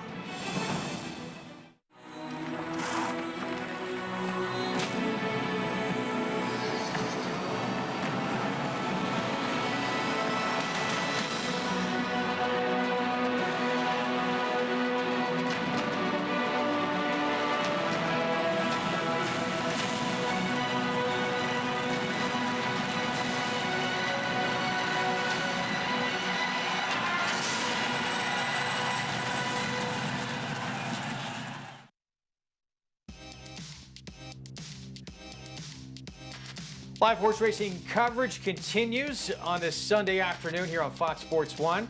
It's brought to you in part by Run Happy. Champion sprinter, never lost in his career while sprinting, did it all while racing. Medication free, now standing at Claiborne Farm out of that legendary stall number 1 for $25,000. We're going to get back to Hot Springs, Arkansas. Their 8th coming up at Oakland. Maiden special weight, everyone looking for that first win of their career. 7 runners exit the same race in here. The best finisher of the bunch that day was the 3, Little Miss Moppet, who's our current favorite at 9-5 on the board. You know, the one drawback to Little Miss Moppet is that she made the lead and was in front and she got caught. I never like to see that. The only kind of, you know, sway I can give her is that it was her first start on dirt. So maybe she needed that out under her belt. You don't generally get as fit running on the turf course. It's a little bit kinder to you. So maybe going forward here in her second dirt start, that's what I'm hoping, because I only used her and one other horse on my ticket. A 48-1 shot that day kept pressure on her early on in the race. Anyone else in today's race that's going to try and challenge her up front? Well, maybe. I think that the one Blip Says Bye came really close to being on the lead last time, and breaking from the rail might, if she breaks good, just might put some pressure on, you know, as a here I am, let's just do it, because if you don't and you end up far back, well, then you have to weave your way through traffic. So I do believe that she could possibly be a pace presence if she ends up breaking really sharp. And then the 10 Polar Sense, I feel like might want to be up there as well, especially if she breaks really well. You know, that was her first dirt sprint that was meant to be on the dirt last time out. This is a big step up for her, so she'll have to prove that she's fast enough, and I'm not entirely sure that she is. But when you break from the outside, and if you're going to be quick, you might as well get up there and go and try and garner yourself some position so you're not parked wide. We mentioned 7 fillies exiting the same race. Little Miss Mop at the 3 finished the best of that bunch that day. Second, beat a neck. Kind of the new face to this group anyway. The 11, Tipsy Gal for Dallas Stewart. She's making the 3rd start of her career. She's faced 2 pretty good fields the first 2 starts of her career. Yeah, the horse that beat her first time out was Quick Decision, and she was favored that day, Tipsy Gal was. And we don't see a lot of Dallas Stewart first-time starters getting a lot of attention, I feel like. So the fact that she was favored that day, I think it was a big thing. Her next race, then she broke from the outside, the 10-hole out of 10. I thought she ran pretty well. She was a favorite that day again, and she's getting a lot of attention here in this spot as well. We'll see if she ends up going off favored or not, but I think she can move forward. I hope that she does, because she does need to make up about a length of ground right about now. Yeah, horse who finished just in front of her last time out, Silver Bella, talking about the 11 Tipsy Gal. She'd go on to stretch out and put together back-to-back wins. So she's faced some pretty good competition, including that next out winner in her debut, Quick Decision. Arkansas Derby, again, has post positions. Fields have been drawn. And let's take a look at Division 1. This is where Charlatan for Bob Baffert, the most talked about 3-year-old in the country who has not yet been in a graded stakes race, will make his graded stakes debut. He's got to deal with the rail now, and he's going to have a rider change as well. Well, this race was originally drawn. It had to be redrawn, and Charlatan's first post was the 8. I'm sure Bob Baffert was very happy with that. When they redrew the race and he drew the rail, I cannot imagine him being very thrilled. You mentioned the rider swap. Martin Garcia will be deputizing there for Drayden Van Dyke, who has ridden Charlatan in the past. Lots to overcome now, but we saw Nadal do it in the Rebel Stakes. So if everyone thinks Charlatan's better, the rail draw should really be no problem for him. On a 1 1/8, though, a little bit different. Here's the deal with me, right? When you watch Charlatan's works in the mornings, he is pretty much always outside of his workmates. The one time they worked him inside, he was really on the muscle. He wanted to get forward. He was very hard to rate. And I don't know if that was greediness or just the pressure of being down along the inside. So that is something that we're going to have to see come race day. If it's not a physical thing, I don't think he's not fast enough, but it's going to be a mental situation for Charlatan, I feel like. Well, let's bring in Tom Amos here. And Tom, this is the work from earlier today for Charlatan. Yeah, so this is my first time to watch this work, but if it's like his other works, he is really, really gifted. He moves like a ballerina over the track, like a cat, and he's, he just has all the right ingredients to be a really, really good horse. By that I mean, like, in the style of Baffert's Triple Crown horses. That's how impressive he's been in the afternoons, and that's how eye-catching he is in the mornings. Now, the problem with him is experience and lack of a recent race, and how that's going to play come first Saturday in May is going to have a lot to say about whether you want to bet on him or not. But he is very, very talented, and in my opinion, the most talented horse in either division of these fields. I will say this, Greg, one of the big surprises to me looking at these fields, and I just got him recently, so I've been working on him while we've been on the air. No Mr. Big News. That's a horse that got an automatic berth into this race by winning the Oakland Stakes, and he's not in here. So they said they were on the fence about running him, but he didn't run. So I think that's a big name that's not in either of these divisions. Yeah, got to take the patient approach. Brett Calhoun with that 46-1 shot upsetter of the Oakland Stakes. For Charlatan, it's going to be an education that day. He goes in light on experience, but huge on talent. And from what he's done the first couple of starts of his career, he's being talked about in the same sort of breath as the likes of American Pharoah and Justify. Yeah, he's got some very big shoes to fill. Remember, last year we thought something similar with Improbable. I mean, there's been a lot of horses through the Bob Baffert barn that I feel like every time they come, we think this is the next great one. This is the next great one. He has a horse of a lifetime every year. So Charlatan's going to have to prove a lot. This is going to be a big step up for him. He's going to have to overcome things like shipping and obviously the stakes. Who knows if it rains, what he's going to have to do then. I don't know what the weather forecast is like next week in Arkansas, but we have seen lots of sloppy tracks on stakes days over there.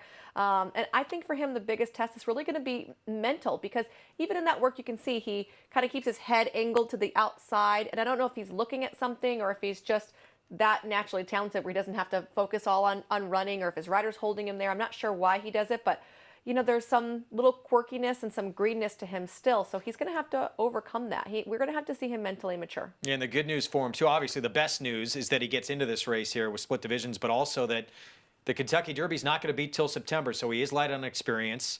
He's going to have more time to mature, develop, and this is not, as we get later in the game trying to qualify for the Derby sometimes, horses only have that one shot, some of them, to try and qualify. This isn't his last chance to get in. Right, that's exactly the case, and that's a bonus for him. I'm sure if this was the last opportunity that you would have, it would be kind of a lot of pressure to try and get those points that you needed, but because you have the whole summer lining up in front of you, that's going to give you a lot more leniency here. However, when you have a horse in your barn, everyone's saying he's the second coming. If he doesn't win, I think you're going to have a lot of disappointed people. Well, Churchill Downs, too, has come out earlier this morning and said what we all expected. There are going to be a lot more qualifying races to come over the next few months to try and get into that Kentucky Derby, which will now be that first Saturday in September. And they're going to be having equal points for both divisions of this. Yeah, so 100 points to the winner of each of these two split divisions. And we were expecting originally $750,000 purse. Now each of these split divisions, $500,000. And Bob Baffert likely going to have the favorite in both divisions, with Nadal, the Rebel winner, and Charlatan making his graded stakes debut. It's all next Saturday. You'll see it live here on Fox Sports 1, the first Saturday in May with the Arkansas Derby. We'll be back. Quick break. Stay with us.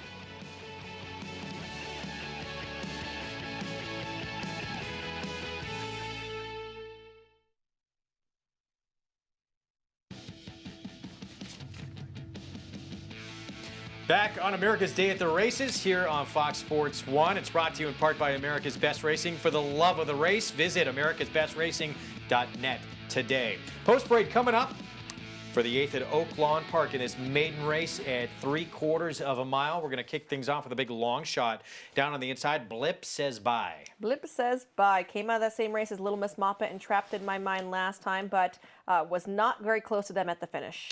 Another big price, 39-1 on Got a Good Notion. This horse really could move forward. It was off slow in the debut, and last time out ran okay in the mud. Here's the favorite, Little Miss Moppet. First time on dirt was her last effort. I thought she ran respectably. Crown Jewel for Hall of Famer Steve Asmussen.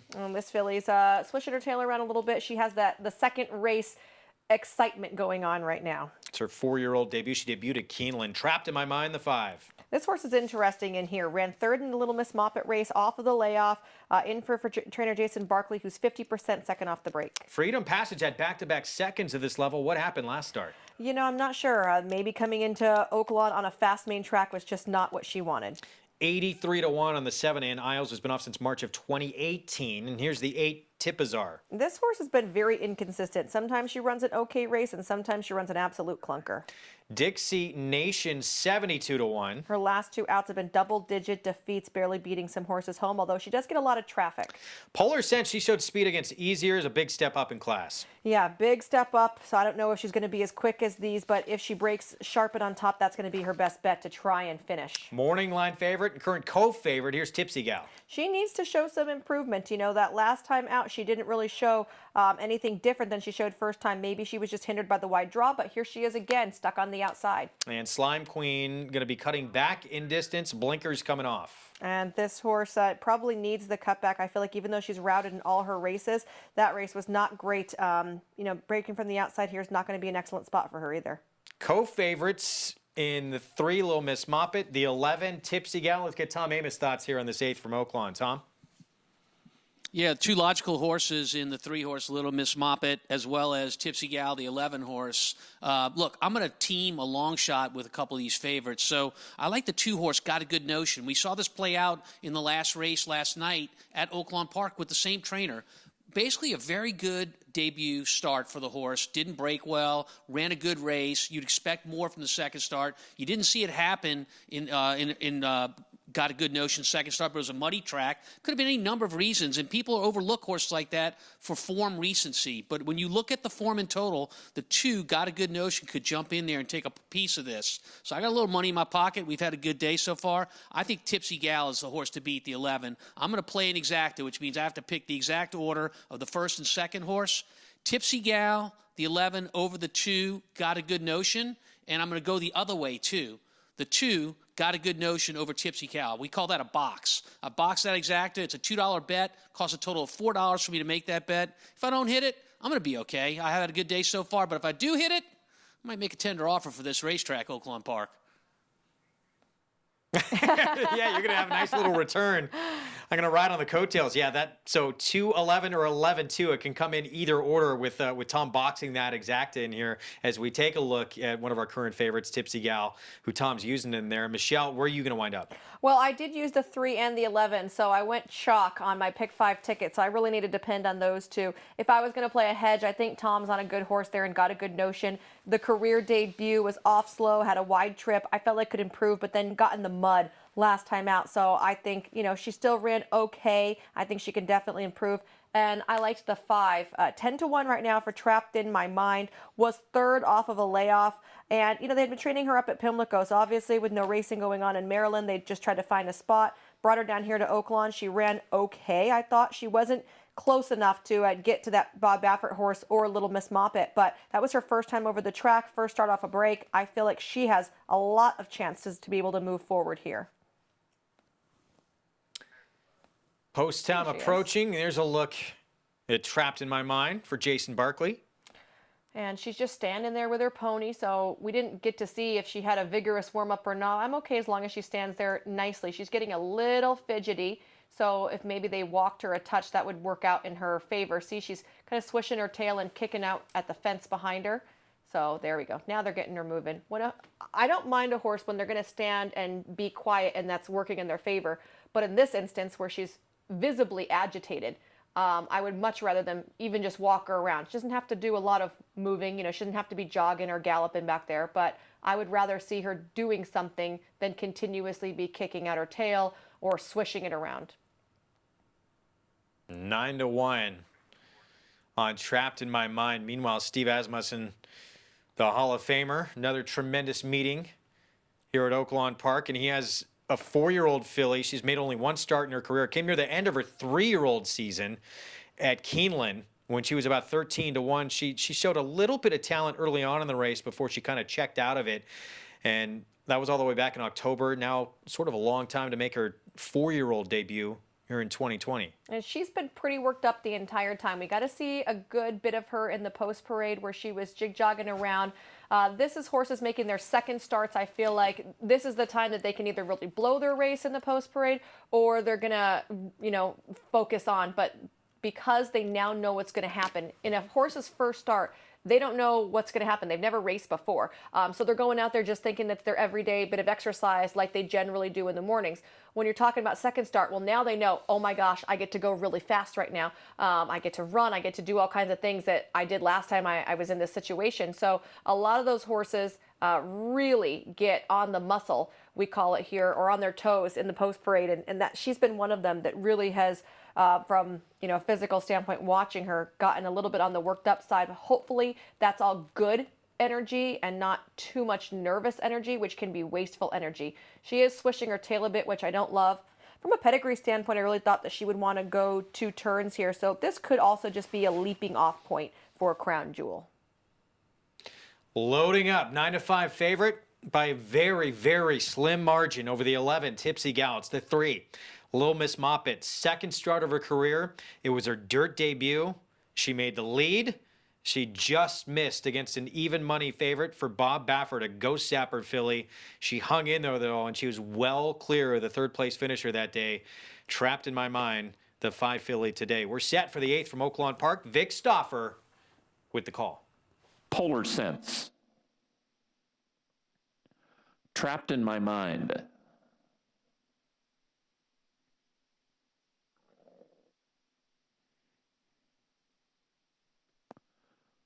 Tipsy Gal. 2 horses at 9-5. Little Miss Moppet and Tipsy Gal. Tipsy Gal has about $250 more on her. 2 more left to load. Slime Queen and Freedom Passage.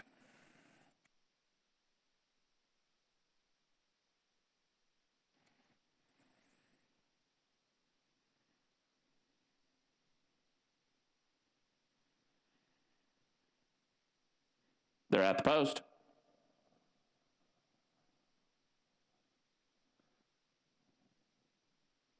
They're off. Blip Says Bye broke outward, but also broke sharply. Lil Miss Moppet and Crown Jewel are next. Then comes Tipsy Gal and Polar Sense, followed by Trapped in My Mind, Got a Good Notion, and Dixie Nation.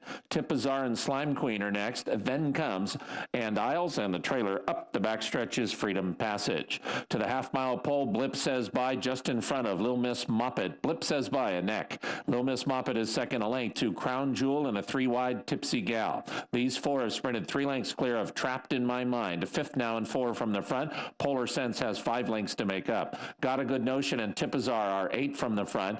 Dixie Nation has 10, then Slime Queen and Isles, and the trailer is Freedom Passage, and the new leader is Lil Miss Moppet. Lil Miss Moppet at the top of the stretch, a half length, but Crown Jewel's on the attack. And here comes a confidently ridden Crown Jewel. We have a new leader. Crown Jewel past mid-stretch, now leads by 2.5 lengths. Trapped in My Mind is going to run up outside of Tipsy Gal, but Crown Jewel is now clear, and she's running strongly, a 4-length advantage. Tipsy Gal, Trapped in My Mind, and Got a Good Notion. Crown Jewel in front. And in front big, she won by 7.5. Tipsy Gal was second, Trapped in My Mind third, and Got a Good Notion finished fourth. Dominant win from this 4-year-old filly, Crown Jewel. Steve Asmussen, he usually has him ready to go first time out. She didn't take a lot of play in her debut. She didn't run all that well. Her 4-year-old debut, she was ready to go. Well, I guess that he showed me when I said might just be a leaping off point, huh? Because she was absolutely ready to roll today. Although from her gallop out, it still looks like that she will appreciate a little bit more real estate in her future. But she was poised and ready. Ricardo Santana was ultra confident when Little Miss Moppet had to sit off, which was not what she necessarily wanted to do. And then he was able to overtake her very easily and win by 6, at least, at the wire. Yeah, at least. Crown Jewel, Tom Amon's very impressive here in start number 2. Yeah, shame on me. In these maiden races where horses do not have a lot of experience, Crown Jewel, 1 race, not a good performance back in October.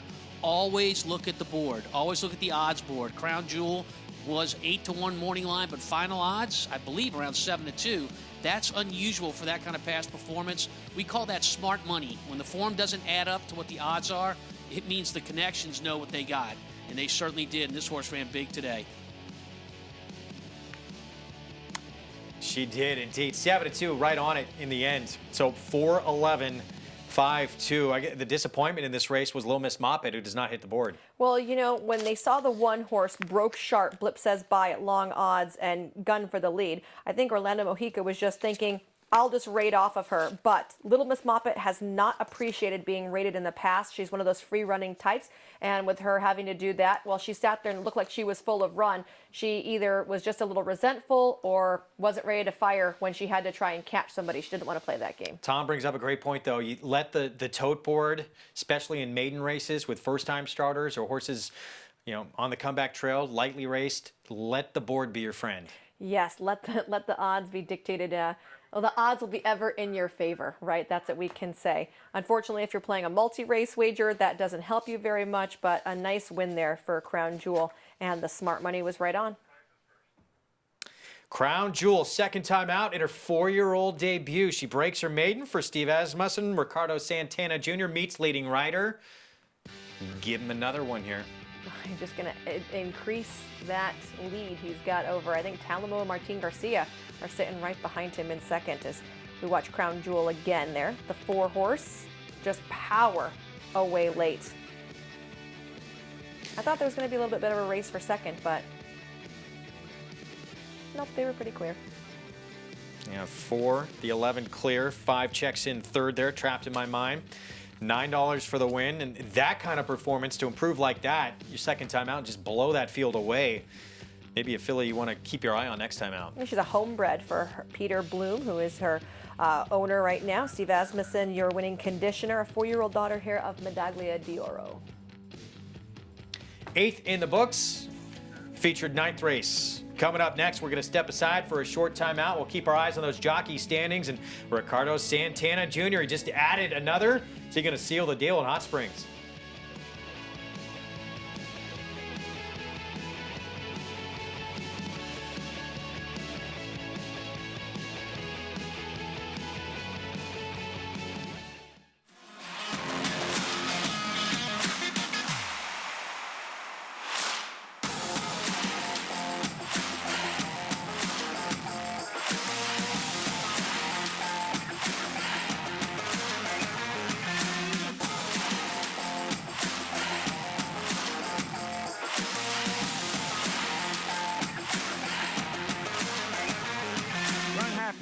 standing at Claiborne Farm.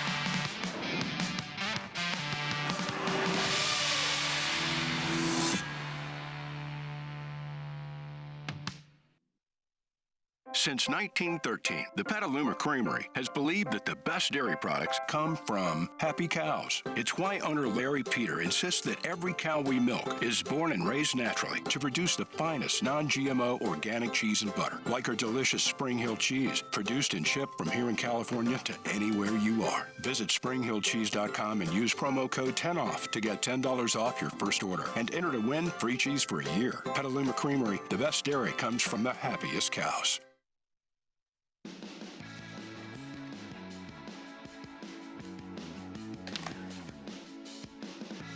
Back on America's Day at the Races here on Fox Sports 1, brought to you in part by Claiborne Farm. 100 years of doing the usual, unusually well. We just saw the leading rider at the meet do it again at number 54.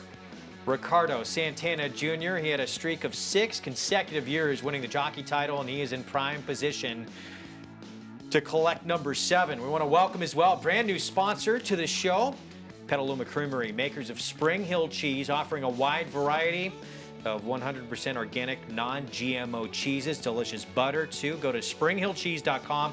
Get $10 off on your first order with the code 10OFF, T-E-N off. That's springhillcheese.com. Michelle Yu has taken a taste test for us. The results? Oh my gosh, it's so good. I've taken a lot of taste tests, actually. You know when you like take one bite for a taste test, you're like, I gotta go back and just try it again and make sure it was that good. Yeah, you're gonna share it with the rest of us, but we didn't get any. I was going to, but you know, the social distancing thing, Greg, and I know that you are doing the intermittent fasting, and I didn't want to tempt you too much. So here's a couple of these really good cheeses, though. The smoked cheddar is good if you like smoke. This Mike's Firehouse, I don't know who you are, Mike, but wow, hot. Not just Mike, I mean Mike's hot, but the cheese itself has jalapenos, it has chilies. I had it last night, and my poor 4-year-old wanted a bite. I'm like, I don't think you want any, and she's like, yeah, I do. I think her little steam came out of her ear. She thought it was really hot too.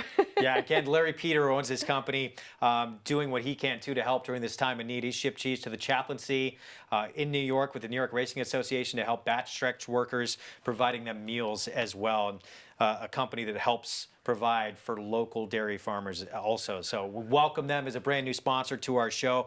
Taking a look at this jockey standings at this meet. Look, we're coming down to the final few days. Saturday is going to be closing day on Arkansas Derby Day. We just saw the leading rider at the meet, Ricardo Santana Jr., log another win, but it's really been the West Coast riders who have made a huge impact at this meet. Joe Talamo, Martin Garcia, Tyler Bays have all been tremendous. Well, here's the thing. When you have the same people there all the time and you kind of get in that rhythm, you know your fellow riders, you know how to beat them, you know what their strengths are, what their weaknesses are, and you can really use that. When you have all these new riders in that you maybe only see on TV, you have to figure them out, and that was allowing some of these riders that came in with big calls, with big name barns behind them, to go out there and really win races hand over fist, like Joe Talamo has just been winning races left and right, before Ricardo Santana could think, okay, this is how I can beat him. All those West Coast riders we mentioned, Talamo, Garcia, Bays, each have at a minimum 1.5 mil plus in earnings this meet alone. So they've made a very big impact. Tom Amoss, though, we know the man that rules the roost out there in Hot Springs, Ricardo Santana Jr., 6-time winner of this meet, and he's on top to try and do it again. Is he going to be the man that brings this home? Well, he certainly has all the bullets, as we say. You ride for Steve Asmussen, you get mounts like we just saw, and that horse was much the best. Makes your job a lot easier as a rider, and he is Steve's main rider, so he rides the bulk of those horses. Look, we got 2 more races today, and then 3 more days of racing, Thursday, Friday, and Saturday of next week. So he certainly has an advantage over these other guys, these other West Coast riders, like Talamo, who's come in late, Martin Garcia as well. But the thing that Oakland has this year that it's never had before is depth in the riding colony. You know, Ricardo Santana is a good rider anywhere. We see him go up to Saratoga and wins with long shots and does very well for himself. But at Oakland, he's perennially been the guy. So he gets a lot of first calls, and that's what a jock agent does. He works for that rider, goes around the barn area, meets with trainers and says, hey, I'd like to ride this horse or that horse, or what can I do for you? And he sets up the mounts for these jockeys. So as good as these riders are, it's just as important to have a good jock agent. And again, I think this year at Oakland, more than any other, we have big, big depth in the jockey colony here. So it's going to be exciting. By no means is it over. Yeah, and with what's going on with everything in the world right now, this has become maybe the most competitive Oakland meet in a very long time. Credit to Tom Amoss. He came into today tied for 6th in the standings with about a quarter of the starters as some of these bigger barns in the grounds. Yeah, that's the one thing, right? A lot of times it's quantity over quality because you can just fire in every single race and you're going to win some of those races when you can start a horse in every, single race on the card. So that makes a big difference. And to be able to do that well and win at that kind of percentage with a significant number less horses makes it, it's very hard to attain. Arkansas Derby, again, coming up next weekend. We're going to have live coverage on Fox Sports 1, split divisions. So we'll see both Nadal and Charlatan for trainer Bob Baffert in each of those 2 separate divisions. Each should be favored. And it's going to be 100 points to the winner of each division, meaning a guaranteed spot at the starting gate for that Kentucky Derby on that first Saturday in September. For Storm the Court, post 3 in Division 2. Horse that was our Breeders' Cup Juvenile winner. He won the Breeders' Cup Juvenile at very long odds with only a maiden win under his belt. He went to the front that day and he was able to be victorious. He was followed home by Ano Dior, who since has had several chances, hasn't been able to convert them into wins, and Wrecking Crew, who we've seen get beat against much less as far as a class standpoint goes. So I do give Storm the Court credit for being very tenacious in this victory, but his 2 subsequent starts as a 3-year-old have not been as favorable. And I don't know if it's just because shortening him up, off the bench wasn't great. Last time out, he had to tangle with Authentic and Honor AP, so maybe the class was a situation, but this is going to be a very tall ask for him, and he is going to have to definitely show better. What do you think, Tom Amoss? Things just work out for him from a pace scenario in that Breeders' Cup day, or are we going to see him rise to the occasion again as a 3-year-old?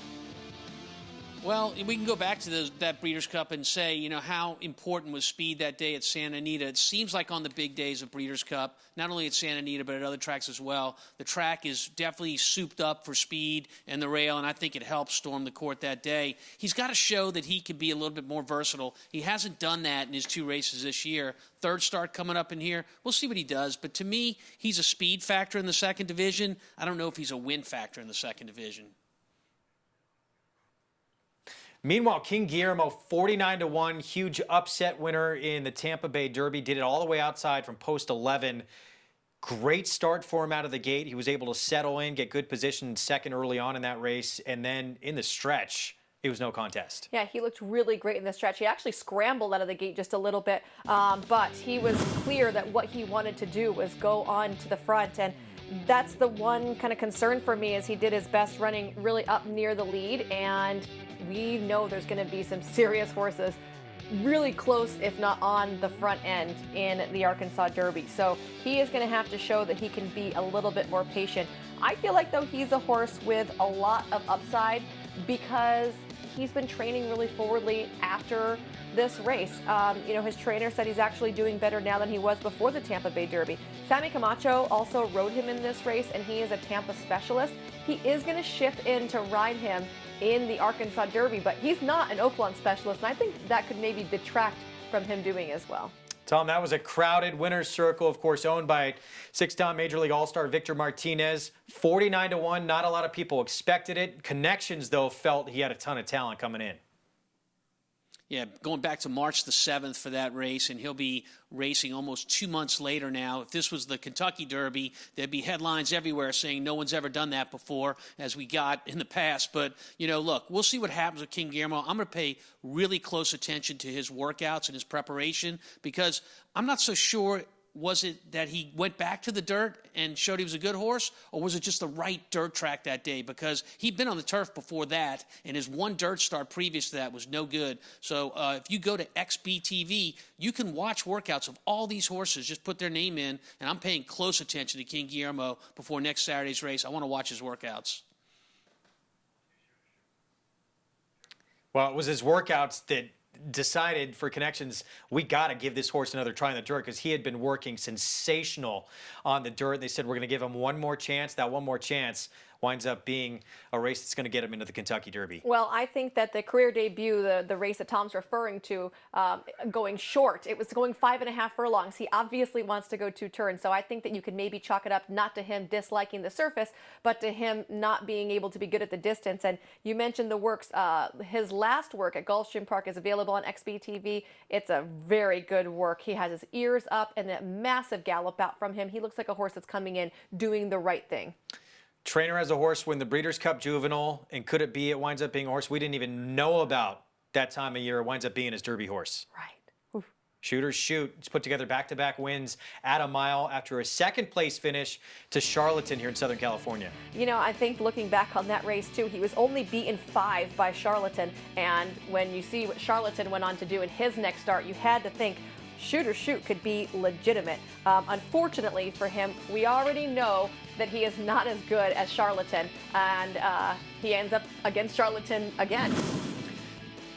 Doesn't necessarily mean it's going to play out the way it did when they first met. Horses can improve, things can change, and it looks like he's really gotten better since he stretched out a distance. He has absolutely improved. This is a horse, if you look back at his past performances, you can see marked improvement, getting better and better. You know, that's something that you want to see from horses, and at this time of the year, they can really move forward in leaps and bounds. He beat a horse this day that in this allowance race named Blackberry Wine, who had already crossed the wire in front on 3 or 4 separate occasions. So there was a horse with some good credentials coming into there that he was able to outgame. There's a look at Division 1. Shooters Shoot, post 6. Charlatan, career start number 3. Graded stakes debut. Going beyond a mile for the first time. Should be favored with a new rider on board, Martin Garcia. We're going to take a break. Of course, live coverage of the Arkansas Derby, both divisions, next Saturday here on FS1. Rachel Alexandra, the race that will live on forever. That story next.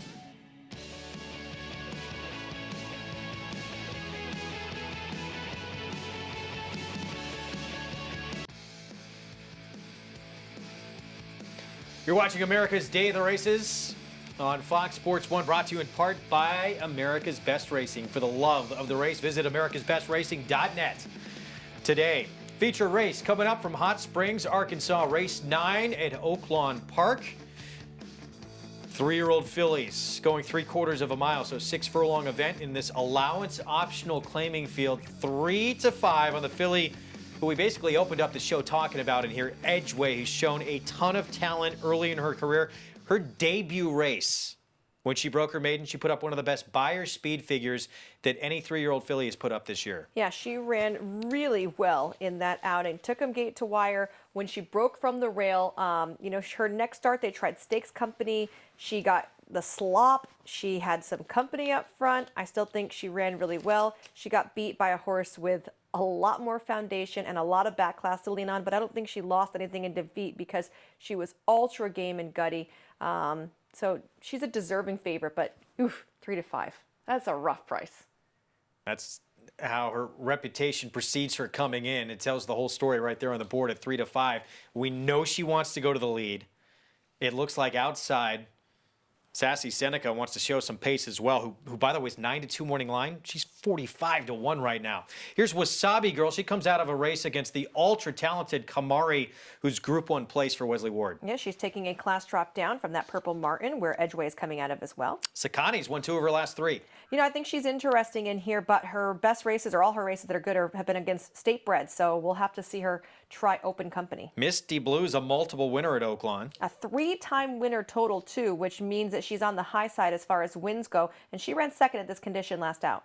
High on Gin Big Price. She's a stakes winner at Delta Downs. Yeah, that was on a sloppy racetrack that day. She hasn't fared as well on fast ground. Tom Amis will get his thoughts on Charming Lady. She'll cut back in distance. She broke her maiden first time out sprinting, so I think the cutback is going to be very beneficial to this daughter of Go Sapper. Monedas de Oro. She has shown speed in the past. Yeah, she hasn't been to the races since September of last year after a disappointing effort that day. Nautical Gem. She was in a stakes race off her maiden win against a pretty good filly for John Service. Yeah, so she's going to get a class drop down as well as a cutback in distance here, and she has been working very well. Classy Beast coming off a maiden win in Oakland at the slop, and here's Banker's Candy the 10. And getting a cutback in distance after a 43-length defeat routing, so obviously she wants to kick it around one turn. This race goes through this filly right here. Here's Edgeway. She is ultra quick. She's 3-5. She needs the lead to do her best running, breaking from the outside there. You know, that's going to be the trouble. She's going to have to use some speed to get out there. It's a former stakes winner, I know, at Canterbury, not the big leagues like maybe Oakland, but she's a huge price. That was also against open company, though. It wasn't restricted to Minnesota breds or anything, so that was a good race. She is in here for the $80,000 claiming price. And this also eligible, the 13 Marianne or Ginger draws in for Jeremiah Engelhardt. That's my horse right there, Greg. Remember earlier I teased you, I knew a horse in there that could maybe beat Edgeway? To me, it's Marianne or Ginger. She broke her maiden on debut against Stakes Company. I hope we get to see that. If we don't, if you have time, go back and watch that race. It was incredible she was able to pull a win out of that effort. That was in the Astoria last summer. Back as a 2-year-old. This will be the second start of her 3-year-old campaign. We're going to take a break. Edgeway back in action for trainer John Sadler here in the featured 9th from Oakland next. An undefeated graded stakes winner on the track, Algorithms has sired over 70% winners from starters. His top runners include multiple stakes winner and grade 3 victor Recruiting Ready, multiple stakes winner and graded stakes performer Taylor Spirit, and juvenile stakes winner South Bend. In the Pennsylvania Derby, Algorithms notched his first grade 1 winner with a thrilling victory by Matt Wizard. In the ring, his juvenile sold up to $275,000. Algorithms, standing at Claiborne Farm. No sport in the world brings the wins home like racing. It's one-of-a-kind, high-speed, high-stakes action, and Naira Bets takes you there. Place your bets and watch the races live from anywhere. With Naira Bets, make easy, secure deposits and promotions every day to earn reward points or cash. Download the Naira Bets app or visit nairabets.com.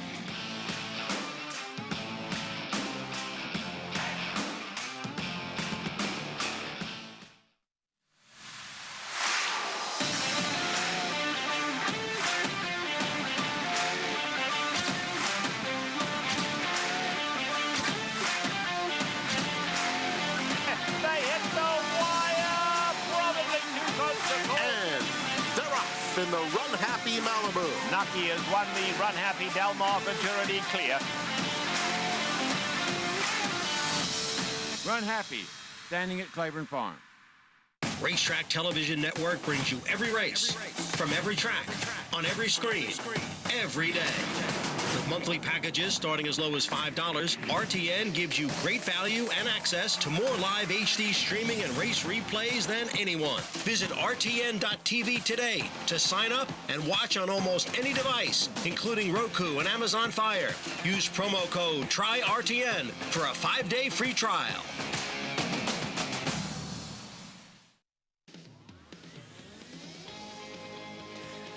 Back on our live horse racing coverage here on Fox Sports 1 on this Sunday afternoon. It's brought to you in part by Claiborne Farm. 100 years of doing the usual, unusually well. Our feature race coming up next from Hot Springs, Arkansas. 3-year-old fillies going 3/4 of a mile. And Edgeway, her trainer, came out to Hot Springs to watch his string of horses work out in the morning. He saw Edgeway on the track in the morning and he said, wow. she is good. He impressed her so much off that big maiden win. He put her into a stakes race against much more seasoned company in start number 2. Yeah, there were horses in there that had way more races than her. There were graded stakes winners in there. I mean, she was really up against it. You know, first time versus winners is always a tough ask against a horse, but that particular situation was way head and shoulders above where she was at that point. So the fact that she ran on so well is a real positive in her column. Well, Edgeway, the big favorite of the spot. Let's bring in Tom Amoss, who, of course, trains the 6 in here. That is Charming Lady, who first time out overcame a troubled trip, Tom, to get that win sprinting. You stretched her out her next 2 starts. Now it's back to sprinting, but you got to deal with a real quick filly in here. We do indeed. Edgeway, the 11 horse, is not only quick, she's talented, but she does break from the 11 post position, and maybe, just maybe, she can get caught up in a pace duel with the 12 horse Sassy Seneca, as well as the 3 Misty Blue, who may not look that fast on paper, but she wants to clear the 3. She wants to show that speed. My horse, Charming Lady, coming off those routes, I guess that'll dull her speed a little bit, but I look for her to be in a good position. If I can get a pace battle up front, a race where Edgeway, the 11, doesn't clear the field early, then I think I have a chance to beat her. We'll see what happens there. As far as watching these horses warm up, as we're looking at Edgeway from a previous race, Edgeway, I've noticed that Tyler Bays has done nothing but just try to keep her quiet and relaxed. She's responded well to it, but no real warm up there, just trying to keep her mentally right for the race.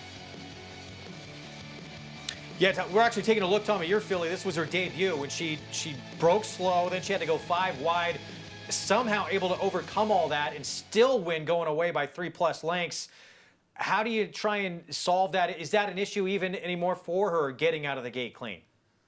No, it was her debut. So look, you can practice and try to teach a horse all these different things, but when it comes game time, just like any athlete that hasn't ever participated in a game time situation, you can forget those lessons sometimes, and she did. Real surprise to me because she's gifted, and I was surprised she left the gate that slow, but she showed her talent that day. She doesn't do that anymore. It's just those first start jitters that so many horses have, and that race in particular is important because it is the same distance as our race today at Oakland Park, and the idea behind showing it is that, hey, look, she can be a good horse going 6 furlongs, and that's what we're hoping for today. Tough, Tom, not to be there, because I know every jockey and trainer, they like to talk beforehand. You like to give instructions to riders. Were you able to talk to Talamo at all before the race? Yeah, I talked to Joe at the end of the morning when he's done with his morning work about anything he's riding for me. He knows this filly because he's ridden her before. As far as how tough it is not to be there, I mean, you know, when you're a horse trainer as well as a jockey, that's a way of life. So to not be there for the afternoons is really difficult. But Charming Lady, like long weekend, like no parole, trains down here at the fairgrounds. So I'm around him every morning. And then we ship up to Oakland about 3 days in advance for the race. But yes, that's very tough. And not having crowds in the stands and people cheering, I would say that's right up there as well as being very tough for a sport that, you know, really we all enjoy the competition so much. We'd like to have those fans there. 9-2 on Tom's filly in here, Charming Lady. So back to sprinting for this daughter of Ghost Sapper. But Edgeway, the speedster, remains odds-on favorite here in this spot. Comes out of a stakes race. We talked about who she faced in Kamari for Wesley Ward, who ran a brilliant race that day. She's Group 1 placed, was as a 2-year-old. Frank's Rocket put up the biggest speed number this year for any 3-year-old filly prior to that race. Yep. So she ran lights out. She did not, when she was passed in that race, she didn't give it up. No, it looked like she was just going to throw in the towel, and she battled back and along the inside, which is not easy for a horse to do. So she did not lose anything in defeat that day. But I'm still hoping that my 13 can maybe upset here. I wouldn't mind a pace duel up front where they kind of unfolded in front of her. She broke badly and stumbled on debut. She was checked extremely hard. She split horses and won a stakes race first time out. You want an excuse for the last race? Older fillies and mares, not straight 3-year-olds, a very tough condition, and it was sloppy that day. I think that this filly has a lot of capabilities to be able to move forward here, and she's a double-digit price. Yeah, she had a troubled trip in that race as well, and she took money in that debut and that stakes win. They expect her to be good right out of the gate. Next out winner was right behind her. Tom Amos's filly, Charming Lady, moves into the gate from post 6, but it's Edgeway, the 11, looking to take this field gate to wire. Here's Vic Stauffer, race 9 from Oakland Park here on Fox Sports 1.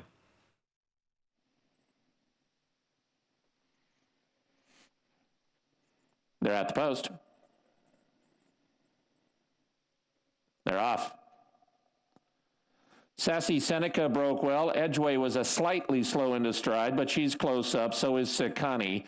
And Misty Blue, and at the rail goes Wasabi Girl. Next comes Nautical Gem and Charming Lady. 3 back to Banker's Candy and High on Gin, and the trailer is Monedas de Oro. It is Misty Blue and Sassy Seneca into the far turn. Misty Blue a neck in front. Sassy Seneca is second, 3/4 of a length. Marianne or Ginger is in the center, third. Edgeway is on the move now. Here she comes up 4 wide in the green and white, and Edgeway draws within 2 of the lead. Nice forward momentum for the favorite. Sakani and Wasabi Girl are next. Then 2 lengths further back, 2 Classy Beast and High on Ginger, followed by, at the back of the pack, Monedas de Oro. Top of the stretch, Sassy Seneca challenges Misty Blue, but Edgeway challenges her. And here's Edgeway to move up. Charming Lady is charging in the center of the racetrack. Edgeway leads. Charming Lady has a chance to upset this favorite. Edgeway a length and a half. Charming Lady is closing in on the outside, then High on Gin. Edgeway on her left lead, but she's going to get the job done.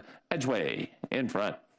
Edgeway won a length and a half. Charming Lady was second. High on Gin third. Close for fourth. Marianne or Ginger or Sassy Seneca. Edgeway, talented indeed. Not the way we expected her to get this win, but she gets the win nevertheless. Tom Amos's filly checks in second. And maybe this was the plan from the get-go, because Tyler Bays did not give her a very vigorous warm-up. He was sitting out with his legs out of the irons, trying to keep her quiet. So maybe he was thinking, we'll just sit off today so she doesn't have to use too much energy early. Whether it was planned or not, it worked out in the end because she was able to win this race. Great late charge there from Tom's horse, the 6 Charming Lady, to run a valiant second. But no doubt about your winner today. Edgeway was much the best, and I love that she showed a new dimension here. Tom, real quick, your thoughts on Charming Lady's performance? Ran great. Got in a little trouble down the backside. No fault of Joe's. She was on the rail behind a wall of horses. Had to swing out around the turn and was very wide, but hats off to the winner. Ran a great race. Yeah, no question. Edgeway looks like she could be ultra talented. Congrats to Tom there. Runner-up finish. Coming up next on FS1 original programming with Fox Indoor Soccer. We'll see you next on Fox Sports 2 right after this.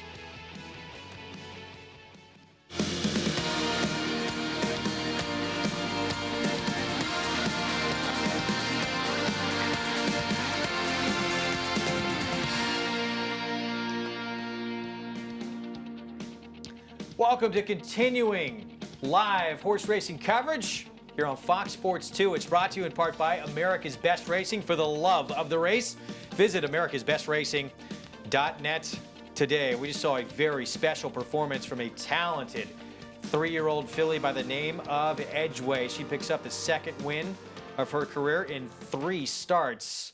And we have the nightcap coming up next. Greg Wolf alongside Michelle Yu. And in this nightcap, another good group of fillies and mares who are going to line up. And we're going to see Tom Amos, who just ran runner-up to Edgeway last time out in the 9th race, with another one here. Big long shot he had claimed a few starts back.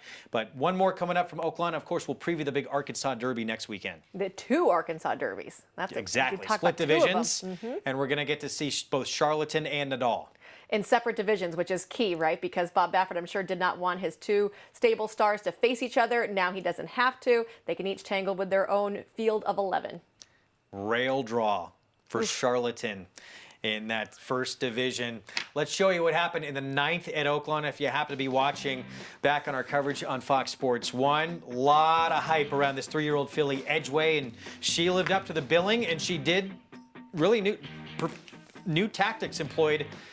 In this afternoon, she's been so quick early on. Her last couple of races, this time able to sit, stalk, and win. 4 to 5 is what she went off at. I thought the odds were a little low for her, but in the end, it looked like it was worth it because she was a much the best winner here, very clear. And I love the fact that she was able to show a new dimension there. Not being a need-the-lead type gives her a lot of options down the road. Great training job there for John Sadler as well.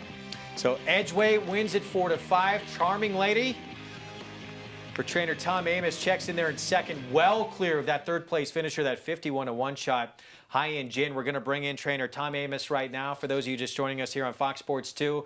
And again, Tom, I know you would have loved the win here in this spot, but good performance from a filly who was cutting back in distance and came into this race with just a maiden win to her credit. Runs very good against a very talented filly.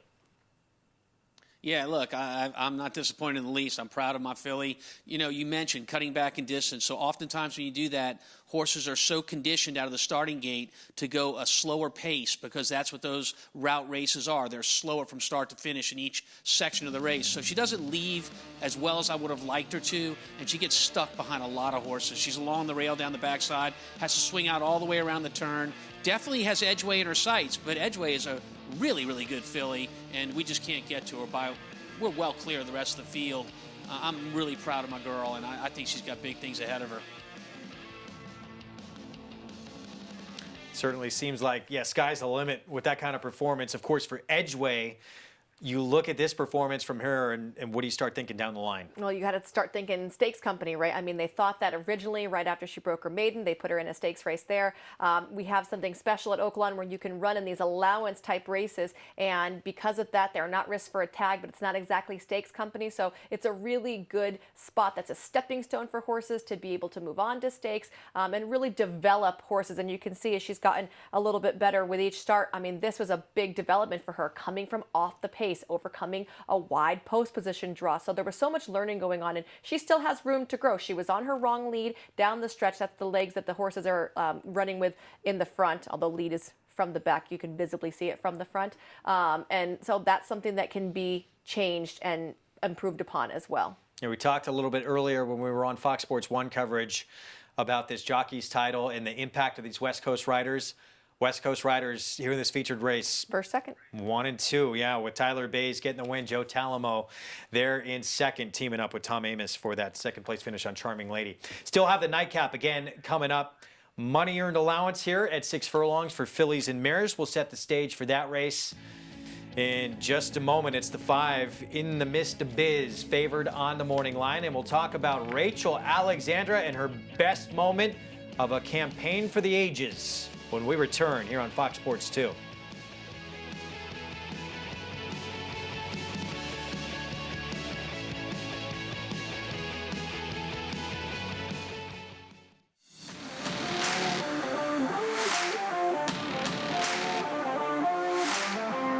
All of them have pretty good minds. We're all pretty happy with their minds and how they react to things and how smart they are and pick up what we want them to do very well and very quickly.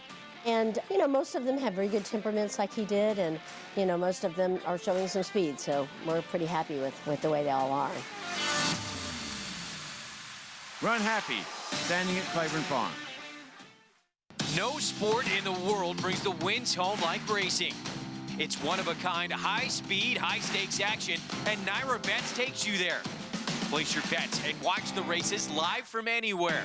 With Naira Bets, make easy, secure deposits and promotions every day to earn reward points or cash. Download the Naira Bets app or visit nairabets.com.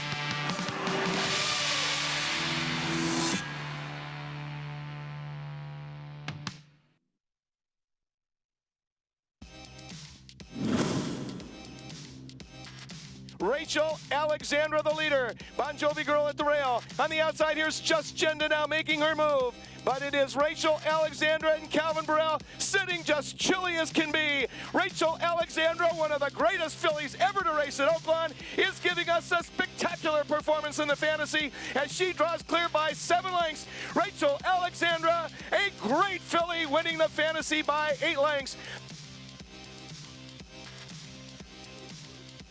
That was the 2009 Fantasy Stakes. We're going to have live coverage of that race coming up on Friday on Fox Sports 1. She was special kind of performer. Calvin Borel looking behind her constantly to see if anyone was posing a challenge. No one would. Of course, she would go on to win the Preakness Stakes that year, and Calvin Borel would opt off the Derby winner to ride her in the Preakness. Made a good choice there, though. Picking the right horse. It's not easy to do, I'm sure, but they don't come along like Rachel very often. That's the resume in a Hall of Fame inductee in 2016. Well, it was back in 2009. A 3-year-old filly outshined all the competition, putting together a campaign for the ages. She dominated her own division 3 times, then beat males in Grade 1 company against 3-year-olds. But she saved her best for last. An historic performance at horse racing's most historic racetrack.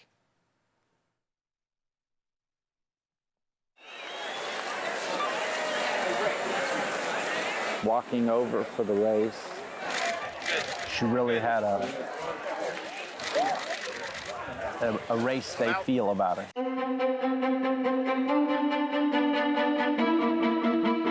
She really exuded a lot of confidence in her handlers and stuff when she was right. We felt good about that.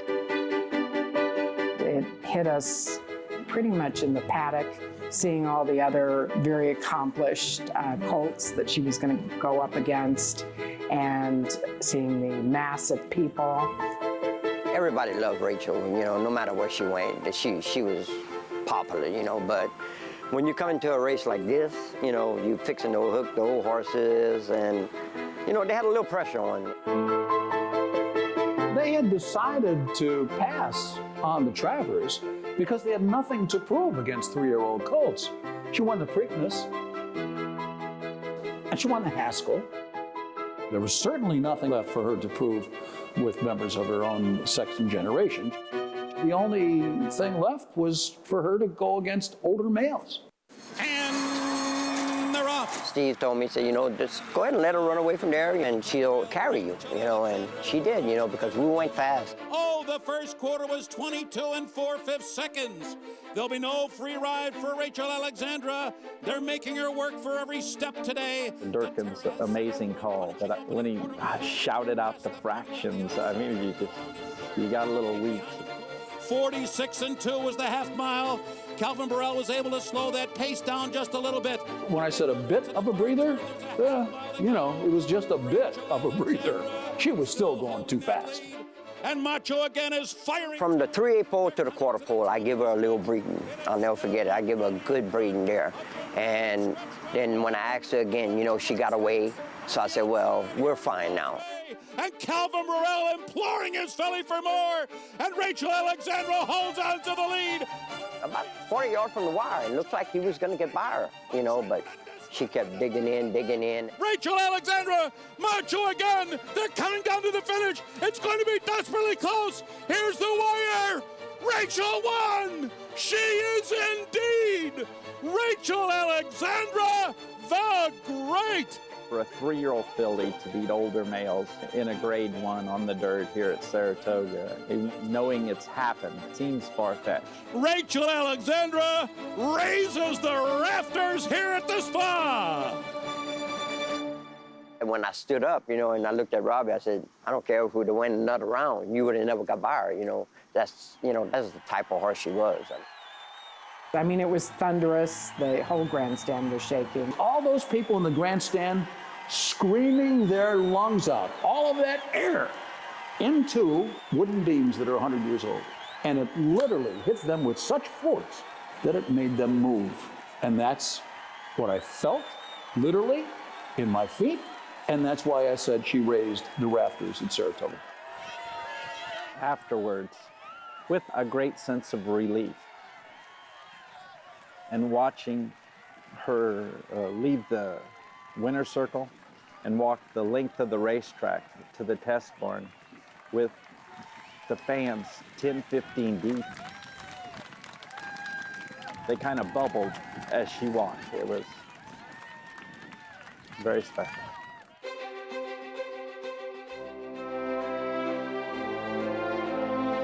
She's an icon. We have a giant statue of her at the farm. She's happy, and she's definitely retired, but she'll run around the paddock a little bit. something as special and unique as Rachel is why we all do this.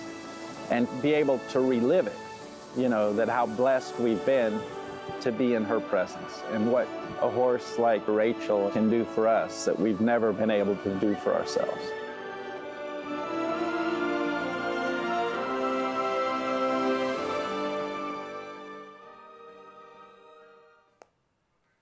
She was a once-in-a-lifetime filly, and, you know, she beyond danced every big dance. That campaign, you got to really hand it to her connections.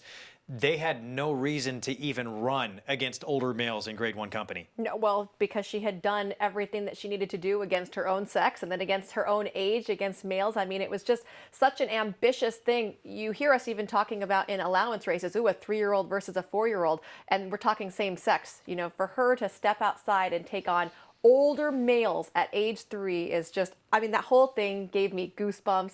I was there that day. I am a huge Rachel fan to this day, and it was just tremendous to get to witness her development, you know, from a 2-year-old to doing all that. And I just, that was a cool thing to get to see right now. I mean, she had a huge target on her back too going into that race, and they took multiple shots at her, different horses. She repelled every single one. It was a special moment, no question. Anyone who was there that day has a memory for a lifetime. It happened to be my first ever visit to Saratoga when she put up that woodwork performance, never to be forgotten. Well, the fantasy, we showed you Rachel's performance back in 2009 in this race. Basically, it would seem like a walkover for her. What about this year's field? We have Venetian Harbor from the West Coast coming in, who is put together back-to-back starts in her first time going 2 turns. She answered the call. Yeah, she really did. You know, in her first start, around 2 turns, it was against Grade 2 company, and she had it up against her from a speed standpoint, and she showed a lot of rateability in there. So here she is. She went very quick early on, maybe a little too quick, but she just kept on going. So that was the thing, right? She went, I thought she was going to go like 45 and change, and she went 46 and change, but Flavien Prat asked her, just, can you relax? She had opened up such a big margin on the rest of the field, and they shrunk it down from about 6 lengths down to just over a length, and she was kind enough to be able to do that. And look at her. She wins by 10 in basically a Sunday gallop. Greg, you could have gone out there and maybe jogged along her for how fast she went at the end. I mean, she was just so impressive in that effort, but now she's going to have to ship across the country, which, you know, has been the detriment to some horses, and she's coming off a little bit of a break as well. Tom Amoss, what do you think are the biggest challenges for this 3-year-old filly now as she steps out of California for the first time? Well, maybe the layoff. I mean, she hasn't been out since early February, but outside of that, I think she's a special horse. She has that great speed that's so dangerous to use against quality fields. Michelle mentioned she's already a Grade 2 stakes winner. Look, those are our highest classification races, Grade 1, Grade 2, and Grade 3, obviously Grade 1 being the best. But there are very few of those around the country at any level, Grade 3, Grade 2, or Grade 1. And if you win one of them, you're in a special class. So she comes into the race, clear winner, wasn't asked for her best that day or the race before. Her first start was a start on the turf, and horses like different surfaces. She didn't win that day. She ran well, but when she got on the dirt in her second and third start, it was no competition in either race. I think she's a legitimate favorite in the race at Oaklawn coming up next weekend, and she's got to be the one you like. Meanwhile, we have the reigning 2-year-old champion filly who put together an undefeated 2-year-old campaign. Her comeback race for British Idiom we're talking about didn't seem to be the same British Idiom that we saw as a 2-year-old, maybe a little rusty off the layoff. What do you think? Could have been rusty, but she did not get the kind of trip I'm sure they planned out for her. She ended up breaking towards the outside, and when she got to the first turn, she was parked wide. She almost clipped heels with the horse that's right in front of her. So here, we'll get to see her, you know, she was a little bit nervous in the gate. She gets bumped a little bit by the horse to the inside of her. And then watch this going into the first turn. See, she wants to get up a little closer. And right there, she has her legs in between another horse's legs, very similar to what we saw in the Kentucky Derby last year. And then after that, he has to check her, and then he moves her to the outside to keep her in the clear and running. Well, there are some instances that you are so much the best, you can give up that kind of real estate around both turns. This was not that day. She went wide, she stayed wide throughout the backside, and when they turned for home, look, she's 3-4 wide again. She had every reason to kind of fall flat in this spot, and she is going to end up running a very flat second, so at least she's still hanging around there. She's relying on her class for that, but I think that she stands to be able to say, I can run a little bit better than this with a cleaner trip and the out under her belt. Tom, you chalk it up to first off the bench, 3-year-old debut, or do you think there's concern here moving forward? Well, I mean, it's certainly a possibility for the race she ran that day. She was a big favorite, but just as importantly was how she looked turning for home, and man, she looked loaded. I mean, the rider had not asked her yet. You thought when he opened the reins and called upon her and started moving his hands and communicating to British Idiom that she would respond with a big punch because, again, she hadn't been asked for anything, and it was flat, no question about it. So that performance that she ran that day at Fairgrounds isn't going to even hit the board in this race at Oakland. This is a really deep, deep race, the Fantasy next week. I think it's one of the best races on the whole card next weekend, including the split divisions of the Arkansas Derby. British Idiom, she ended last year as the likely favorite heading into this year, obviously, for the Kentucky Oaks, but it looks like that new face, the West Coast shipper, Venetian Harbor, might be the current favorite. Yeah, I mean, she hasn't done really anything wrong. So when you're looking at British Idiom and you have to know, or you have to decide, is she going to be able to improve from her really stellar 2-year-old campaign, or is she kind of plateaued where she is? And this will be a good gauge of that situation. But Venetian Harbor didn't get started until very late as a 2-year-old, and she is obviously on the upswing. Fantasy Stakes, qualifying points on the road to the Kentucky Oaks happens on Friday. You'll see it live on Fox Sports 1. 10th from Oak Lawn. Allowance race coming up at 3/4 of a mile. We may have saved the absolute best betting race of the afternoon for last year. Favorite is 4-1 on the board, and that is the 10 in here, shocking fast. How about this? I liked 4 horses in here and didn't use your current favorite. That's how difficult this race is. Makes it a great wagering race. We're going to kick off our post parade with clickbait. Actually, we'll see, I believe, one of the outside runners first here in a moment. Actually, my husband used to train this filly, so I'm very familiar with her. She can be very nervous in the paddock and the post parade, so this is a very smart move of them. She was recently claimed by Randy Matthews, but to me, that shows that he's been paying attention to her and how she is mentally. She's a horse that needs to bypass things like this and get out by herself because she can really lose her cool. So this is a very smart move for her as she re-adds the front bandages. Portal Creek, the 11. She's on the board at 16-1. Here's the one, clickbait. She's been off since September at Canterbury. But she's a perfect 2 for 2, although both of those versus Minnesota breds. Super Wonder Girl. I feel like this horse can really move forward. She had a couple of good seconds going into the tail end of 2019, and she definitely needed the last out. 13 of 20 starts. Ms. Fabulous has been first or second. Wonder if she's going to be the speed today. I think she does her best running on the front end. Here's a Union Rags filly for Tom Amos. He has Joe Talamo aboard. She ran a good second to a filly named Cherished last time out, who has come back to win since then, but she is stepping up from a $30,000 claiming race against non-2 winners life. In the Mist of Biz, this was the morning line favorite. You know, you like this horse because she's pretty consistent, but her wins recently have been kind of far between. So I think an exotics horse, but it's hard to put her on top. 4-year-old debut for Julia's Ready. Oh, she's really interesting to me. This is a filly that's taking a class drop down from Graded Stakes Company and a big cutback in distance. We haven't seen her sprint before, but her dirt races have been good. 35-1 shot Yeromi went by. Here's the 8 Shyla Baby, and she is quick. Yeah, I think that she's going to be your speed, especially off the bench. Look at her workouts. April 10th, she worked 46 and change at Oakland Park. That is like a rocket. 38-1 on Blinkers, second off the claim for John Ortiz, and here's the 10 Shocking Fast. Cut back in distance for this filly after trying a mile last time out in her first start versus winners. I think she's probably better suited to sprinting.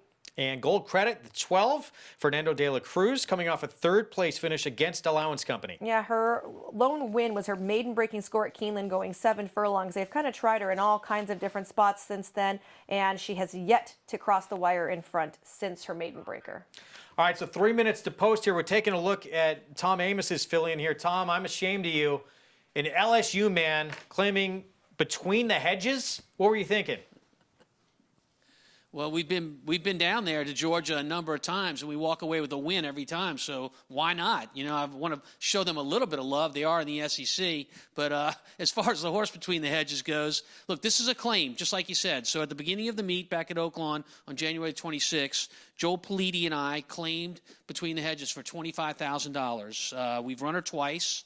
And once was in an allowance race, she didn't do well. We tried her 2 turns, a distance. We brought her back to sprinting. This is a much tougher sprint race than the one she just ran second in. But as Michelle said, the winner of that race that day came back to win again at a higher level. So Between the Hedges has a shot here.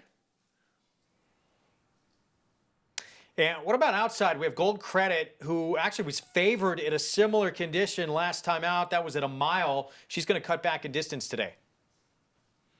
Well, the post position doesn't do her any favors. We all know that. But there's a lot of speed in here. And if she can get a good trip from that outside post, I mean, 6-1, that's an overlay for sure, right? I mean, excuse me, an underlay for sure. So, I mean, you're talking about a horse that, to me, on paper, should be a lot less than that in odds. And, I mean, racing is based on value at the betting board. So if you can get value at the betting board when you're looking at horses that have a legitimate chance in a race, and this is a wide-open field, make no mistake about it, I think Gold Credit's as good as anybody in the race. Last time she was sprinting, she was third, only beat a length behind a next down winner named Sunnydale, 6-1. That is a pretty intriguing price. Maybe it's that post position all the way on the outside that has something to do with it. You know, the race behind Sunnydale, though, even though Sunnydale came back to win her next out, she's been a long-time maiden horse, and Gold Credit's put together enough races, I feel like, that she should be a little more consistent and maybe win a few more races than she really has. So while I think that she's playable, there's just others I like more. But like you said, Greg, this is a great betting race right now. Oh, the morning line favorite in the Mr. Biz, the 5. She's on the board at 5-1 right now. She's put together back-to-back seconds on this racetrack against first allowance company runners. So 2 starts back, she got beat by Nomazar, and Nomazar got beat yesterday against similar competition as she's facing today. She did finish in front of Portal Creek. I think Portal Creek would have been a little bit better suited in the claiming race that was earlier on the card in like a 20 or a 32. That's really where she does her best running. She seems to be over her head a little bit when she runs against allowance company. So because of that, and I feel like Portal Creek might not be good enough in here, in the midst of Biz was just barely in front of her. So because of that, I can't say that she necessarily deserves to be the favorite in here either. 7-2 is our favorite with Shyla Baby, the speedster, the 8 filly in this spot. There's the morning line favorite, the 5. That's in the Mr. Biz, who Michelle was just talking about. Long shot that you wanted to talk about, I know, is a filly who's been off for a long time for David Vance. The 6, Julia's Ready. Yeah, she's really interesting, right? So her last out was a big defeat, routing on a yielding turf course against Graded Stakes Company. So you could not get 2 more different scenarios than she's facing here. She's only tried faster 1 time, but she has been in a couple of off-the-turf events, so races that were originally slated for the turf course and ended up getting moved to the main track. Those races have been good. 3 starts back, she had a 2nd place finish. She's been saddled with the rail in her last 3 outs. I think she seems to be working forwardly at Oakland on the main track. So I just think she's really intriguing, and she's 23-1 right now. She obviously is an allowance type horse. So if she handles the sprint distance, I think that she stands a big chance here to, have something to say come wire time. When in doubt, and it's a wide open betting board, difficult race to try and handicap. Right now, the betting board is settled on the speed, maybe of the race here in Shyla Baby, the 8. Late scratch now of the 7, Euro Me, that we're just hearing right now. But Shyla Baby, I think, is probably one of the right horses in here. You go back to that 2nd place finish, 2 starts back, Greg, against allowance company. It was a good effort. Next time out at Churchill, maybe 6.5 furlongs was a little bit too far for her. I think she can be forwardly placed. She's obviously training very well. She is extremely fast and coming in fresh off the bench. That means that she is going to be guns a-blazing when they break from the gate. Let's check in with Tom Amos for more. Yeah, so we have a scratch of the 7 horse, Euro Me, and there's a lot of stopgaps that happen in horse racing before a horse hits the starting gate to make sure that horse is 100% ready to go and feeling fine physically. So anything can happen between the morning when the trainer gets the horse out and exercises him, and in the afternoon when he runs in a race. But it's up to the rider to tell the trainer or the state veterinarian or the outriders if the horse is feeling good in the post parade. If he doesn't like the way the horse is feeling, he's going to bring it to their attention. As a trainer myself, as well as all the trainers out there, we want our horses to run their best and be at their best when they run. So this is an example of how horse racing gets involved in making sure that the horses are physically as good as they can be before they go to the starting gate. If they're not, they're withdrawn from the race, even if it's 5 minutes to post like today, and we'll race them another day. Always, first and foremost, looking out for the horse and making sure that they're being cared for. So the 7 not going to run today. That is Euromi taken out of the mix. Horse who actually had a little bit of speed in this race, maybe even helps Shyla Baby even more. The 8 in here is very, very quick. But the 5, who was the morning line favorite, not going to be that far out of things early either. Yeah, she should be pressing it. But if Shyla Baby can dig in and find some 46 and change speed in the morning, that means that translates to being very fast in the afternoon. Loading up for the 10th here from Oakland, it is the speedster, the 8, Shyla Baby, the favorite on the board. Vic Stoffer with the call from Hot Springs, Arkansas, here on Fox Sports 2.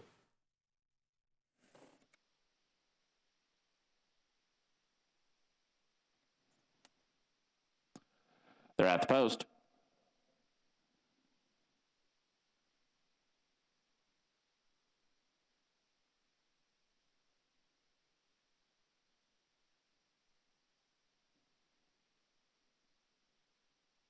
They're off.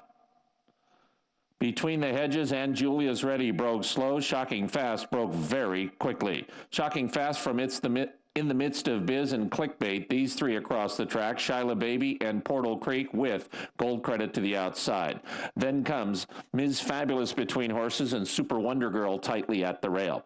Blinkers is next, then Between the Hedges, and the trailer is Julia's Ready. Into the far turn with Clickbait and In the Midst of Biz. They're 1-2. Shocking Fast is 3 wide in third, and Shyla Baby 4 deep for Tyler Bays within a length and a half of the front. Ms. Fabulous, Super Wonder Girl, and to the outside, Gold Credit are next. Then comes Blinkers between horses, a length and a half further back to Portal Creek. Julia's Ready is still the trailer, and the leader is Clickbait. Clickbait's at the rail, ahead in front of In the Midst of Biz in second. These 2 have sprinted 4 lengths clear now of Shocking Fast. Then to the outside, Shyla Baby, In the Midst of Biz and Clickbait to the final furlong, and In the Midst of Biz is inching away. In the Midst of Biz now 2 lengths in front. Clickbait is second. Blinkers is third. Gold Credit, Shocking Fast in the Midst of Biz. In the Midst of Biz won by 2 1/4. Clickbait second. Blinkers third. Shocking Fast finished fourth. In the Midst of Biz, she was the morning line favorite. She picks up the 3rd win of her career. And she ran a pretty good race here. I don't think the race unfolded like the way we maybe thought it would, with the 8 not going to the lead. Shyla Baby decided to sit off under a hold, and that kind of let a couple of them stack up in the front. In the Midst of Biz, though, getting over that seconditis that she's been plagued with recently.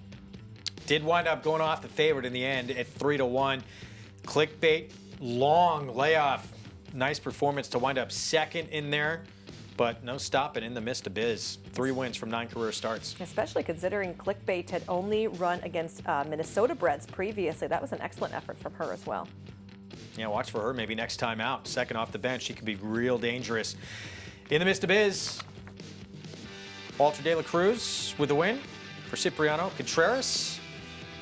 And Oakland in the books here on this Sunday afternoon card. Impressive performance here to close things out.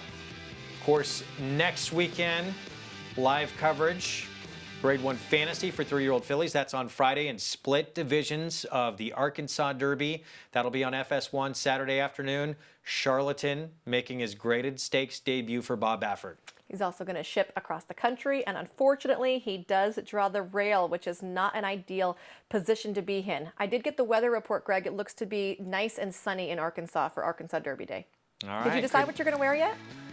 Are we going Derby gear? Yeah, I thought we were. Who's bringing the mint juleps? Well, I think there has to be something different we drink for an Arkansas Derby. That's true. We have to find out. We'll think, maybe it's a good Twitter poll. Which should be the drink of choice. Right. Next week, this is what we have for you. We're on Friday and Saturday with the Fantasy Stakes and then the Oakland Handicap for older horses and the Arkansas Derby. 2 horses, at least, will punch their ticket for sure to the starting gate in the Kentucky Derby that first Saturday in September. You do not want to miss it. Rebel winner Nadal for Bob Baffert.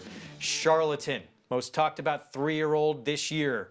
Maybe the best of the Baffert bunch, making his graded stakes debut. We hope you join us. Check your local listings for coverage on Fox Sports 1. It was In the Mist of Biz, closing out this Sunday card with a win here in the 10th from Hot Springs, Arkansas. Walter De La Cruz again for Cipriano Contreras. And a third win in 9 career starts now is 2 wins, 2 seconds, and 5 tries here at Oakland Park. Tilly's really been on the upswing. Her last win was against $16,000 non-winners of 2 life. So her last 3 outs against allowance foes like she faced today. And she has been steadily improving here to the tune of $8.20 if you backed her for this win. That is how you create value, too. Morning line favorite to win, 10-1, 40-1 underneath that 50-cent trifecta. I believe I saw over $600 there. I didn't get to see it. I was looking at the pick 5 because I got the 4 but 5, so I want to see how much money I lost out on right there. If you had it, put that together, well done. But that's a good example of how you can try and create some big returns, even with favorites in the money coming in on top. Put some long shots underneath. We hope to see you next weekend, Friday, Saturday again. Very big days at Oakland. Fantasy Stakes, someone's going to punch their ticket to the Kentucky Oaks. Of course, Tom Amoss, reigning Kentucky Oaks winning trainer with Serengeti Empress last year. We will see what happens this year. Venetian Harbor looks like right now she's the filly to beat on the road to the Oaks.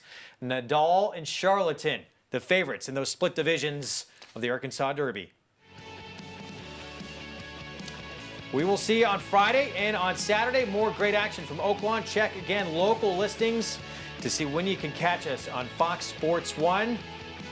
Going to be a tremendous weekend of action. It's closing day on Saturday with the Oakland Handicap and the Arkansas Derby. Bob Baffert looking for a 3rd Arkansas Derby. Can Charlatan or Nadal deliver? Warfront. This son of Danzig ranks among the world's elite sires, with Grade 1 winners on dirt and turf, and star performers both at home and abroad. Warfront's success as an international super sire is unmatched. Recent Grade 1 winners include Omaha Beach and Preakness Stakes hero War of Will. In the auction ring, Warfront was the #1 sire by highest average at Keeneland September, with yearlings commanding prices up to $2.9 million. Warfront, standing at Claiborne Farm. It's America's original sport, and no one covers it better than America'sBestRacing.net. From the sport to the lifestyle, the best races, horses, and destination venues, cocktails, gambling, fashion, and more. America's Best Racing is a sport for you. Live it, love it, bet it.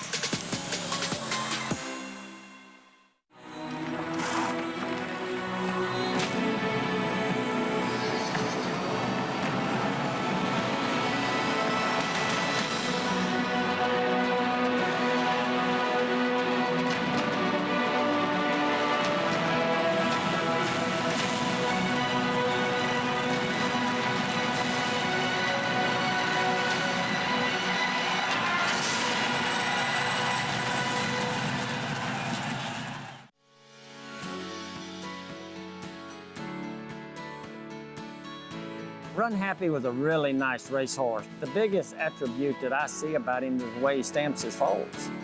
You know, they got big, pretty walks on them. They got good hips and shoulders. Very pretty to look at. And, you know, the real strong hind leg. You know, everything that you're looking for as a racehorse. You know, that's what impresses me. Run Happy, standing at Claiborne Farm.